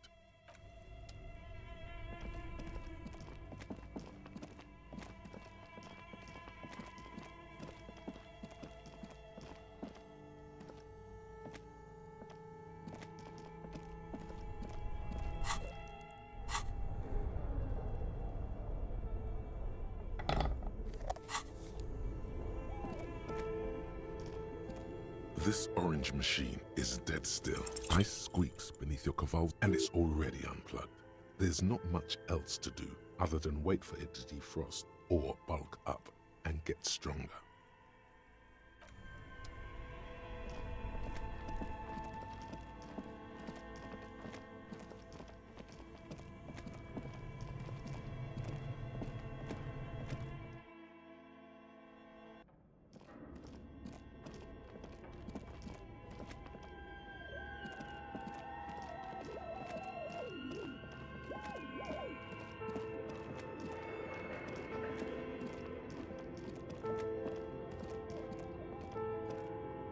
The barbell waits patiently on...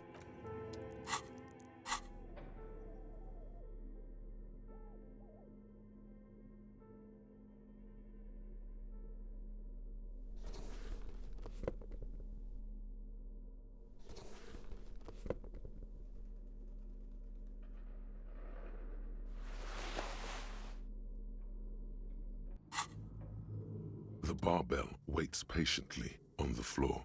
like a dog for its master.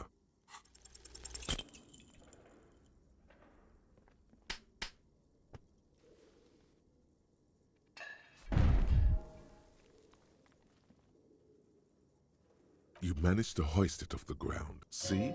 See? Weightlifting was never my favorite either. At the station gym, I mean.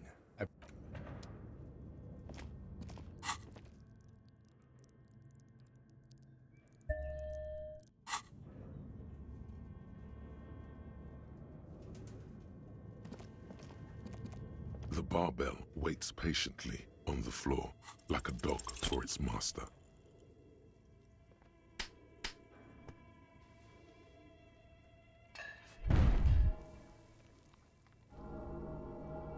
You managed to hoist it off the ground. See? See? Proper weightlifting gloves would definitely afford a...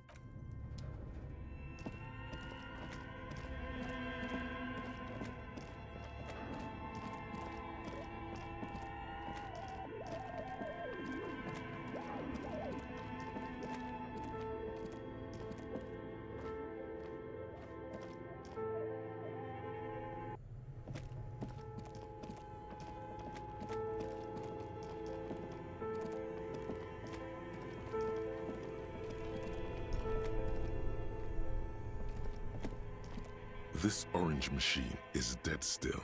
It has a hand-cranked ice cream. Ice groans and howls under the strain of your giant Gewaltsund multi-tool until the lid cracks open. Darkness lies inside, but you can faintly make out an object, intricate and foreign, left there for a sub-zero beauty sleep, a filament memory with the words "off-site copy" written on its side.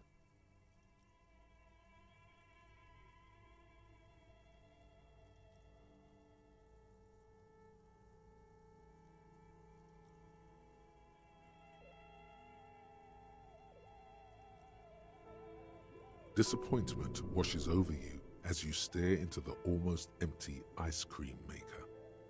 A scoop of ice cream would have been nice, yes.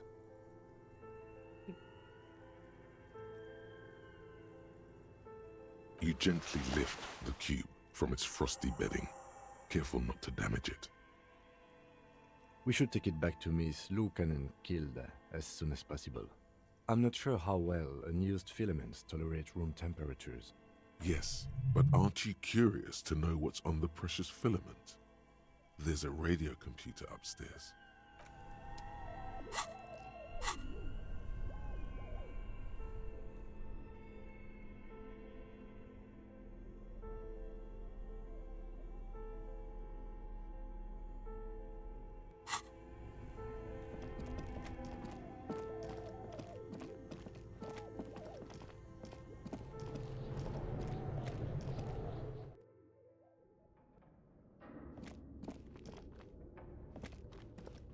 Tiles on the cube are still smoldering. The filament slides out of its glow.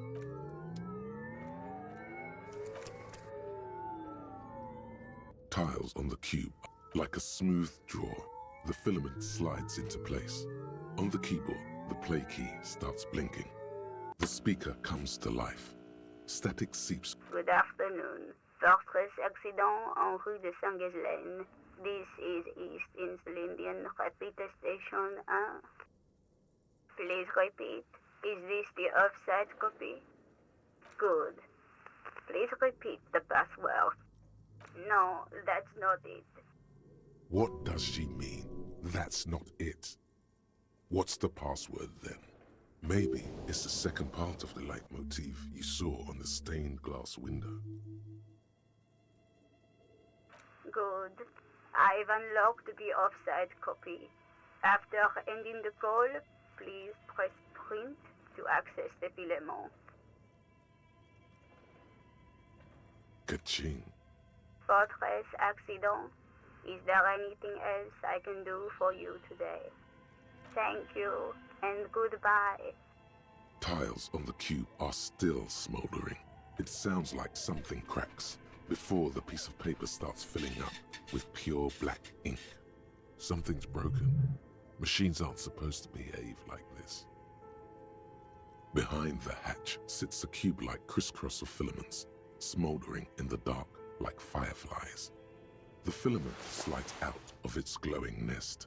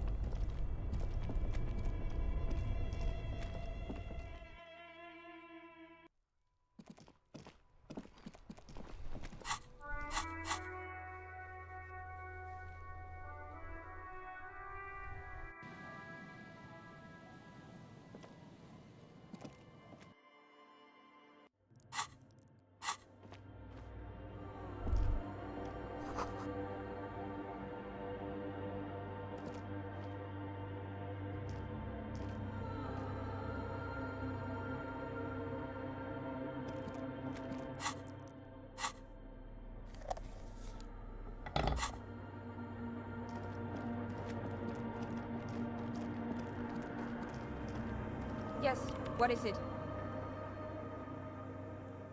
Yes?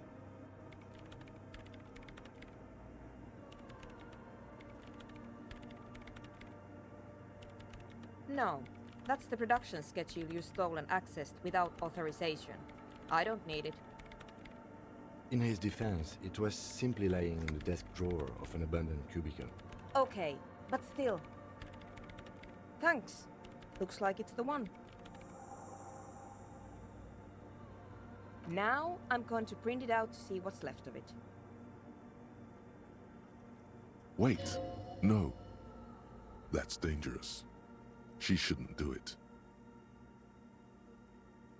I have a theory. Lintel was able to divine the location of the anomaly from this broken copy. I want to repeat their calculation, only this time with better equipment. Watch. What an intricate display of failure. The paper starts filling out with ink, soaking it in a gleaming blackness. Not a single line of data stands out. Cold sweat trickles down your spine. This is spooky as hell.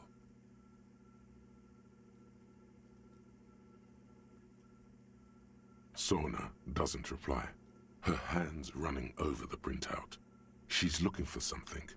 For her morning star. Eyes scouring the millimeters.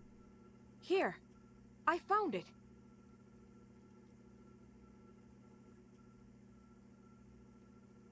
Hold on.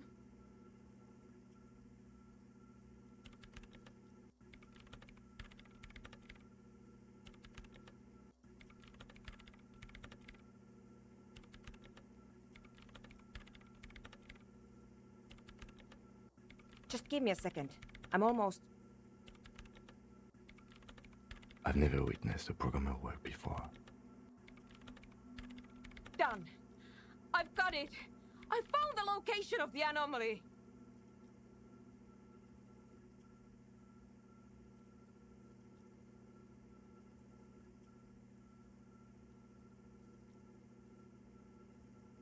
I found the coordinates.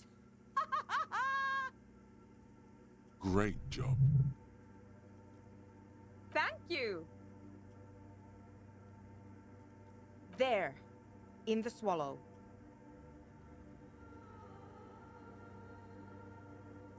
Think you can help me again? I need you to go move those water bolts for me. I need to double-check my calculations. Just walk over to the circle and follow my instructions.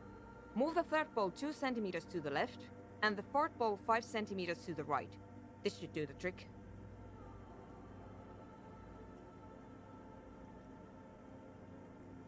Thanks.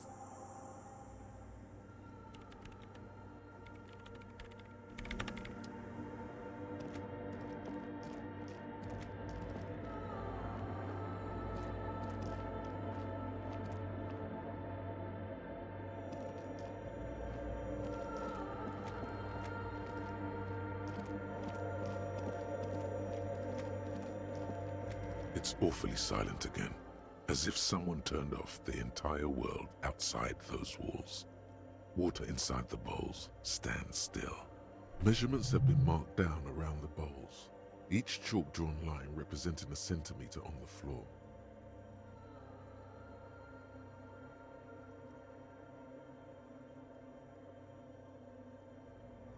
It moves like a ghost without creating a single trace of sound. Some water spills out of the bowl, wetting the floor. The lead programmer sends you an encouraging thumbs up from across the hall. Time to run back, or maybe walk. This is a sacred place after all.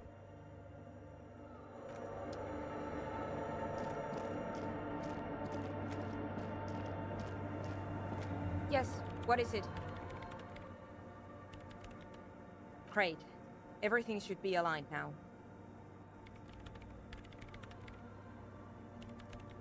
Yeah, let's do it. Now the only thing left to do is to unmute the headphones. If we got the location right, we should then be able to hear whatever sound this anomaly makes. Honestly, I'm a little scared. I don't know. That's what I'm scared of. I don't know. It could be anything. I mean, what sound does the nothing make? How can you even listen to something that doesn't exist?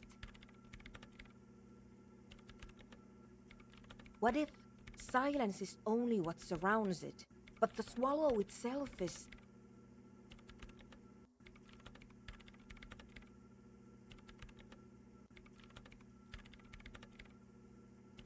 I don't know.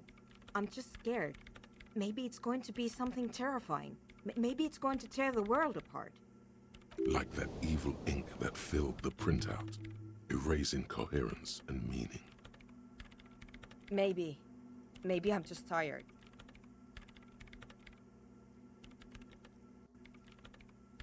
Yeah, you're right. Let's do it. The lieutenant takes a step back. And then, nothing. Nothing happens as Sona Lokanen-Kilda presses unmute on her keyboard. Nothing but silence. You can hear some small animal cross the floor in the chancel. It's that quiet in the sanctuary. She doesn't talk. Her eyes closed and brows knitted together in a state of deep focus, one hand cupping the headphone. Damn it!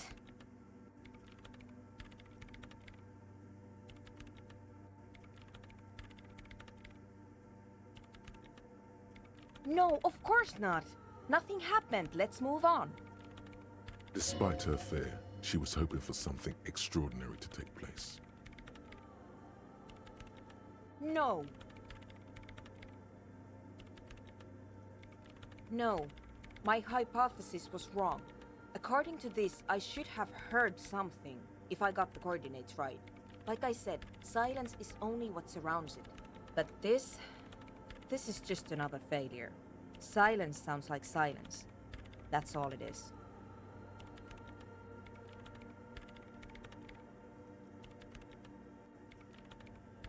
You can try on the headphones.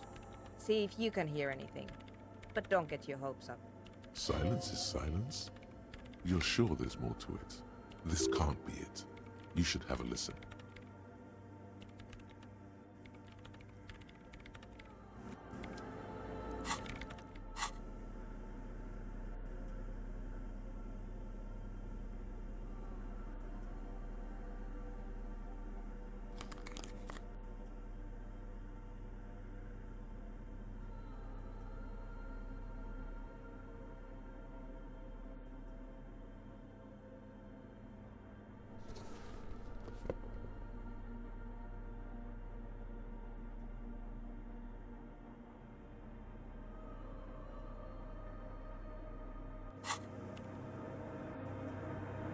Yes, what is it?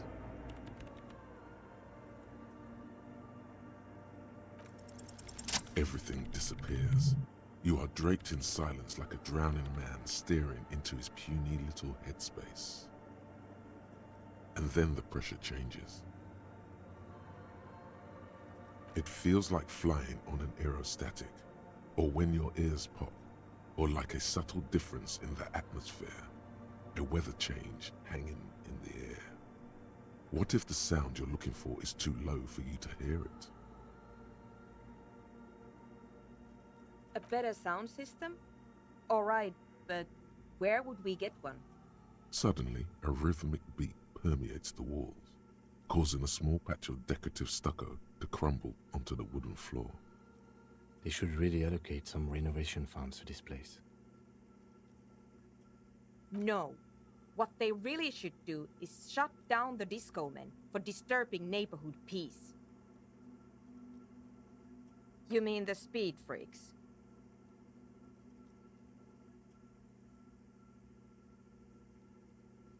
Of course, the speed freaks. They have a fantastic sound system. And you think they would help me? I guess I could live through a week or two of peaceful coexistence. Sure, let me know how it goes. Thanks, officer.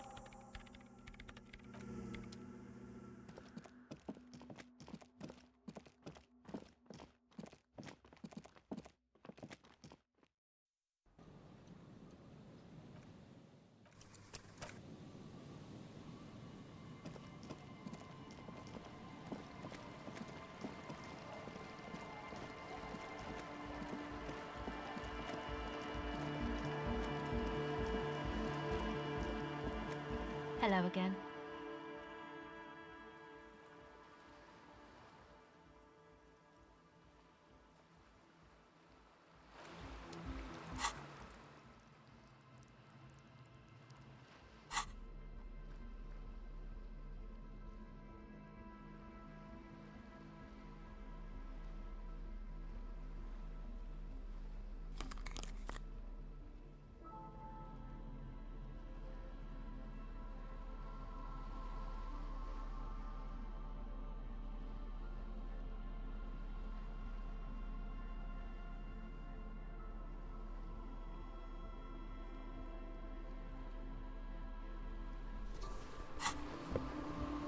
Hello again. The device is still warm from her touch and heavy as a brick from the batteries inside. The company logo, Omicron, adorns its yellow plastic cover. Inside, the tape is rolling. The girl looks at the device in your hands.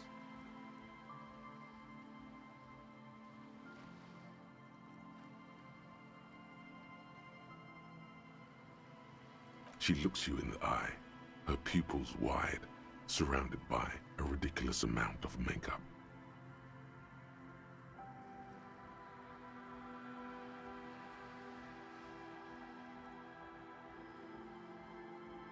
The wind howls. She remains silent. It's real. Tell her. What is?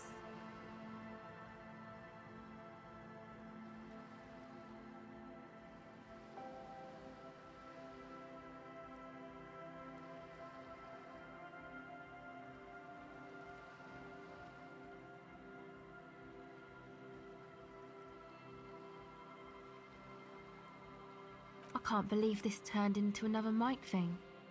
Fine. Okay, I'll stick to it. I'll knock it out in 3 rounds. So thanks, I guess, for the psych session. Maybe I can return it. What's been eating you, officer?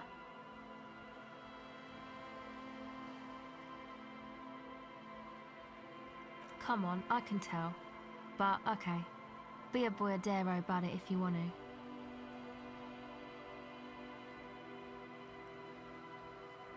What is it?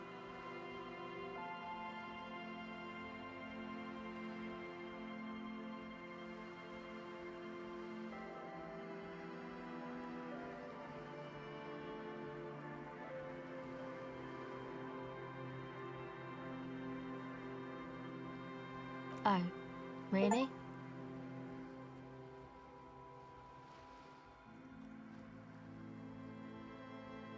So, the thing that's been eating you is the slow pace of social progress.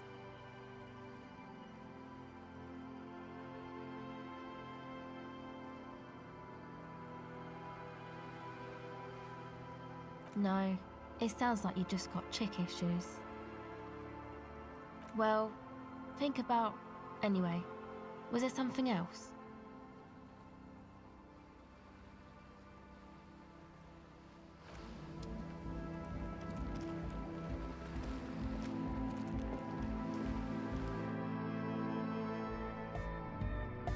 The large-headed Good morning! Yeah! Pump it up! Pump it up! Pump it up!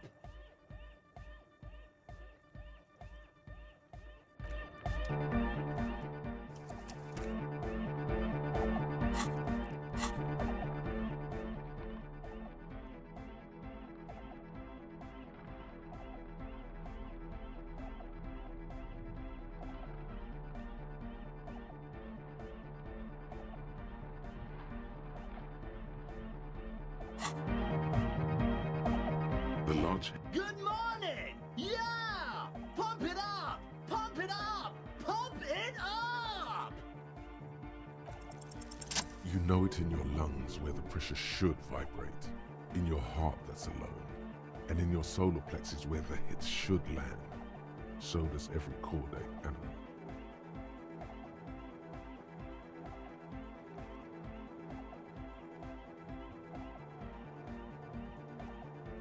What?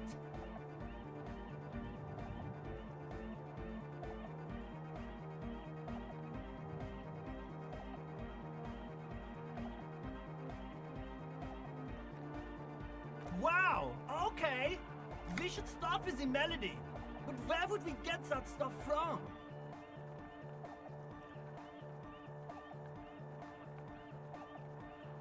I'm sorry, I don't know anything about Nordic music. I'm just the party boy. I get the people going and say it's hardcore. He feels ashamed he can't be of more service to the future of dance music.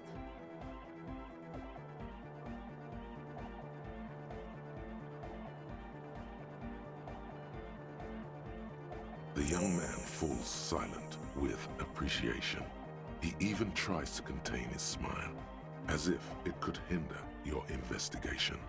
Basically, what you need to find here is a tape with some banging music on it, so that Egghead could use it to remix Fan 8's jam. Yeah, maybe that street talker across the pawn shop has got some tapes to sell. That's just an idea.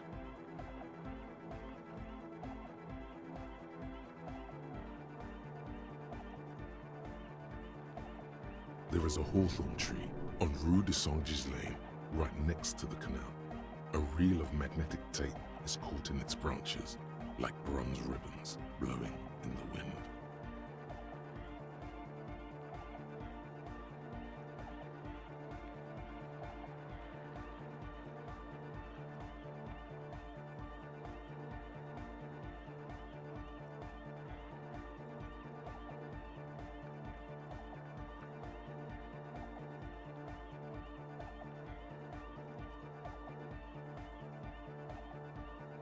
Oh, I know this! I can tell you where it is! St. G is the boulevard before the canal bridge. The one that takes you to the whirling in rags and the industrial harbour. It's got the lanterns and the... I knew that! I could have said that! And the mosaic sidewalk. But it's all blocked with that stupid traffic jam right now. Anyway. Does it?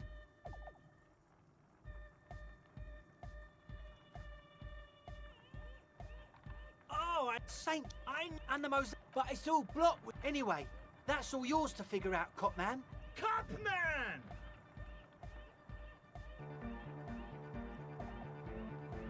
Tape! Yeah! Spins the tape until the space escape! Yeah!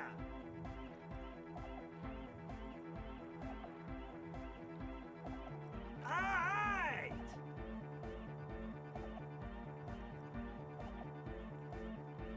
No! No, no! This is gonna make people scared! Keep it positive! Keep the love in the house! Yeah! again. So, how are things going?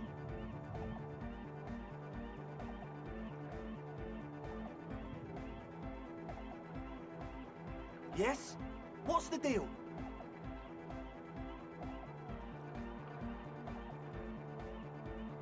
We are grateful, Copman. You're an augury of a new era of the Nordic dance music.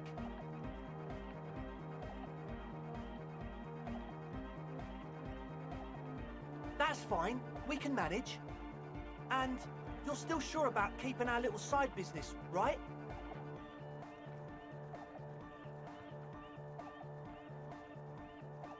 Fine. We can make do. It's going to take us a bit to move our stuff inside. A couple of hours, maybe. Come check back later. Let's get moving.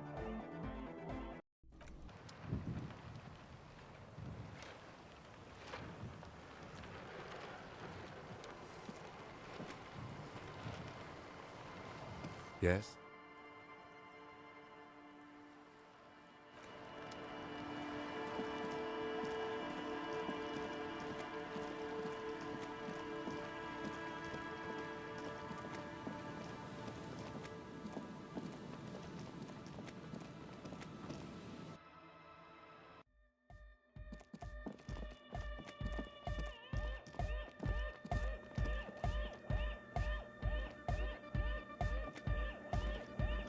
Yes, what is it?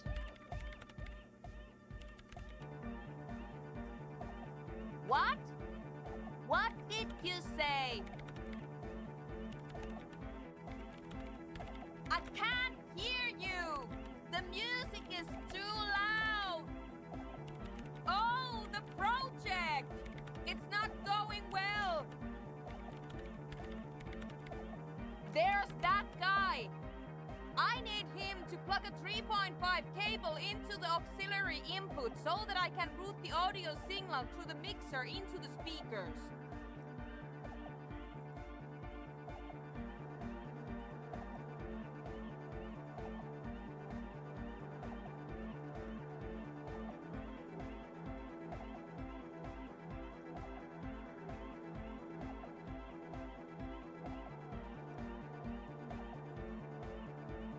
He doesn't listen to me! He only ever seems to care about hardcore and Yekukata! A place to be, apparently! Thanks! Maybe you can get through his magic rhymes! Let me know how it goes!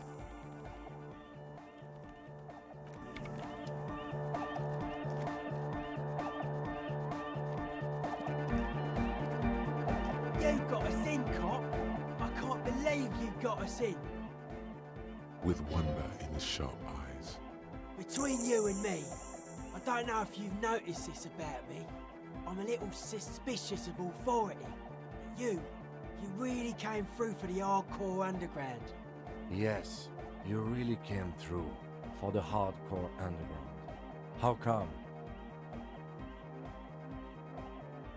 Andre is busy cutting some slightly less lame, but still quite ungainly shapes on the church floor, sweating profusely.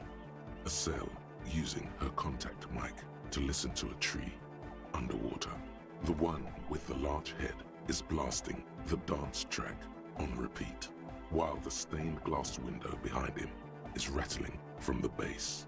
Sire, the tent. 'Twas a security risk.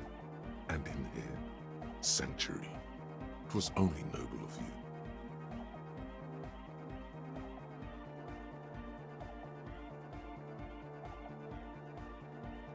Okay.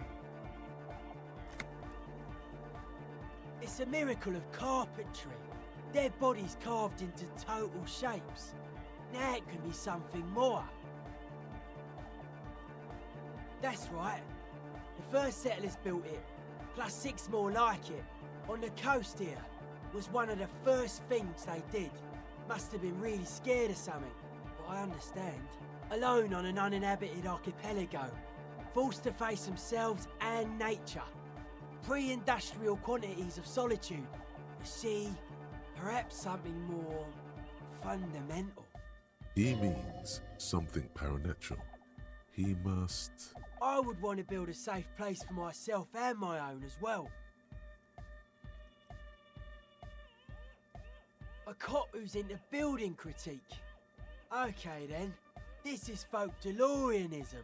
Lawmonger, huh? It's a subset of early DeLorean architecture.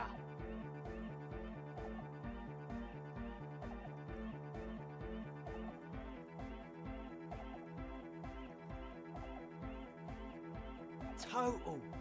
Everything between an ancient concrete cathedral and a glass cube is DeLoreanism. This is just an homespun version of it. Folksy stuff. Early mass production. They made thousands like this. Does that help you out? Like that woman there. Vertical, thin, white. A false image of grandeur. The source of the system is up there. You're at the bottom. They really dug that power vertical. Like to show off large and intricate structures. Arches, spires. Put you down with them. They were really into painting everything white too. Virginal shit, you know. Married shit. Virtue and tyranny. Stands to reason it used to be white on the outside, before the sea wind took all the paint off. Year after year, flake after flake, whitewashed clean, then covered in green moss. Slowly, peeled by the wind, your skin crawls from the sensation as you look around. Dead bodies are perennial plants. Sigma functions have left this place. It's a good thing we came along. The spiritual collapse has been total. I saw some piglets suckling their dead mother. Have you heard this one, cop man? After a short while, they shuddered and went away.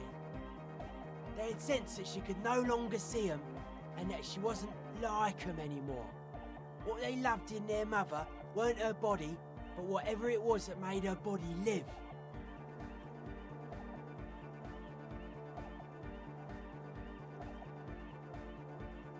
End of quote. This is an high-quality carcass. The power of anodic beats and hard bass is needed to reanimate it. A Sarai's man who lived a long time ago, an ancient hardcore brother. A 3,000-year-old tyrannical regime of history, built and maintained by hundreds of generations of self-appointed intellectuals. It's false core.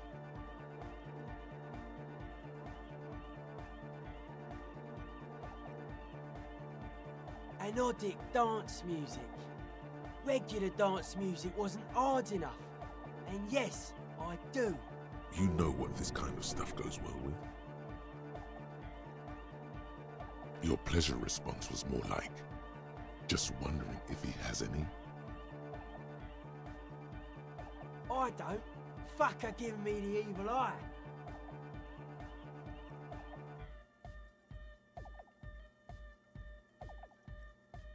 No wonder. We have to get rid of it. Dismantle it. Can't dance with a giant mass murderer looking at ya. Not a good look for the club. Mellow, man, mellow. No one's a mass murderer. This is a house of love. Mass murder on the floor.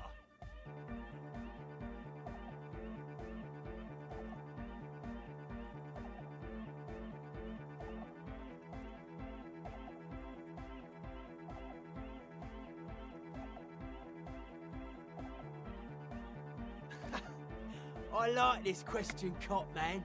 She did not live the life of a human. She lived like someone who's playing a game. The life of an operator. That's not the life that humans live. She was adored. Humans aren't. I don't know about you, but they hate me. And they do not think I'm innocent or some shit like that.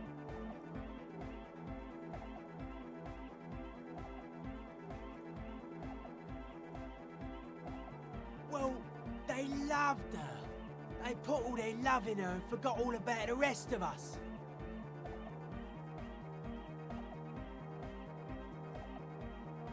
Humanism leads to eating sugar and pigs. Humanism was invented to mass produce billions of humans. billions of humans can mass produce hundreds of billions of pigs. She liked games. Her legacy, the thing we're living, isn't real life. It's a strategy for some kind of victory against a long-dead opponent. But, yo, I'm only annoyed. What do I know? She invented the beauty you're feeling. Seeing her glass cutters and iconographers, you set the standard, alright? Then you meet it. It's effective like that, but it is also very soft of core. That so-called beauty of hers.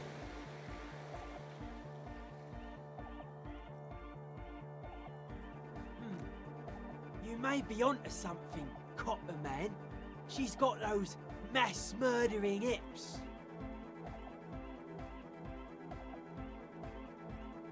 There is. She is a party repellent and must be taken down before we can begin partying in here. No, that's not it. It's something more. Something closer to your skin.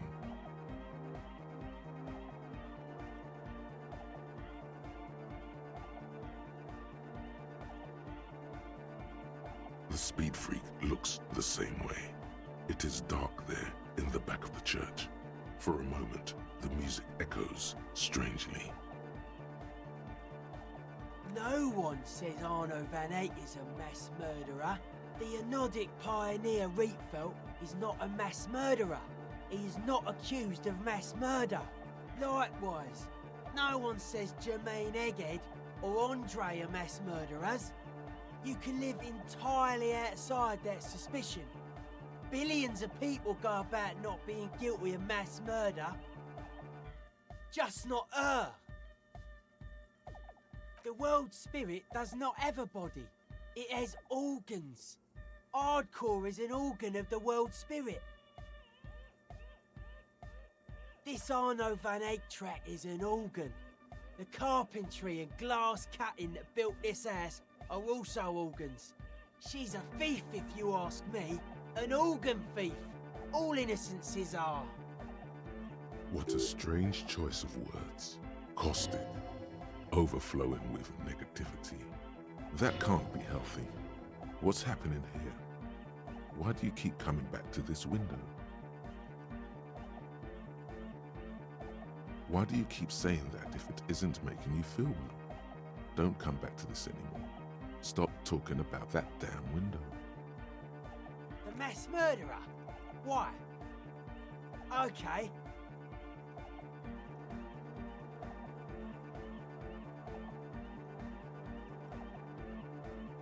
Hard to say, Copman. Signs in here are distinctly wild. Gonna take a while before everything's properly synced.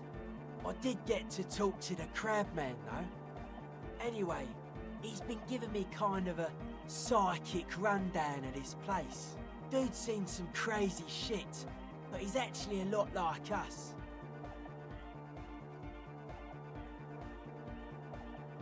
The man picks up on stuff, and he knows a lot about the church.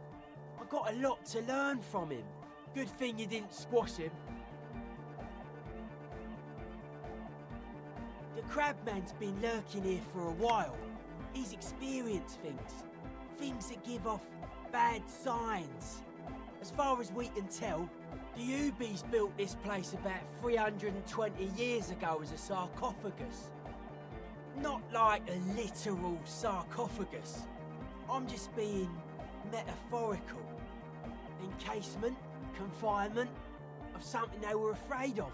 Something new and unheard of on the Isla. I think that's what the Crabman is experiencing when he climbs around upstairs. Like, this is some old world shit the Ubies had heard about.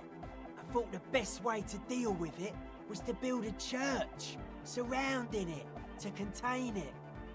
I don't know, and it's not something they properly understood either, what it does, but it's what this Sona person is looking for, and trying to measure. It'll be fruitless though. She won't be able to measure it. People like that always want to measure everything. All those things they really can't. The wood creaks as a gale blows by. Outside, dust particles fall through the darkness, settling down on the age-bleached floorboards. The structure does not feel particularly durable.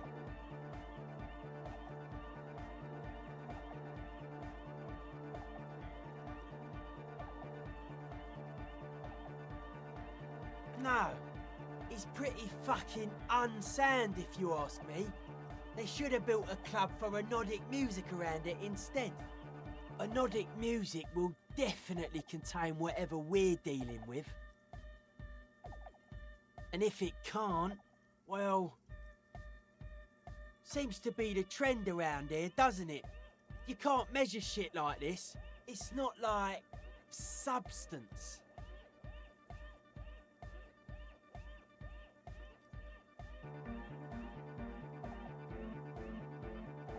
Like a concentric ring spreading out, the struggling villages. And that is what caused the communards to fail in defending the beachhead. Yeah, a lot of failure has gone down around here. I don't know, maybe, maybe not. It's not a thing we can answer, Copman. Even I have limits. I'm a limited-size person. Maybe you can figure things out, Copman. I think we got on a good level here. The signs are syncing up well. They're hardcore. They're just clothes.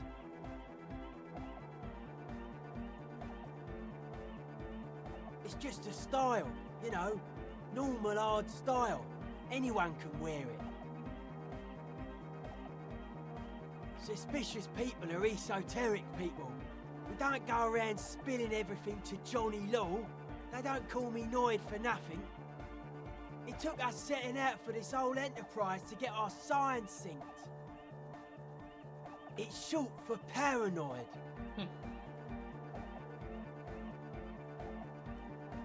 A reasonable question. Say I get hurt. I want to make sure it never happens again. So I analyse the situation. Exercise caution. Caution is suspicion. It'd be easier to list stuff I'm not suspicious of. I'm not suspicious of sound and colour. Mechanics and chemistry also have a trueness about them. Most anything else deceives. Wants to steal your life away. This is a good, dangerous line of questioning. You should prod him on. I don't have a top 10 list of things I'm most suspicious of, but if I had one, the left-right complex would be number 1. Number 2 would be their sole accomplishment, the pig-wheat paradigm.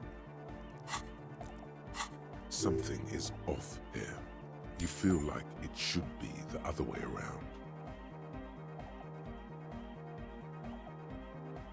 I prefer not to. Both ask the wrong questions. Any spark of light from either one is accidental. Their combined movement's only concern is producing enough pig and wheat for everyone. The end goal of humanity. The original mistake was assuming that words have more being than bodies. That's what led us astray. Far from our true lives, but we may yet find a way back. Whatever this true life is, you feel it's the real centerpiece of this mythology. It's our only shit. We should make better use of not being animals or cereal grain ourselves.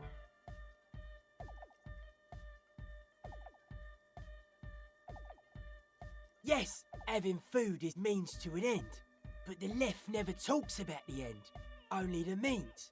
Caps are likewise suckers, constantly sleepless in worry.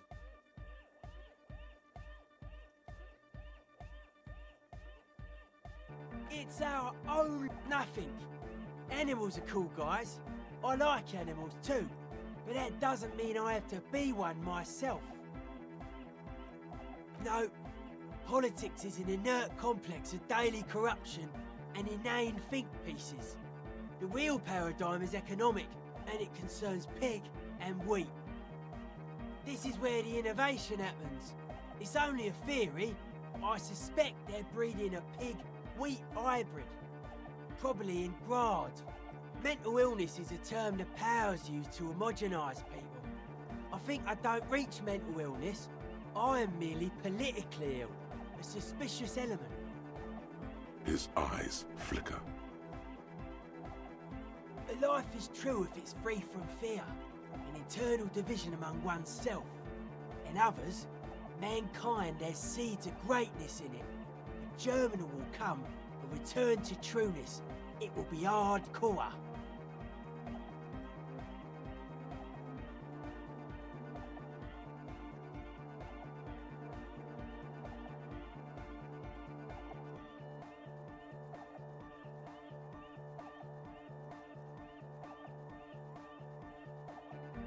Beats and bright lights to shatter falsehoods.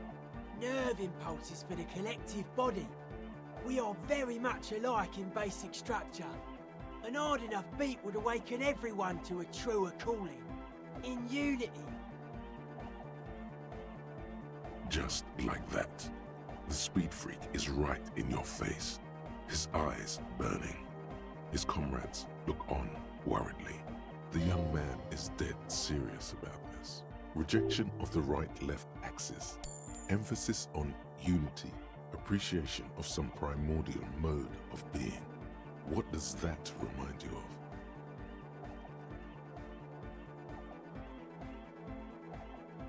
Nationalism, militarism, racism, and emphasis on a leader character are totally absent in hardcore.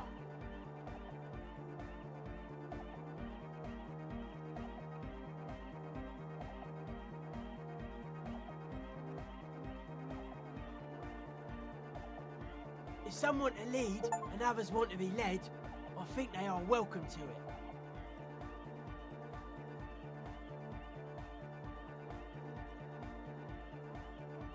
Utmost dedication, thoughts from the spinal cord, is a potent superlative as well.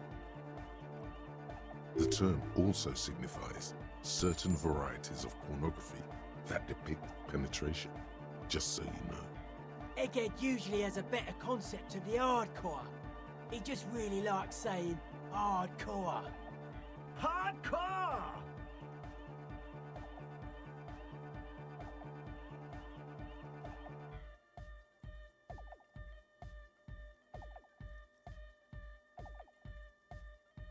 That's a pretty hardcore coincidence, don't you think?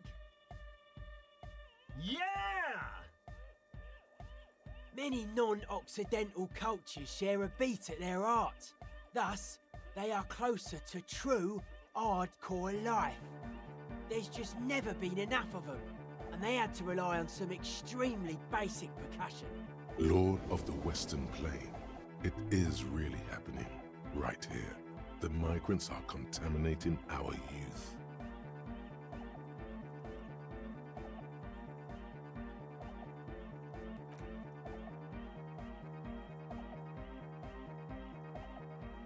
Oh yeah, sure thing.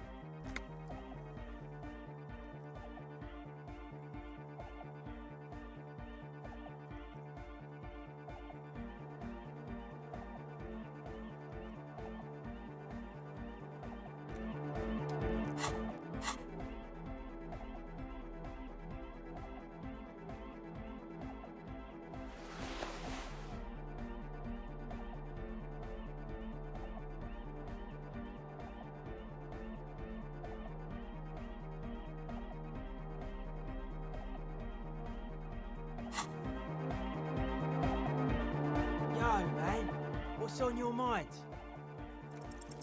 Dedicated, hyperactive, unified. You will have to add something of your own to understand this list of loosely formed qualities called hardcore. You need your own entry. Make it.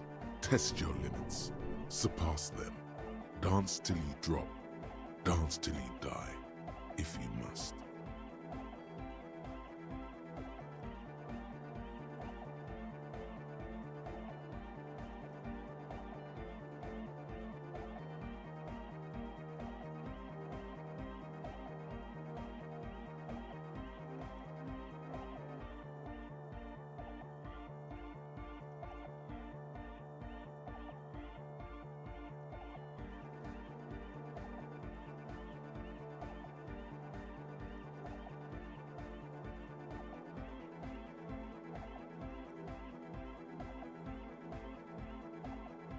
If you fear it, let it happen. Keep on dancing till the world ends.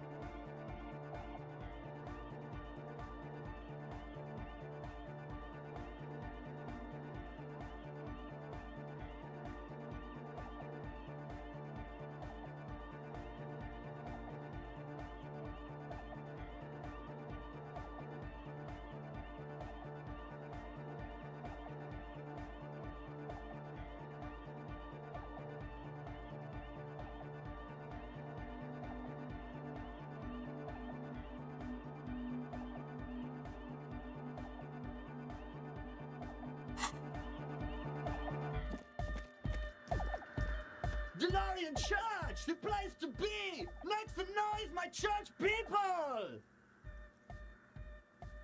He stands on stage behind a table, nodding along to the music and waving his hand in the air. In front of him, the audio mixer, one reel spinning.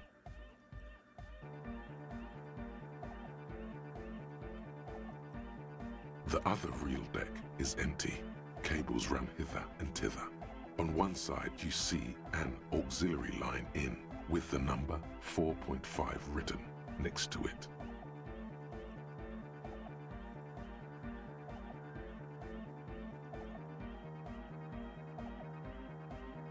Yeah!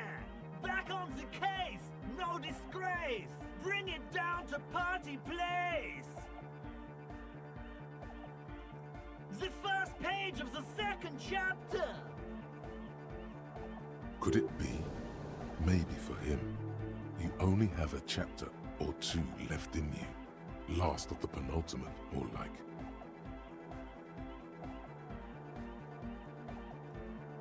To the mega! Yeah! I can route it through auxiliary! What kind of a cable does she use? 3.5 or 4.5? Oh, she uses 3.5. Yeah. The auxiliary lining is 4.5 millimeter. These two don't mix. Oh no, we're going to be in this church forever. Don't worry, I have an adapter for it right here. Hang on, this is a 4.5. We're all good, people! Whoa, thank God. Adapters noticeably degrade the sound quality. Great! Someone got through to him. Okay, let's get it all set up. Can we turn the music off, please? Everybody! Everybody! Don't panic! I'm going to turn off the Arno for just a sec. For a special scheduled event. The Arno will be back, but we're doing something else for one moment. All right, go tell her that Egghead is ready to rave to her tunes, and then I'll turn off the music.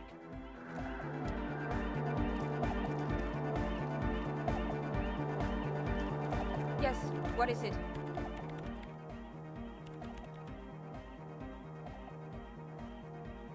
Okay, but think you can ask him to turn the volume down a bit? Just in case. Maximum!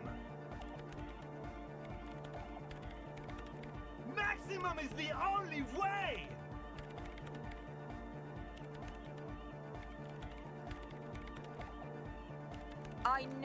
I know it is, but could you please turn it down just this instance? Just this one time? Maximum is not the only way, okay? Pump it to the brick! Pump it to the hard master! There's no other way! Glue style! Glue style? Okay, there literally is no other way. The mixing desk is glued to maximum. See? He pumps it to the hard master. It's hopeless.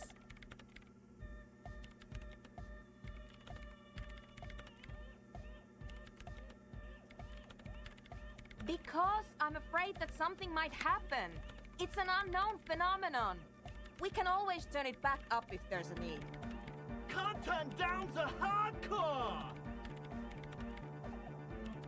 Of course it is. Yeah! Permanent enlightenment! Ray of sound! Never mind then. Let's get on with our project. I'm going to unmute the speakers on a count of 5. Everyone ready? Egghead pumps his hand up in the air, waiting for the beat to drop. Born ready. Ready. I'm ready if you two are detectives. The lieutenant nods stoically. Not so stoically, his hand moves to the gun holster. Suddenly, your palms are sweaty. The church seems cold and large, somehow. There's tightness in your chest. Anxiety.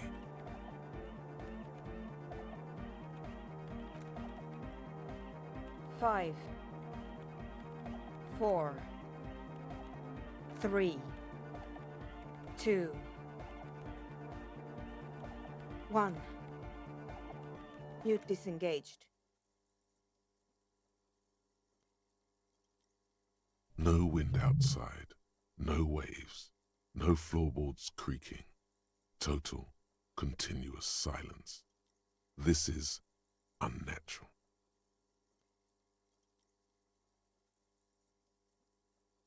The woman looks around.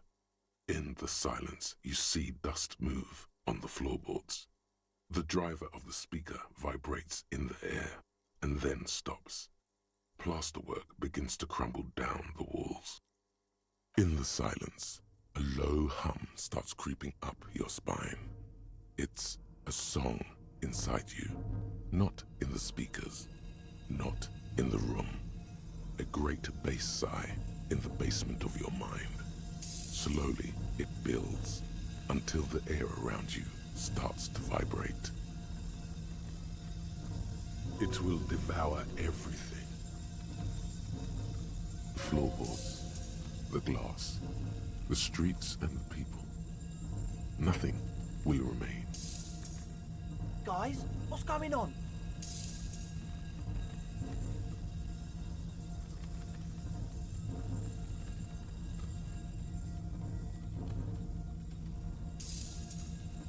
It's getting louder.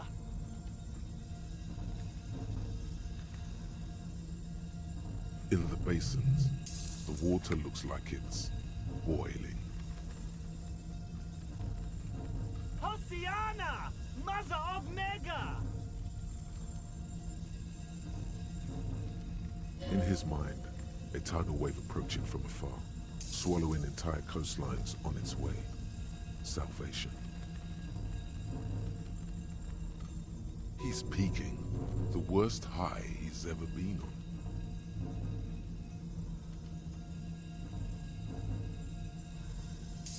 The beauty and the beat!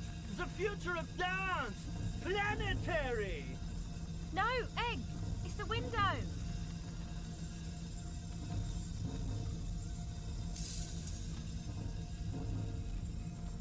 In the corner of your eye, the lieutenant steps aside, cautiously, his eyes searching for a possible evacuation route.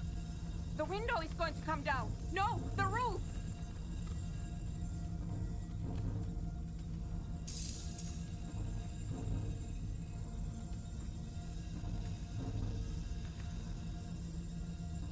Cracks appear on the stained glass window.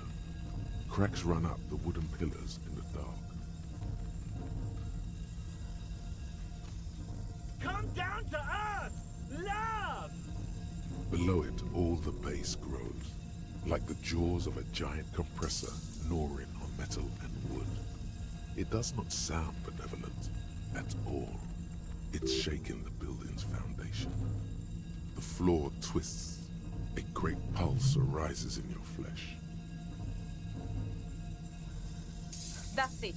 I'm muting it.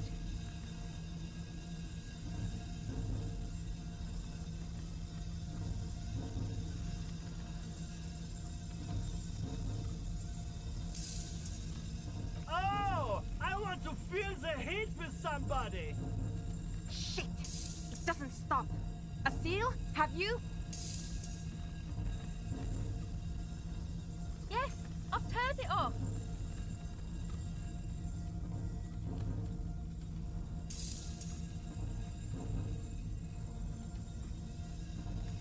Andre, pull the compressor! The place is gonna come down! Fuck! I can't shut it up. The signal's passed. It's not in here. It's... This is it. A great roar. The vault of the roof twists above you. Glass shatters somewhere near the door. It's coming down. But then it stops. Totally and utterly. As if there never was a sound. Only your ears still ring from the shock. Everybody is staring at Egghead, holding a dangling cable in his hand. A black 3-pin connector. Egg. I pulled the plug. It was getting too hardcore. You did good, Egg. Most of the place seems to be intact. Fucking hell. Programmer lady, tell me you were recording that. 4 years. 22 people. Millions of reals. All that time? This is what we were up against. Just erased it. Suliswolf isn't gonna believe this. Yeah, but did you record it though? It was dope. I think we can use it.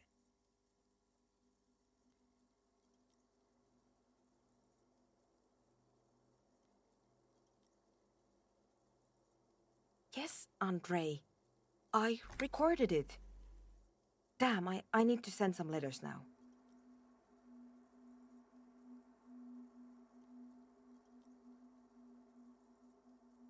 Thank you all for doing this. Eggman, you too. And you, officer. I don't know what we've discovered, but I know what it sounds like now. That's a start.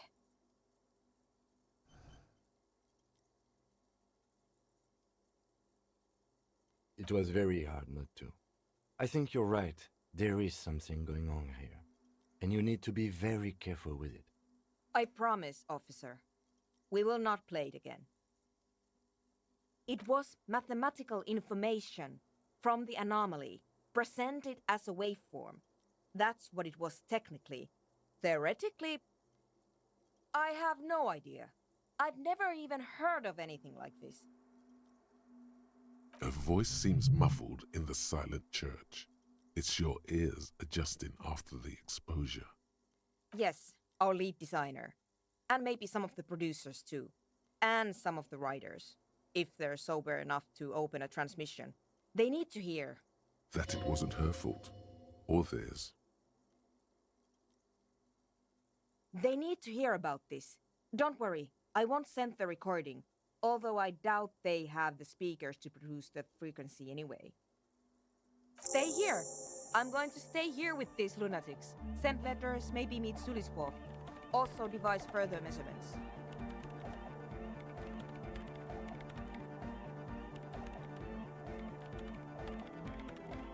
I want you to know that's totally chill with us. I don't care, but thank you anyway. That's the best she can manage for Andre. It's quite a lot in truth. For her, at least. Now, I have a theory to come up with. Some kind of preliminary explanation to all this. Or the letter will sound like I've lost my mind. Yes, and we have to get back to stabilizing Martinez. Instead of demolishing it with loud bass noise of unknown origins. You have an explanation for all this. Somewhere deep in you, you know. The person you were knows.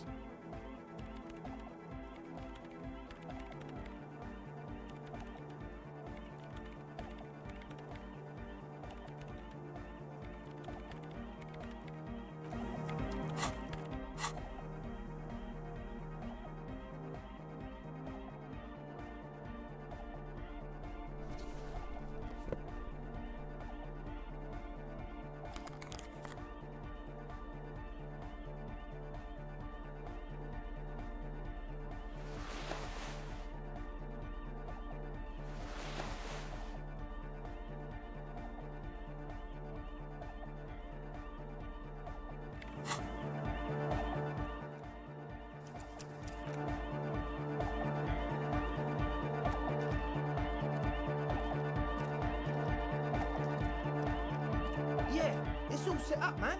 Can you already imagine 1,000 people in here? 10,000? Ecstatic vibrations, totally transcendent. And I've finished setting up the new compressor too. Now the only thing left to do is the name of the club. Will you do the honours, detective?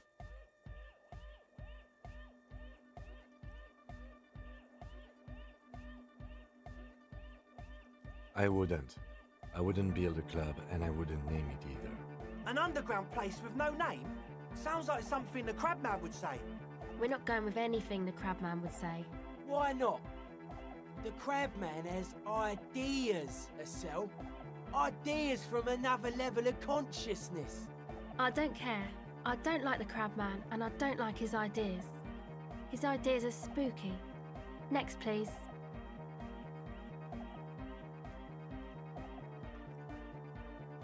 The name.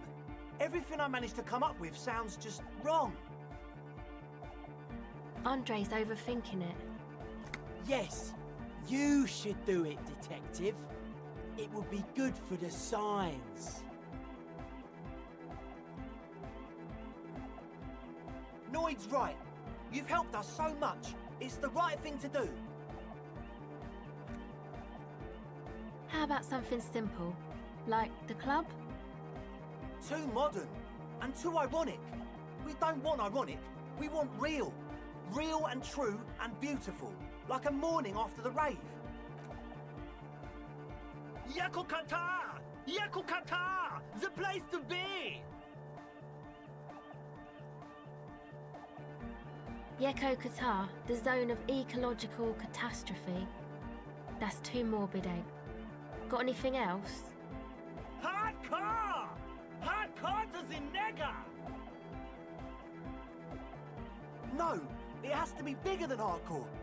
Yes, it has to be even bigger than hardcore to the mega. It has to be bigger than the scene. The amnesia. Like the... I can't remember the name of the club, Amnesia. Amnesia! It's not amnesia, guys.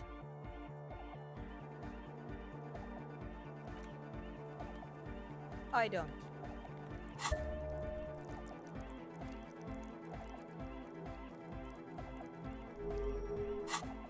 Good. We have too many opinions anyway. You have? Well, what's the name?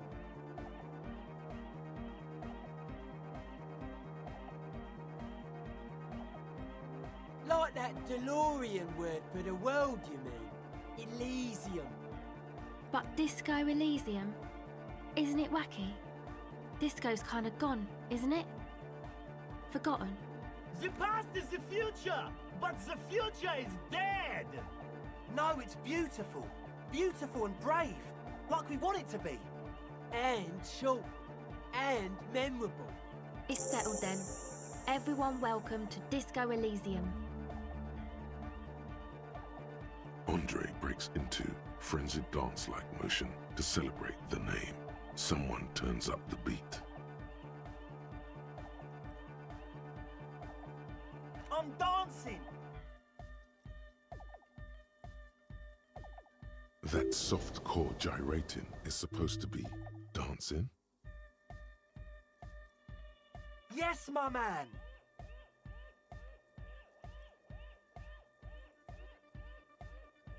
Talk? What is there to talk about if you can express yourself with moves?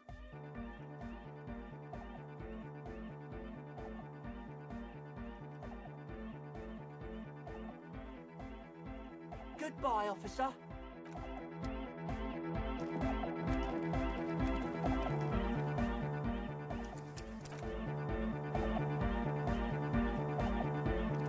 Yes, what is it? You don't have to. You already have. A long time ago. These thoughts formed in you somewhere, in a long-forgotten discussion, behind the kitchen table, in the evening light, drinking coffee and smoking, with a friend. And a woman, she was there too. Her hair smelled of shampoo as she was smoking. What? But Pale isn't here. We're thousands of kilometers from the edge. That comforts her.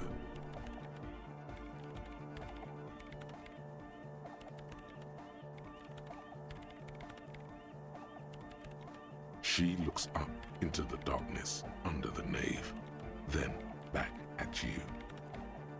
Then what is that? It's nothing.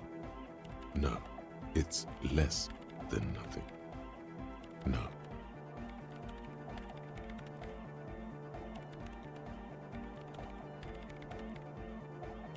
Then the Pale is...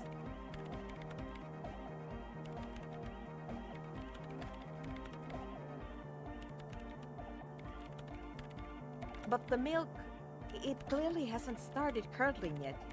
We're here, and the Pale is not. I understand. A theory of the Pale where instead of an outer ocean, it metastasizes, like a cancer or a mold, erupting in points inside the world. According to this, how long...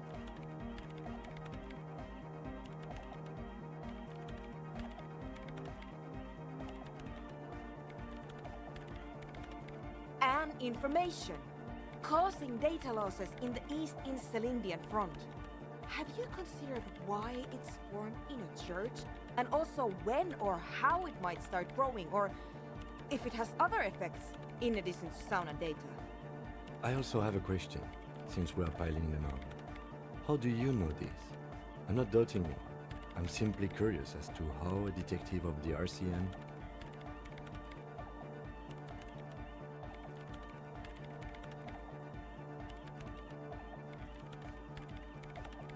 Of course! A pinewood sarcophagus, or a containment facility of some kind, built by the first settlers. I have considered the same. The bad news is, there were 7 pinewood churches built in the first decade of provincial settlement. Most of them were burnt down during the revolution, or repurposed before, during the suzerain. I'm not saying all of them have one in them, but... Some of them might. A black grain hanging in the air. You think the presence of that puncture has somehow influenced the outcome of events here? Even say software development?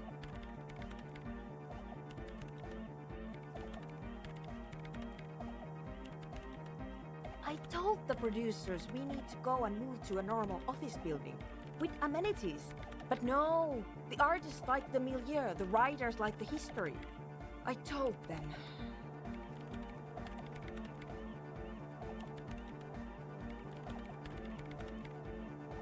You mean Plaisance and the Dice Maker?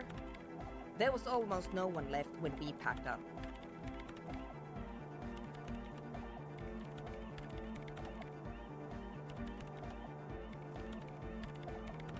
Then go tell her.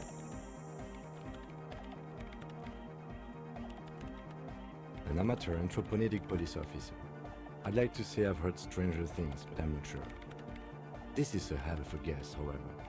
Well worded, I might add. Yes, it is very interesting. But I wouldn't say you know. This is a guess. One that's going to have to be proved by anthroponetic scientists. She falls silent. The wind blows in through the hole in the stained glass window, cold and moist. I'm going to leave that out. But the rest, some of this I can use to start to explain this to the rest of the team. Maybe I'll sound mad, but... Ma'am, you will certainly sound mad. One more thing. Maybe a club for anodic music isn't the worst thing you can erect around this particular point in space.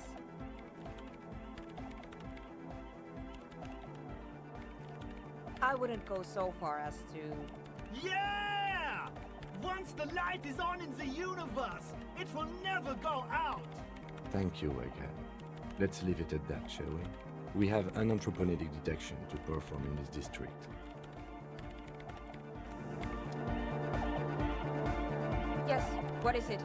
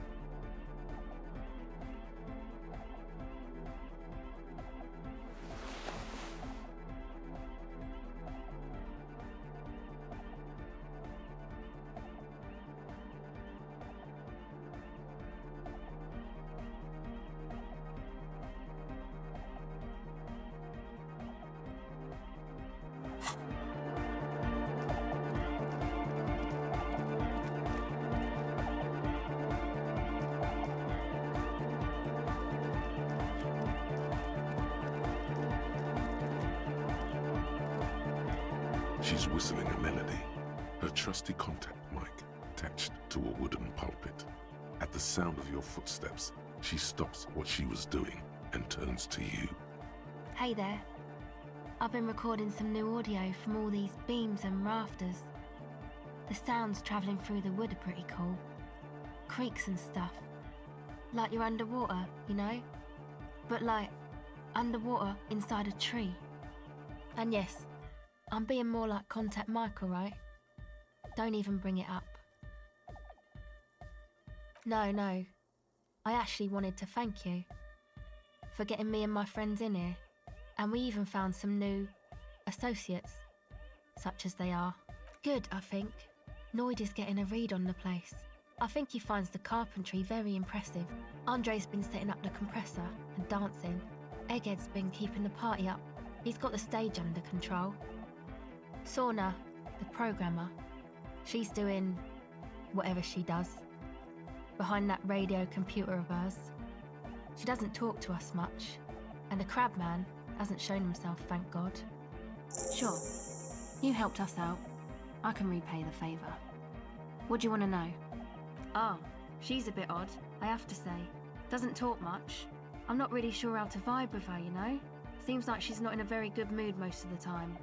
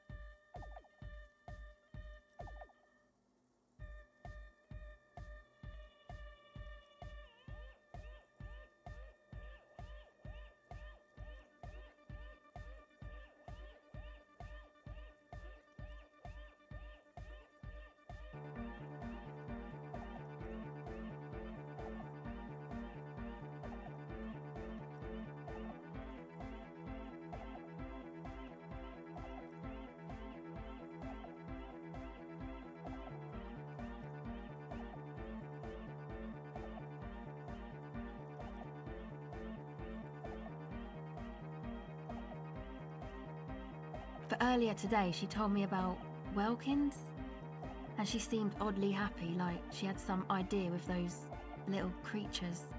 Some artistic idea. I didn't really listen, I was busy with my mic. Oh, the Crabman. Still gives me the creeps the way he moves. But he doesn't actually come down that much, just climbs around the rafters. I just tried to stay away from the Crabman, but he talks to Noid. They seem to have some thing going on. Beats me. Noid said they get along somehow. They're both crazy enough, I guess. Who knows? He doesn't really answer our questions, see? Not that it's easy to ask them. What are we supposed to do, yell up at the tower?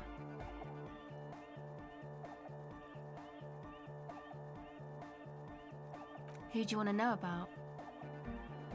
Andre. He's a cool guy. Doesn't really come off as one, but he is. To me, at least. She rubs her sides, but not from cold. Her shoulders are relaxed. She must have taken a hit, or she's on an upswing. He takes care of shit. Sorry. I mean, he's got a vision. Of what life should be, you know? He tries to push things until everything falls into place. He's an organizer. Nothing. But then again, there's nothing to organise around here either. He really wants this church thing to work. Must have taken it as a sign when he found it abandoned like that. Said it was an augury. I don't know where he got that from. Andre's not super intelligent. I've never seen him so psyched about anything though. And he's often psyched. Looks sort of desperate, like it's his last chance or something. Or maybe he was just high. I mean, not that he does drugs, just high, you know?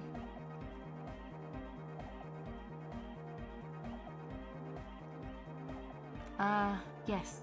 Anyway. Yes.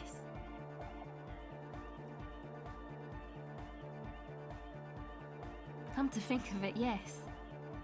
He's in some kind of a self-destruction mode with that hair of his. Bleaching it like that. Probably wants to get rid of it altogether. Who do you want to know about?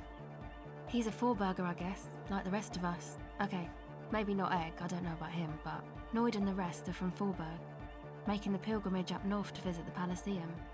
He's real hardcore about the lifestyle. What do you mean do? Like for a living? He's a carpenter, trained and all.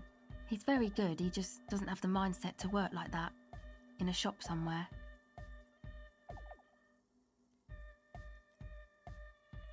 Wow, you really have talked to him. Indeed, Noid serves no master but the beat. Sir, I abide by the law.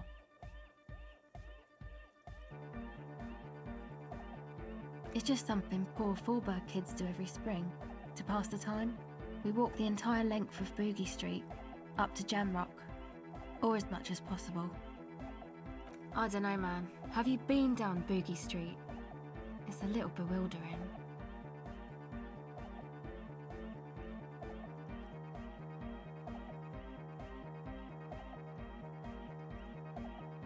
Okay, then you should go and take a look, I guess.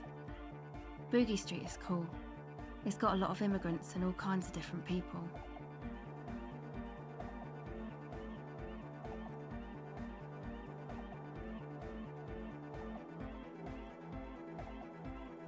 Yeah, I hope you do.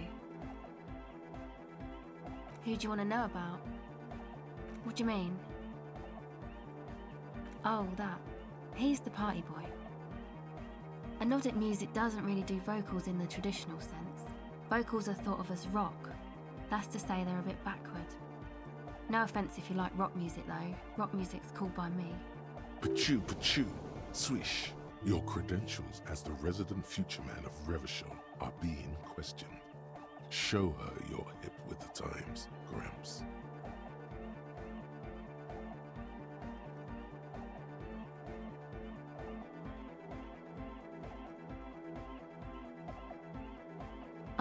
Okay. Anyway, even if you don't have vocals, you still need someone to say something every now and then, right? To urge things on.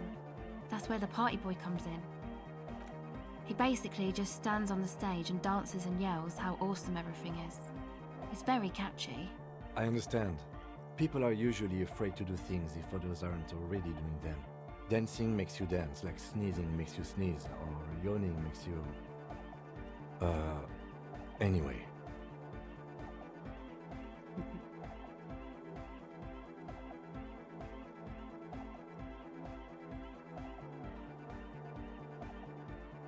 Actually, we don't know where he's from, or who he is, really.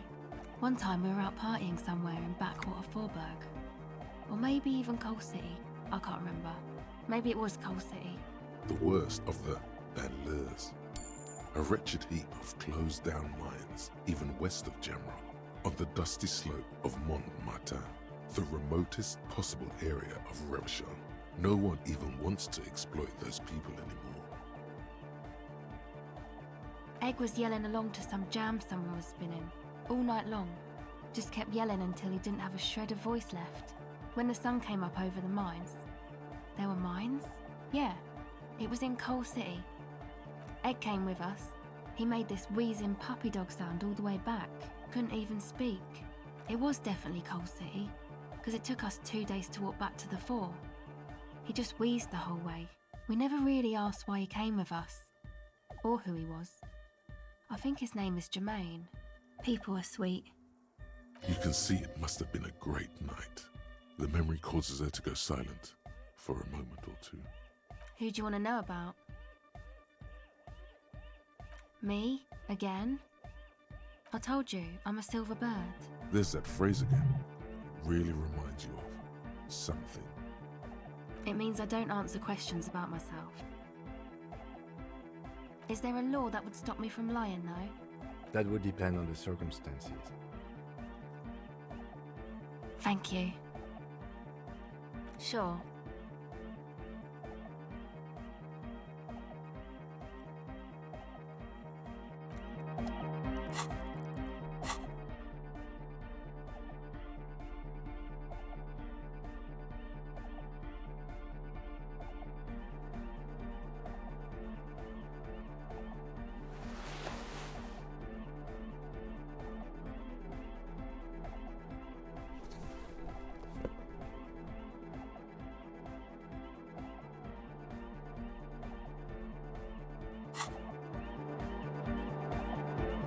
Welcome back.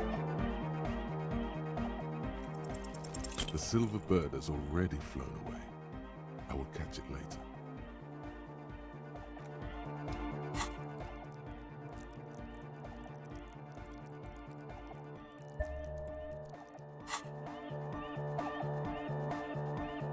Welcome back. O pasaro de agent. It flutters by your ear. It's what the Zemoyaki, the Gradian community in Revachol, call a person who never breaks under interrogation. It's an organized crime term.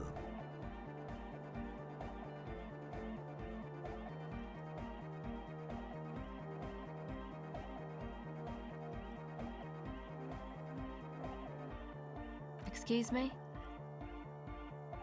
She's attempting to remain calm, but the phrase made her flinch. What do you mean? All right. My father was a Zemyaki. He died years ago. He was a bad man. Not a lot of good things to say about him and what he did. He bought the family a huge house, so we got to live, at least temporarily, in a giant castle in Jamrock. And then he died. What do you think? The competition came and took everything away. It was like in a war zone. So after his death, we had nothing left, and we were in danger. My mother had to change her name, mine too. We left it all behind. It was a stupid idea, and I'm still disappointed I came up with it. Aren't there any local authorities who might look down on such activities? I took that into account, of course. Coordinated the operation with the débardeurs, else they might get unhappy.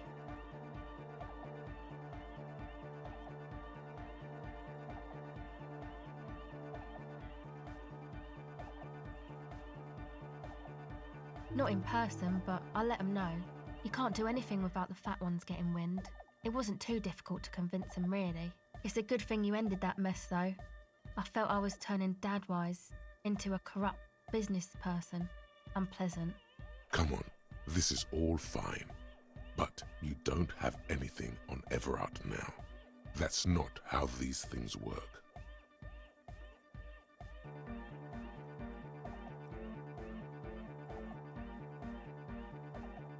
No, I don't think it would lead anywhere with Everard. He's just going to deny it. Yeah. Have you seen Everard?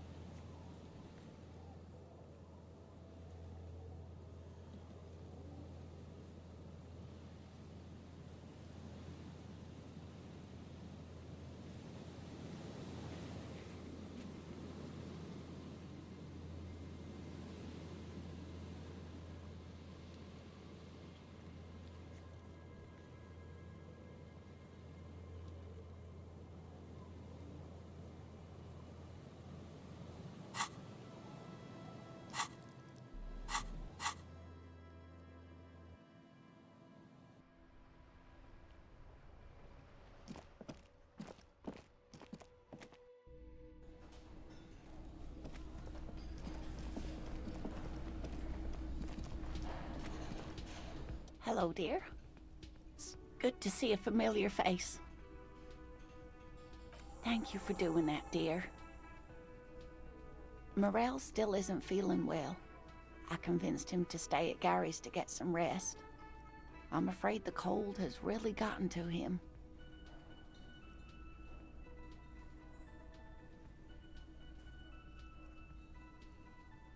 I'm sorry, dear.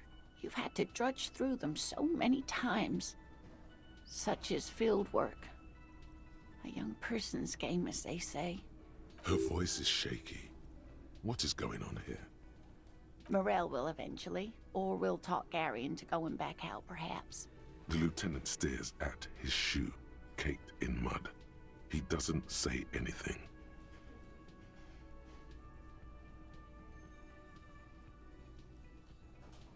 No, you don't have to do that. Enough of this fool's errand. Morel will do it. Or Gary. You have work to do. I've wasted enough of everyone's time. Be real. Gary is not going to help with this.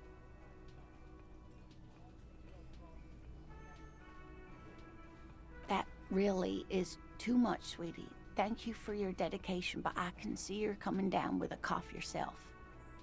Very strange. Why is she not letting you do this? It's like she's given up. Different? How?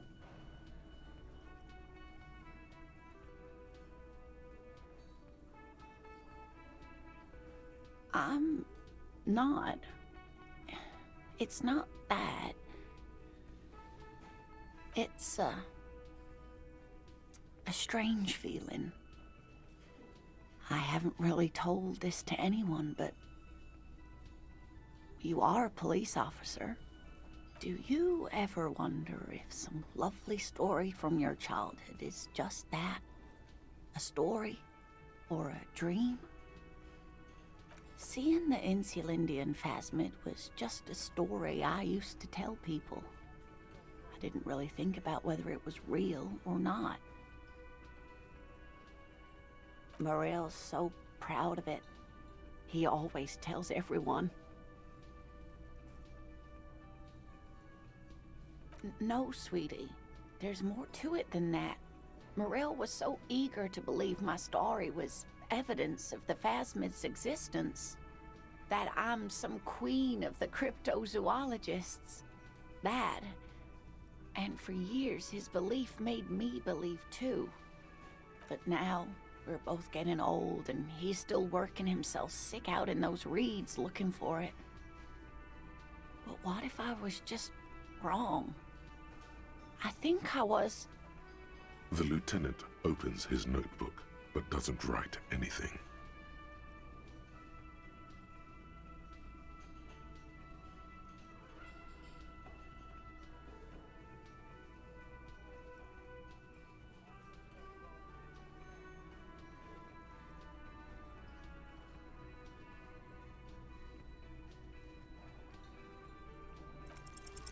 An acorn is not the same as the tree. That requires time, diligence, and care.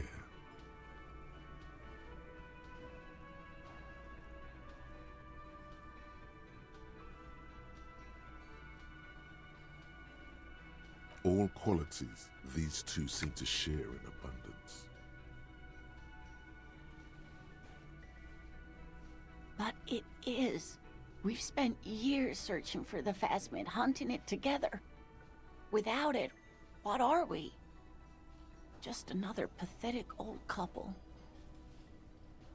If I hadn't led him down this path, he could have a steady job lecturing at a university.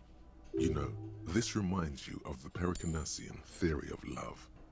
In essence, love is a relay out of death. Generation by generation, our love remains in our progeny. Lay some of that on her.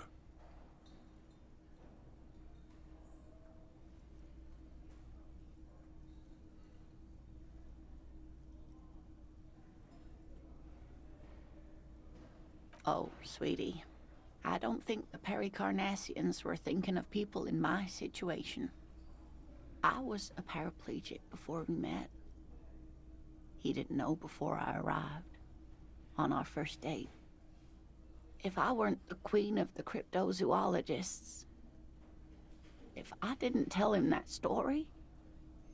She has to swallow to relax her throat. It's keeping her from talking.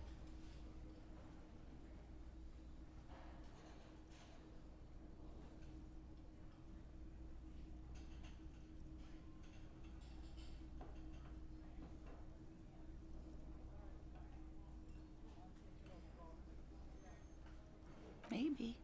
But then why do I not dare tell him? I've wasted enough of your time with this drama. I really must stop talking about it lest I start crying and waste more of your time.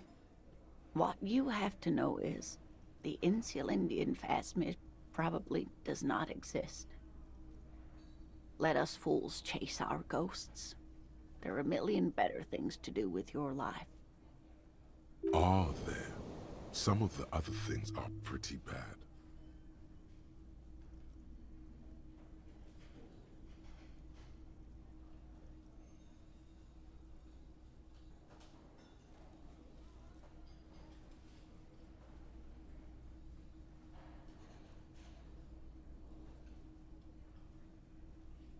I'm not sure of anything. Sometimes I still see it, you know. The real memory. Not the memory of the memory, but it's so hard to tell the two apart. Either way, I should go. Poor Morel is running a fever, and I need to get him home to Jamrock before we overstay our welcome with Gary.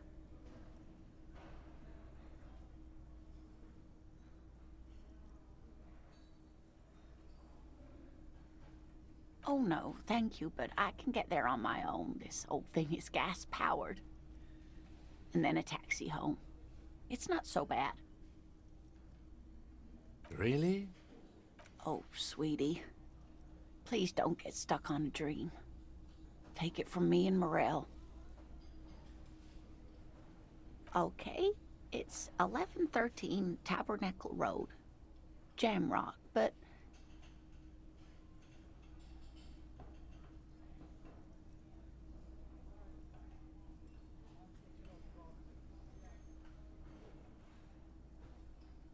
Likewise, sweetie. Thank you for everything. Truly. Even though it turned out to be a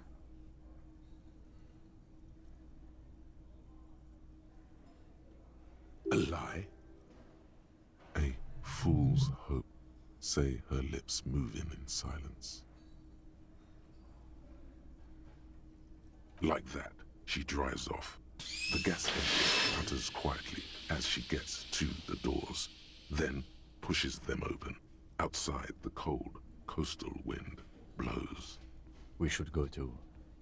Somewhere out there, a kilometer to the southeast, a gust of wind shakes the felled building, rattling dusty windows, beckoning with strange coldness, to ask the wind once more.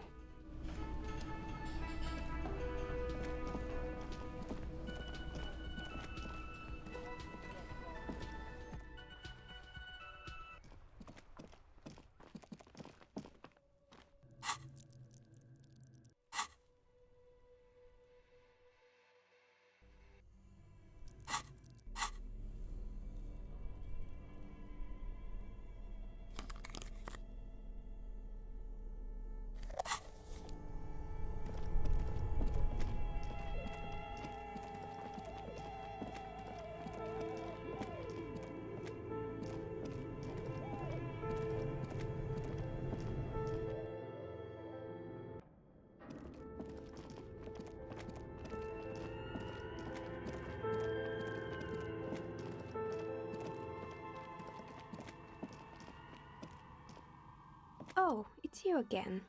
Are you looking for a dye?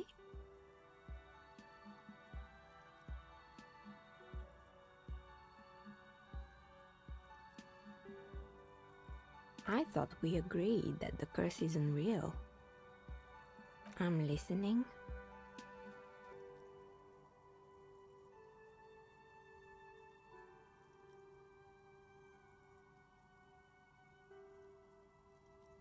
Excuse me? A 2mm hole in reality?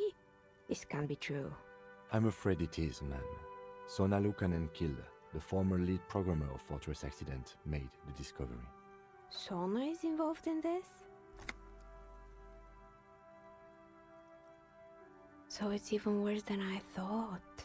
It's not just the commercial area that's cursed, it's the entire world. She looks outside the window where daylight has filled the yard.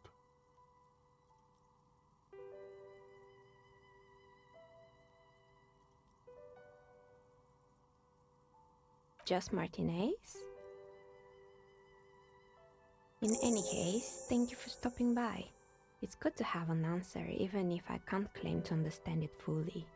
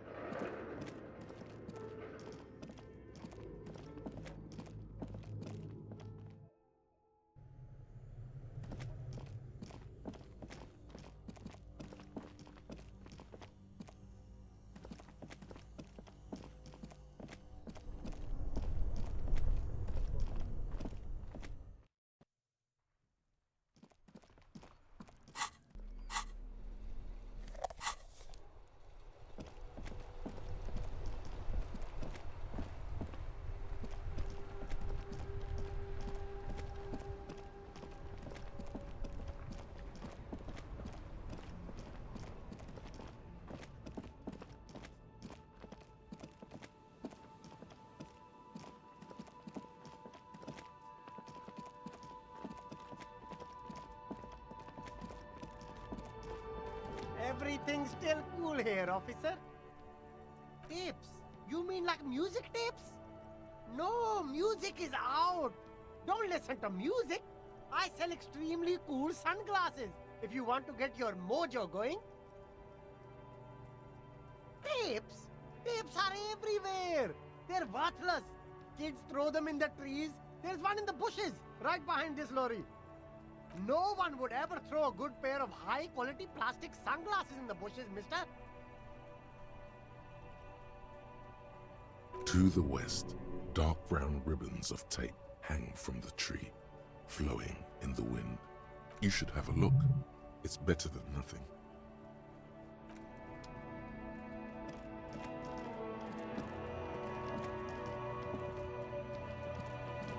The hawthorn tree on Rue de Saint-Ghislain. Bronze-colored ribbons of magnetic tape are caught in its branches, fluttering in the breeze. Just like promised, you've stood here for what seems like eons, guzzling the sickly fumes of lorries and carriages. Patting the tree reveals a small sticker which has almost been worn to oblivion.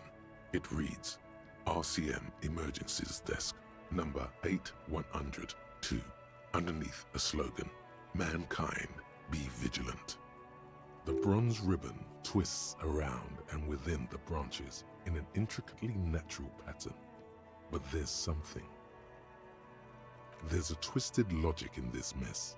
You see the ends of the ribbon, the way it flows, how it twists and turns. It's all starting to make sense. It'll be easier to remove now.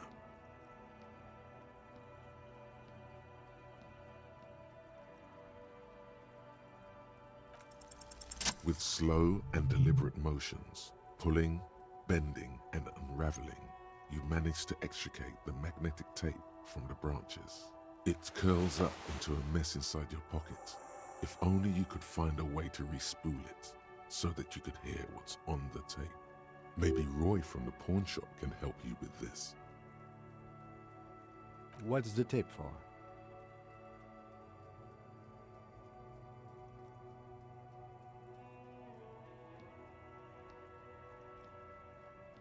How? It's broken and unspooled. Do you think your new buddy knows how to fix it?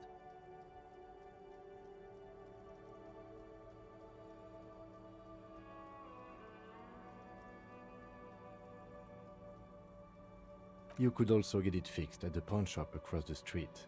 We shouldn't waste our time. Good idea. He might have the tools. The tape projector in the pawn shop uses similar tape.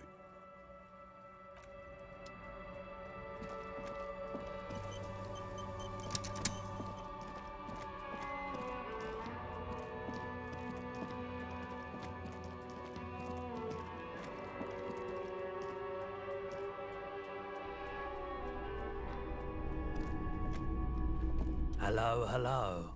Let me know if I can help you with anything. You mean re-spool it?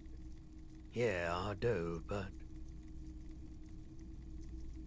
I'm not some Mr. Fix-It.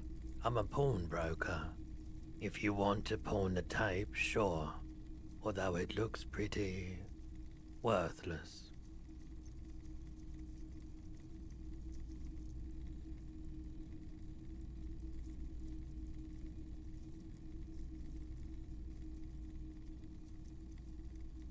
No, it's different. Those film tapes actually mean something to me. But this is just a worthless bundle of old tape. Huh? What do you mean? Yes, what about it? Is it any good? The music, I mean.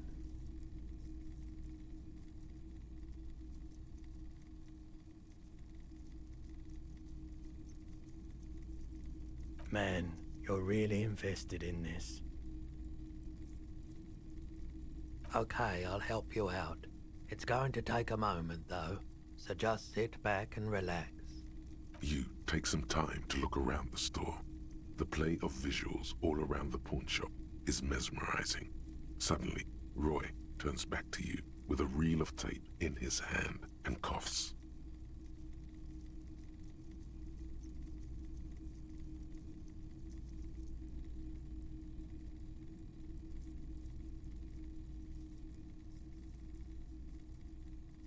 Yeah, my pleasure. I do what I can for true passion projects. Just try not to use this tape for negative photon emissions. Take responsibility, okay?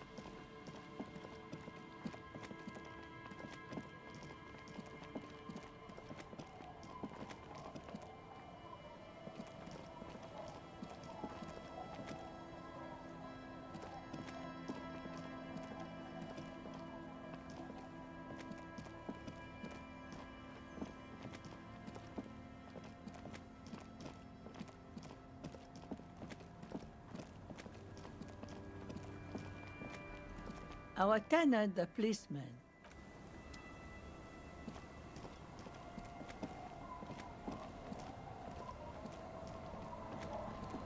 The waves are beginning to die down. Look at those little bastards. Simmer down.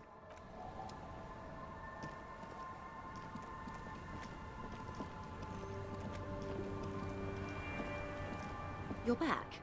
Good. What can I help you with?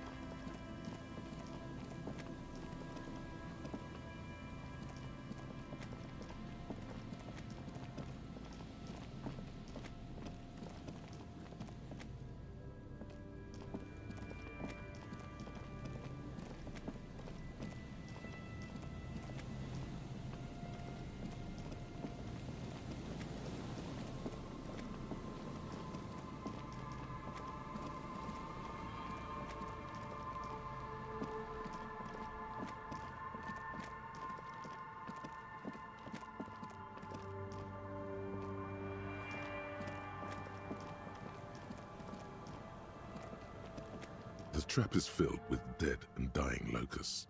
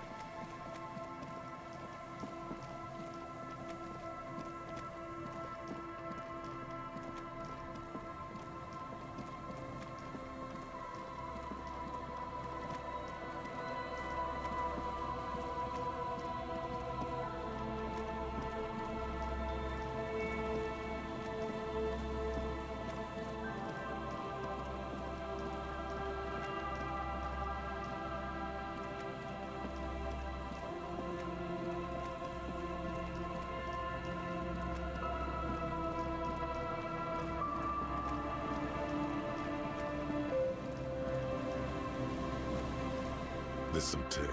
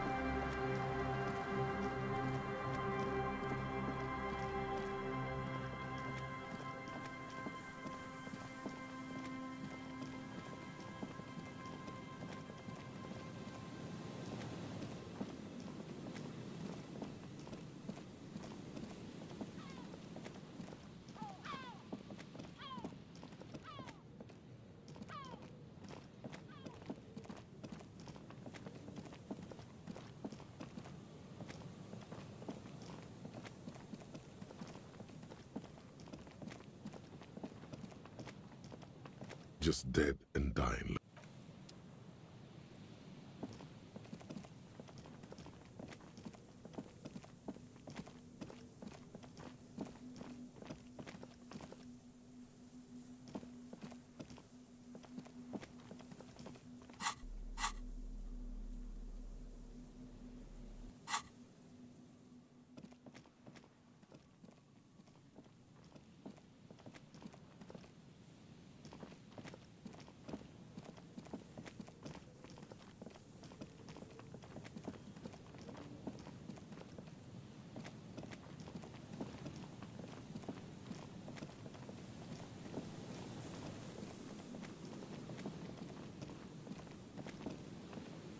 An old door, worn by...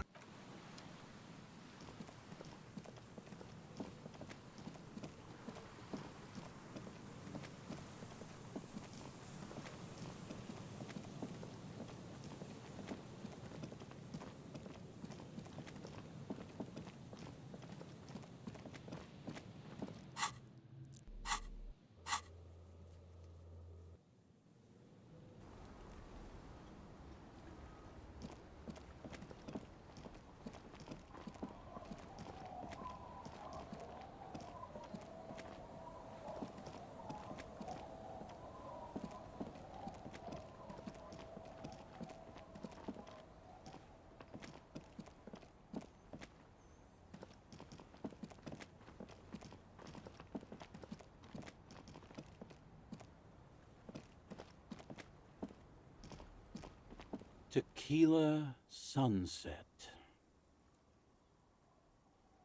Can't really remember seeing any women after losing my keys. It's a touchy topic. He hasn't got laid in ages. He really has no idea who this Ruby is, sire.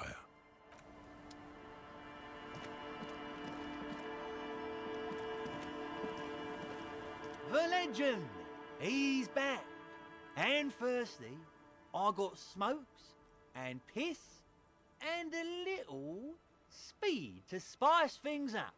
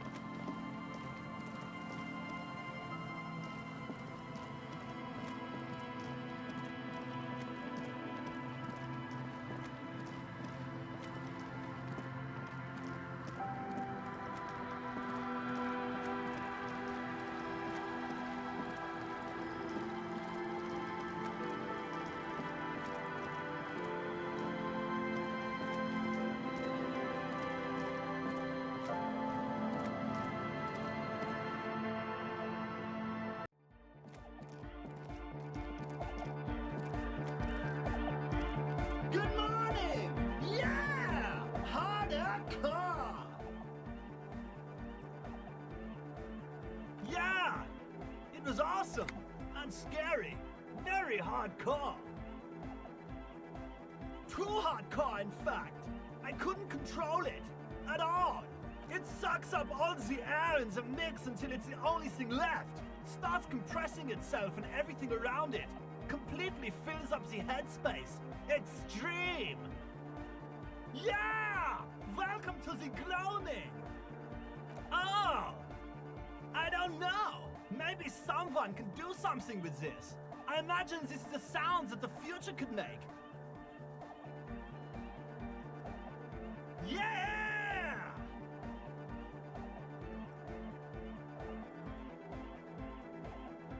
Yeah! Remix!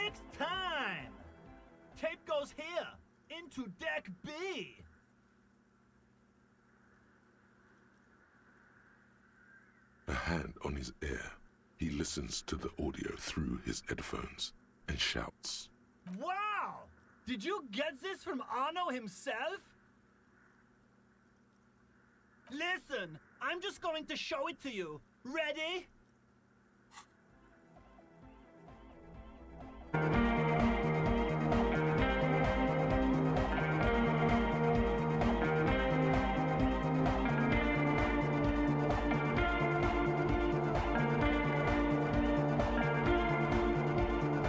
Wow! Here's that? The signs match perfectly! Now, if only we had the beat for the full assault, it would be unbelievably hyper! What is this? It's good. How did you guys do that?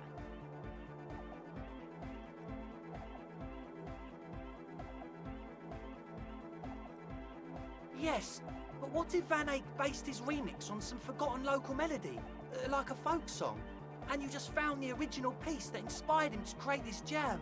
That would explain why it fits so well. Nah, to me it sounds like classic Van Eyck. I don't think he needs any inspiration from folk songs. Maybe he lives in Martinez and just threw away part of his song because he thought it wasn't good enough? I think it's just happenstance. Chaos in action. Contingencies of our limited existence. That and Egghead's fantastic talent. Noid's right. Egghead's technical talent is the key. No, this is definitely part of the same song. Something cut from it. It fits too well. Something mysterious is going on here.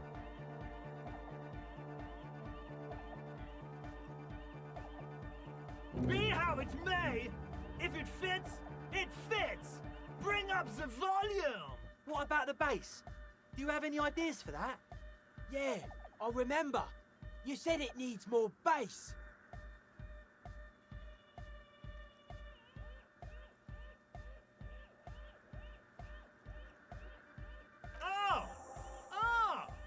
But how?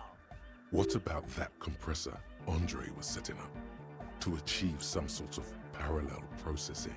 Don't be too hard on yourself if you don't figure it out. I think the jam's already pretty ultra. But it could be hyper hardcore!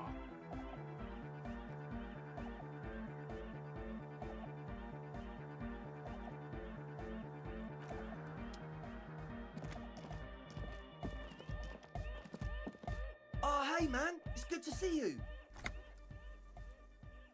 It's to express my individuality. Is that a bald spot? It's hard to tell for sure with the fused together spikes, but it looks like he's balding. All because I'm balding, yes. I want to fuse the remains of my hair together before it leaves me. I want to show my hair. I don't give a fuck how old you think I am. I'm 20. Not 20. Maybe it was a bad idea. Anyway.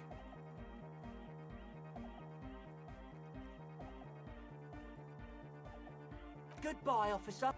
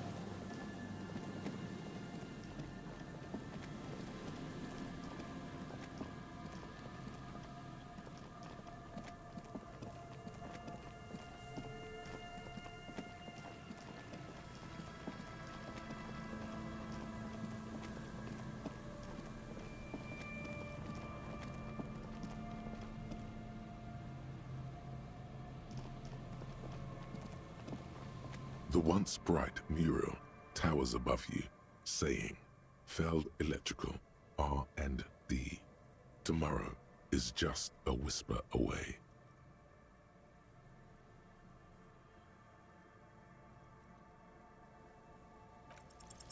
Even though you're sure you succeeded, all is quiet. There is no cold hand brushing against your forehead, no rustle in the reeds. The wind has died down. The ruin in front of you is silent as a tomb.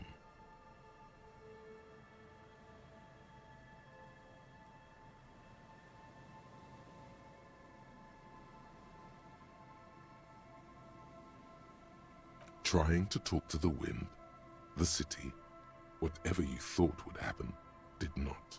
And now you're just standing there in the dusk hour with your hands fallen to your side.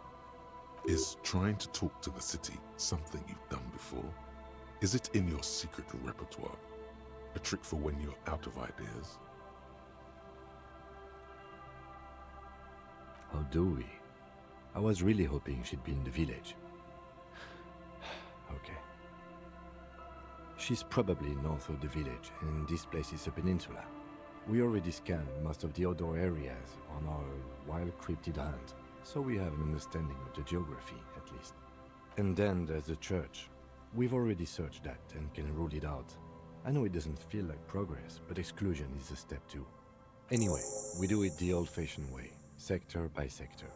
Go over the whole peninsula, ask the locals, enter the places where we can enter first, like we did in the village. Then, if we're desperate, we can look where we can't enter.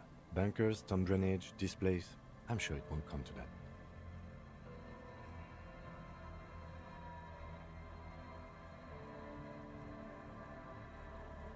Walk the coast, the old boardwalk, the reeds.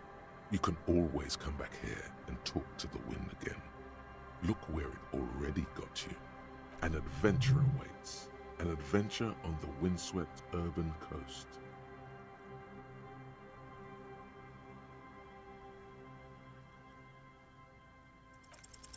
Suddenly, there's a sigh, carried on the molecules around you, moving, flowing from high pressure to low pressure, like that of a woman emptying her lungs. She wraps the collapsing stone box in front of you in her breath, flowing through it. In through the collapsed roof, flowing down a concrete staircase to the basement, sweeping away footprints in the dust on the stairs, and then the beach below the boardwalk, its winding tunnels, a whisper away. She's down there.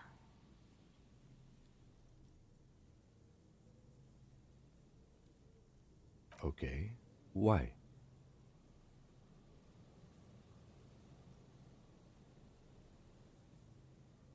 Good, good, yes. Cold spells. So basically your hangover is telling you she's down there?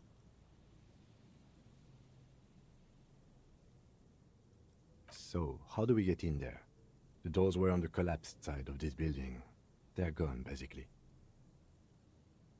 Finally, my time to shine.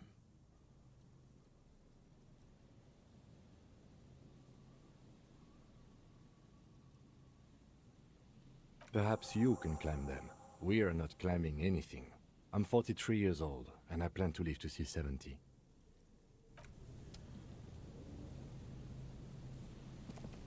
A rusty ladder leads to the rooftop. Some of the rungs are missing.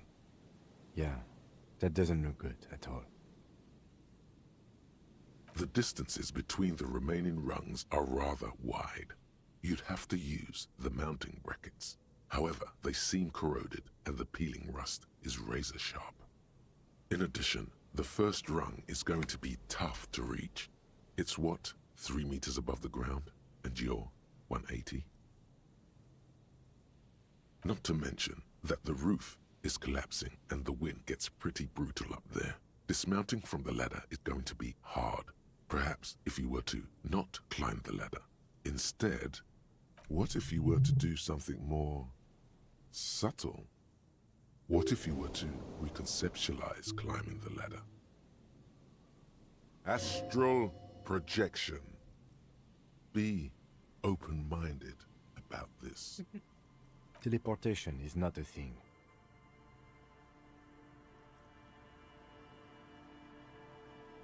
Okay, let's say teleportation is a thing.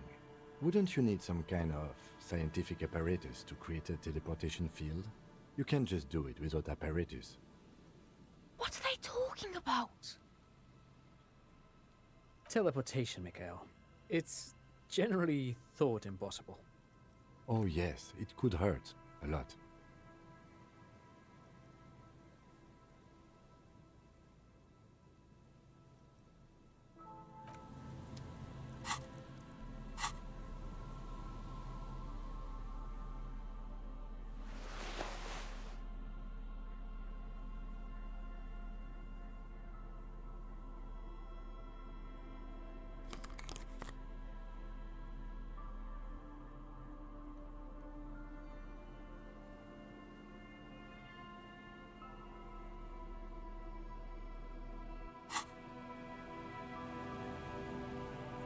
The rusty ladder leads to the rooftop. All you need to do is close your eyes and concentrate. Darkness enfolds you. You can feel the distance between the bench and the first rung of the ladder. All you need to is... Zoot, zap, pow, crinkle! It's like magic. You feel yourself disappear, your atoms fading out of existence. Oh my god, I can't believe it. Bam!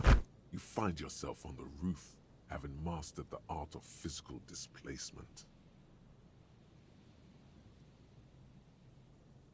You know, for the record, you didn't teleport there. You just climbed the ladder with your eyes closed.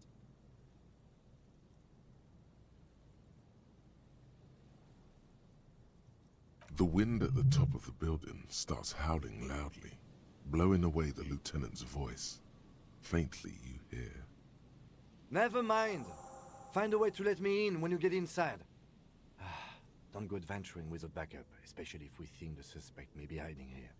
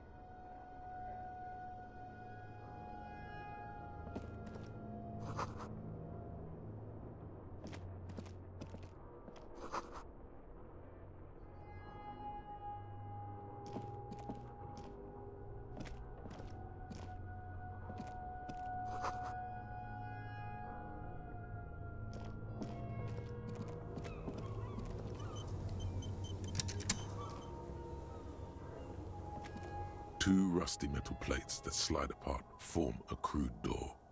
It's been here under the boardwalk for a while.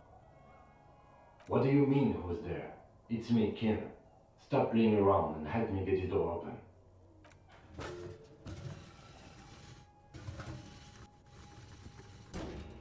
The doors seem to be on rails, but they've gotten jammed.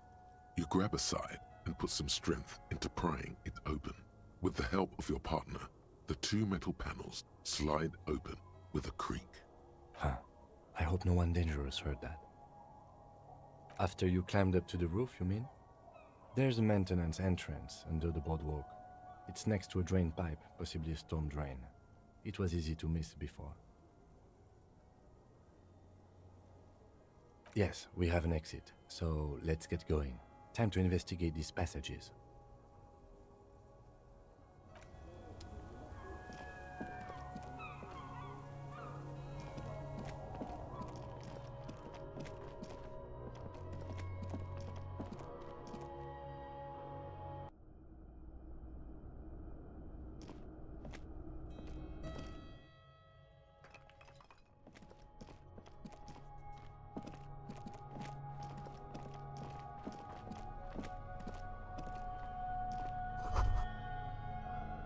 This isn't just glass. These are old computation components. Yes, filament memories. From the time when wires were cast in glass, slides with an inlaid nervous system. The how was a closely guarded secret. Something that was locked in safes in human heads across the river where they were manufactured. As to why, your fingers don't know.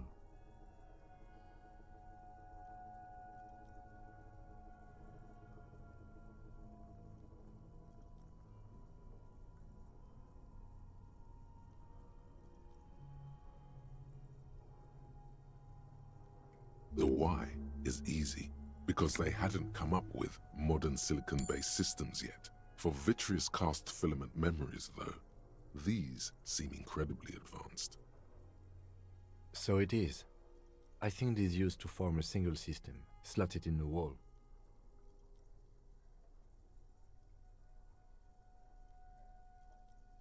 The rest of the building seems to have been picked clean. These? No. These are old filament memories. I hope you're not expecting to find that device here. You will be disappointed.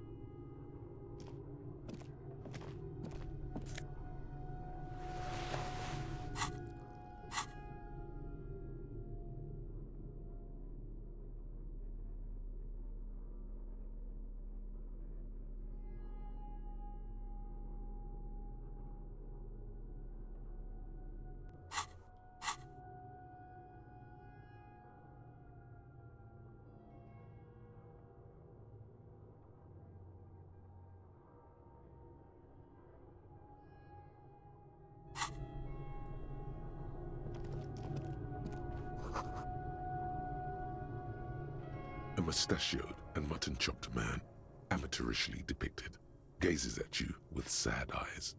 The plaque reads, K. Mazov. There is a spiderweb in the lower left corner of the portrait.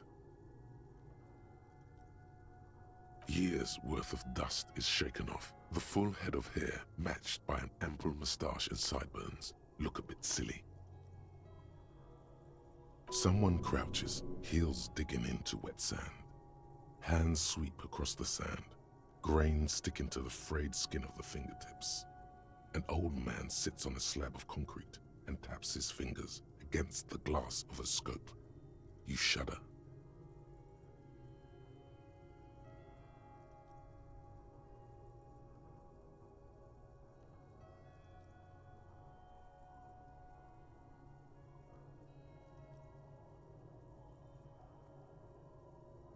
Yes, I can see that. Looks like some communists were hiding out here. They left a long time ago. Half a century? This was probably part of the network of defense posts the communards built against the amphibious landing.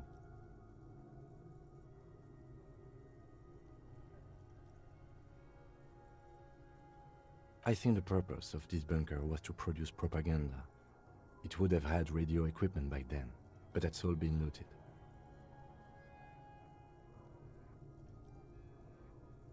We have found a lot of those lately. I guess what most people think of as history tends to linger in rundown neighborhoods. Martinez being what it is, no one has gone through the trouble of cleaning out the old bunkers. Good hiding place for someone who's up to no good. I won't stand in your way, but only after we're through with this case. You mean like Ruby? No, I think we've stumbled on a piece of history.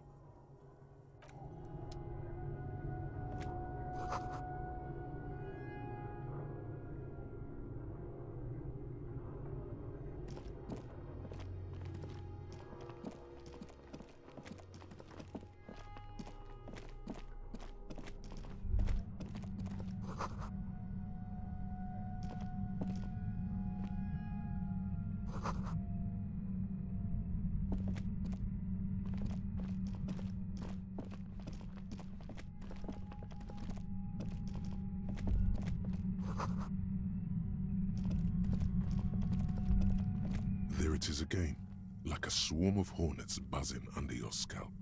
A strange tingling you can almost smell. No, what do you mean? I don't feel it, but we should still be careful. There were footprints back there, and I'm pretty sure they were fresh. Looks like our suspect. If she's in here, we need to plan our next step carefully. Once we detain a credible suspect, who knows what the Union and the Wild Pines will do? We'll set in motion events we have no control over. You will upset the balance of power in Martinez. The deadlock between the company and the Union will destabilize. Keep calm. Go over the whole situation in detail. Well, we are not responsible for what we can't predict, are we? I don't think the entire city will be razed to the ground. If you can't predict it, there's nothing you could have done. I leave that to your judgment. You already know what I think about cross-pollinating information like this. It's dangerous, but... He just can't be sure. Maybe it will yield something useful. I think I see a cavern. Maybe more cellars? I think we've been careful enough. We still have the element of surprise. I wouldn't be so sure. You haven't exactly been sneaking. Or maybe not. Either way, once we go deeper, there will be no turning back.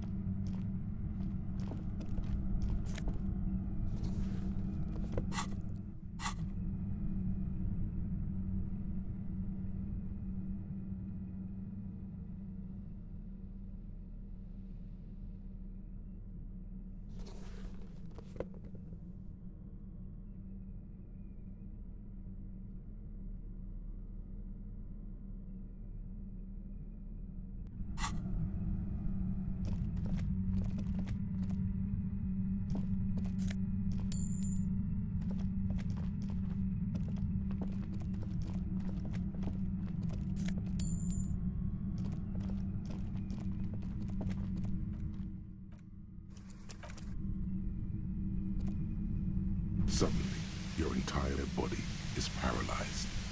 Aggressive white noise fills your skull. A strange pain, like you've never felt before.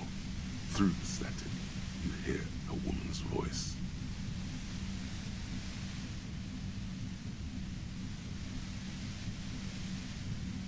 It's like 1,000 radio stations are being blasted into your head all at once. But her words are the only ones you can make out. I know you're feeling pretty uncomfortable right now. Don't move too much or fight it. That'll just make it worse. Can't say it's a pleasure, officer.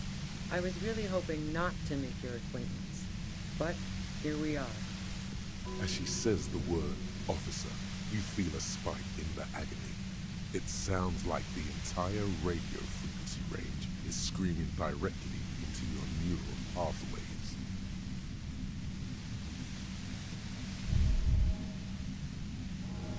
That's an awful decision. Why would you not want to shield yourself from it? It's an entirely new type of experience. Way worse than all the previous ones.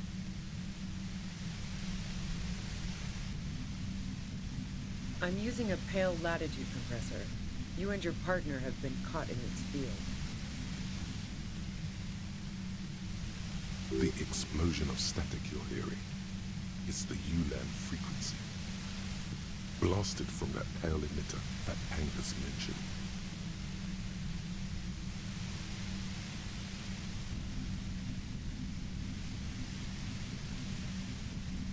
Saw my equations? You've been sniffing through my lorry, right? I expected as much. I am a bit surprised you knew what you were looking at.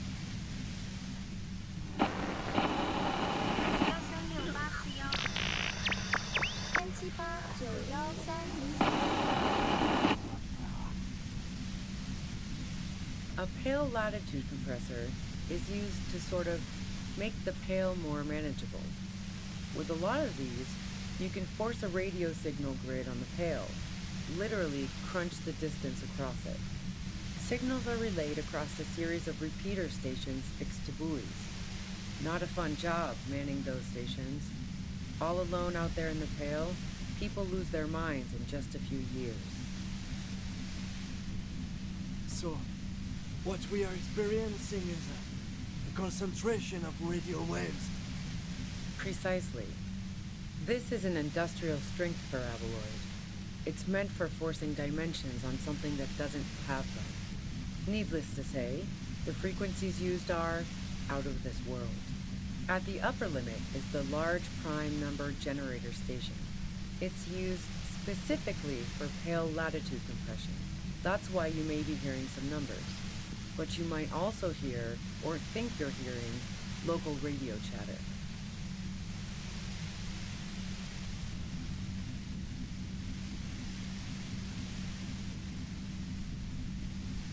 I built it myself. That's illegal. I'm guessing it's patented. But we are beyond that, aren't we? Oh yeah, way beyond.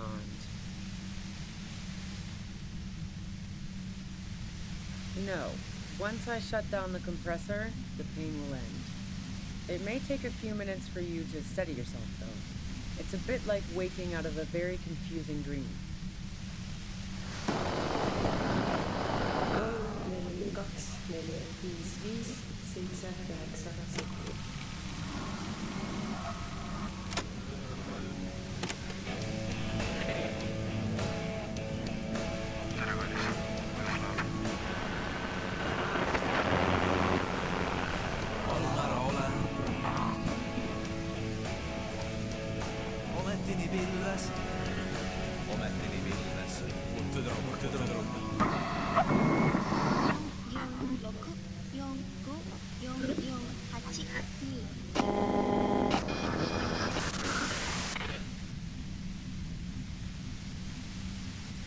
Yeah, I stuck my head in there before using it on you. It seemed like the ethical thing to do. Can't say that I enjoyed it. The field was weaker, but I can imagine what you're going through. Yeah, let's not talk about that shit. You were hunting me and fell into my trap instead. That's all there is to say about it. If you've got something really important to say, you can do it through the white noise.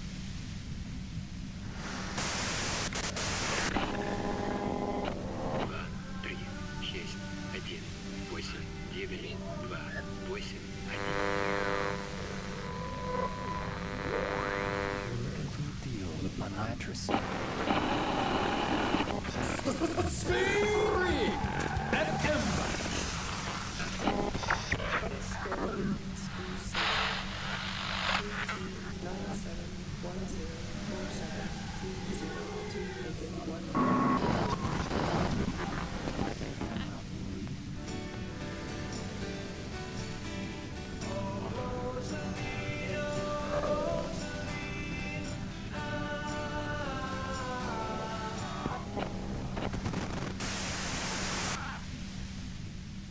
done this. God damn it. Fine. If you really want to talk, I can dial it down. I've also got a gun, by the way.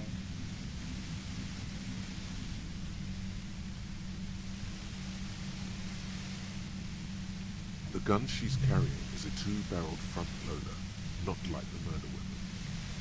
Well, it doesn't feel much better, but she can form sentences now. Thinking doesn't seem to hurt as much.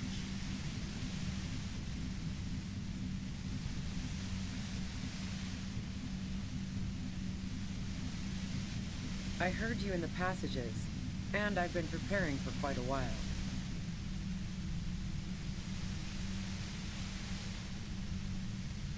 So you found my shack, huh? I'm not surprised. So nice. That's one knife I didn't want to find to my back. I was, before I caught you in the pale latitude compressor. I'm fine now. I heard you in the passages. So you found my shack, huh? I was, before I caught you in the pale latitude compressor. I'm fine. No, I didn't do it. I only helped stage the lynching, though I doubt that makes much of a difference to you. Who ratted me out, by the way? Was it Titus? No, he wouldn't have broken first. Nah, she didn't crack. She's a survivor. If she told you anything, it was to save herself. But she couldn't have known I was on the coast. How did you find me?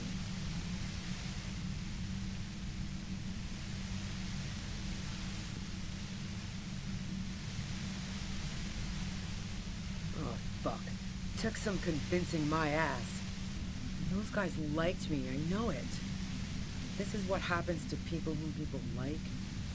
How the fuck do the rest of you get by? Does she mean that you're not a person whom other people like?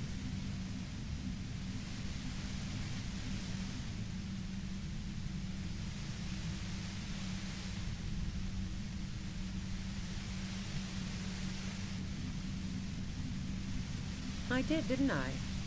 Now you've come for me. Fuck them all the same. Like what? I already told you I didn't do it.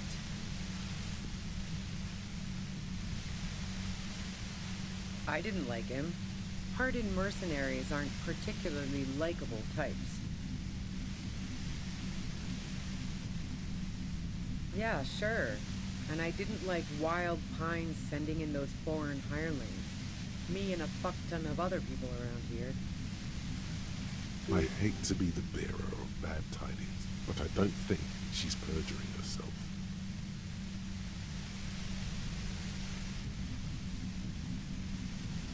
Plenty of broken people who don't come with that kind of body count.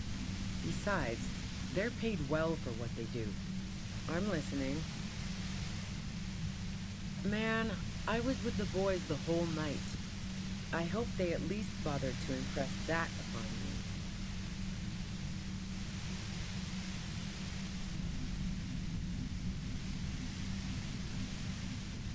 Like fuck I did. I was in all the time. I went for a leak, 10-15 minutes max. No one takes a 15-minute leak. Look, fuck you, man. I might also have stopped by the bar. She speaketh truth.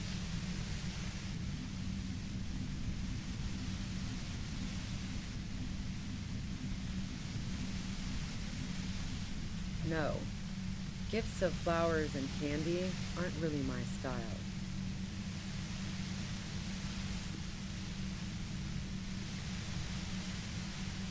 So now I'm leaving revolutionary symbols around? Come on. I never did understand why, when someone dies, a hothouse's worth of flowers has to die too. No, I did not.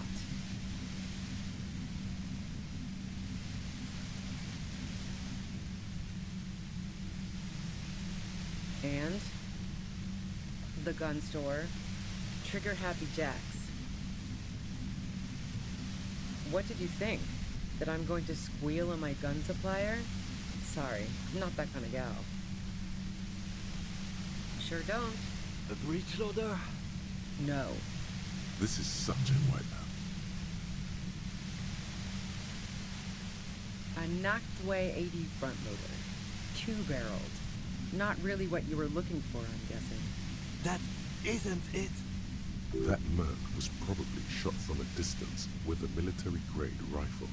Otherwise, everyone at the whirling would have heard the shot downstairs. No, they're not practical. Break too often. A doubt creeps over you. She sounds so sure of everything. So, not guilty.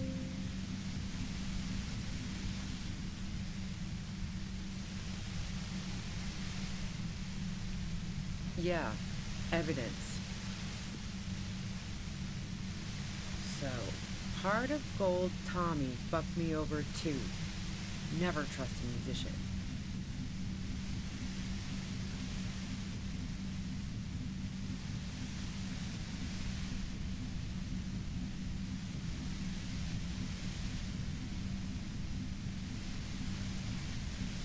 Maybe twist the knife, just in case.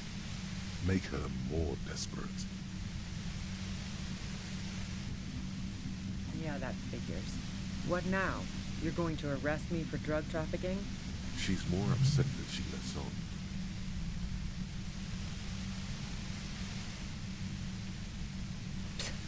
That's your prerogative.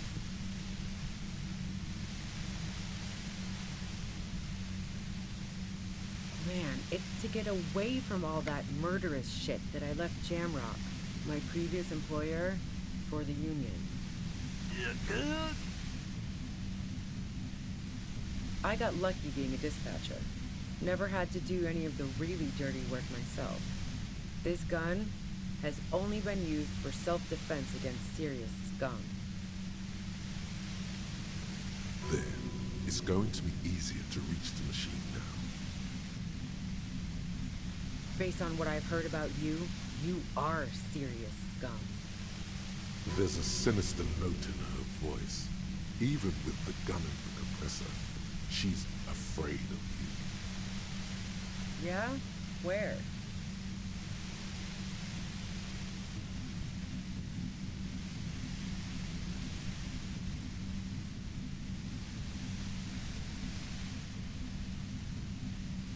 How should I know?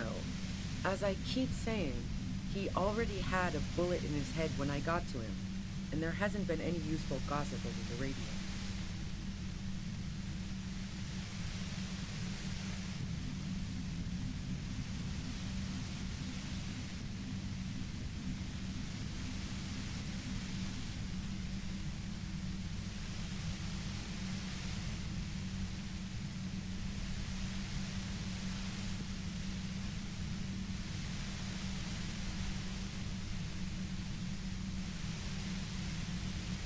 Those rings around her eyes, her tired voice. She's been staying up late, listening in on the conversations crisscrossing Martinez. Police radio? You've been following the case? Who hasn't? You know, I can still see him there, in Claus's room, lying on his side. He was still warm, but the bluish light coming through the broken window made him look as though he'd been dead for a good long while. Claudia didn't want to turn the lamp on. She was afraid of another shot.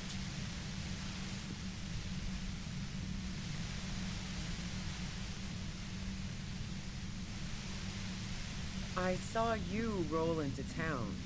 I wasn't about to stick around for questioning by a goddamn La Puta Madre agent. So this is what she was scared to tell Titus. This cop. A fear fills you. A bad kind of fear. Of yourself.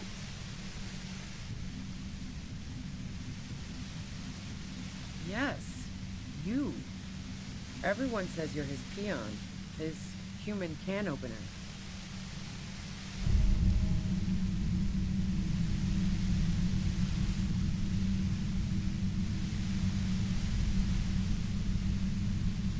feel something in your chest, an unnatural pressure. It's spreading to your left arm, your jaw. Fucking shit. I'm scared. What do I do? Who do I call?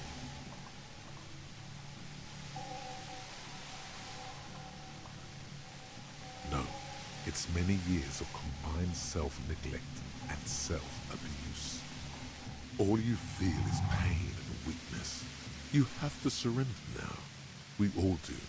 It gets so dark. You don't even see her face, like you always thought you would. You only see pain and fear. Cop suffers final heart attack. A detective lieutenant of the RCM passed away yesterday. His death, though abrupt, did not come as a surprise to those who knew him. He was the heaviest drinker I'd ever met. Captain Ptolemy Price, the deceased superior officer, commented, "That ain't easy on the ticker." He loved his liquor, sure, said Detective Chester McLean, friend and colleague. But I think before he ever had a heart attack, his heart was broken. According to an official statement given by the RCM, the officer was on the brink of solving a murder case.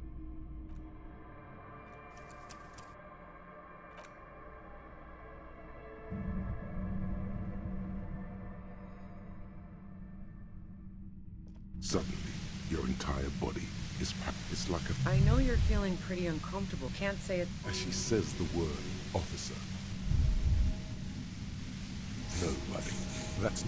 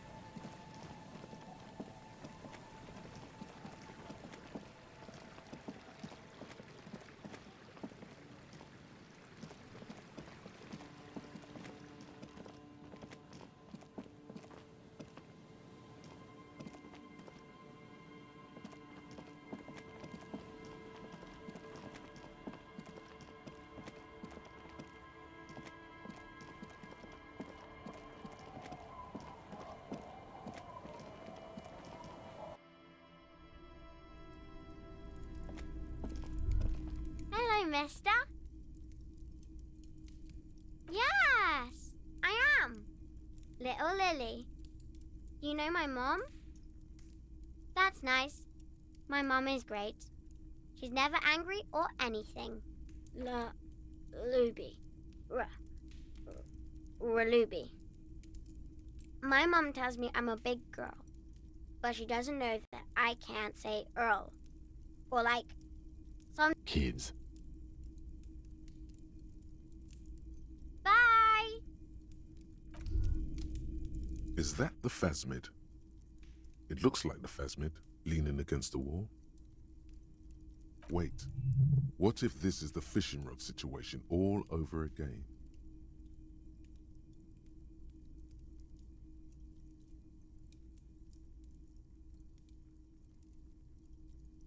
It's not the phasmid. It's not even organic. It's a fire iron. How disappointing.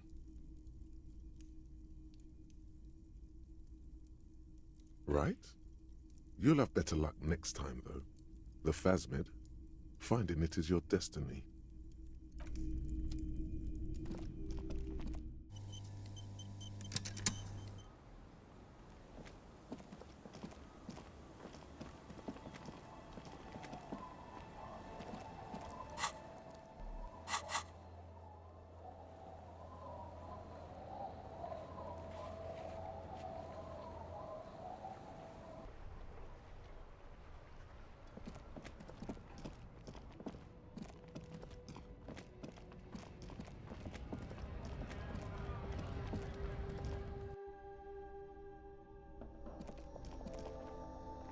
A small cabinet on the wall is filled with various... Okay, here. I hope Saint Baptiste makes you feel better or something.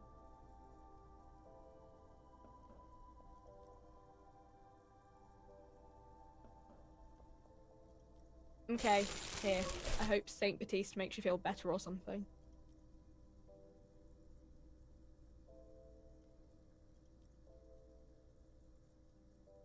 Okay, here. I hope Saint Baptiste makes you feel better or something.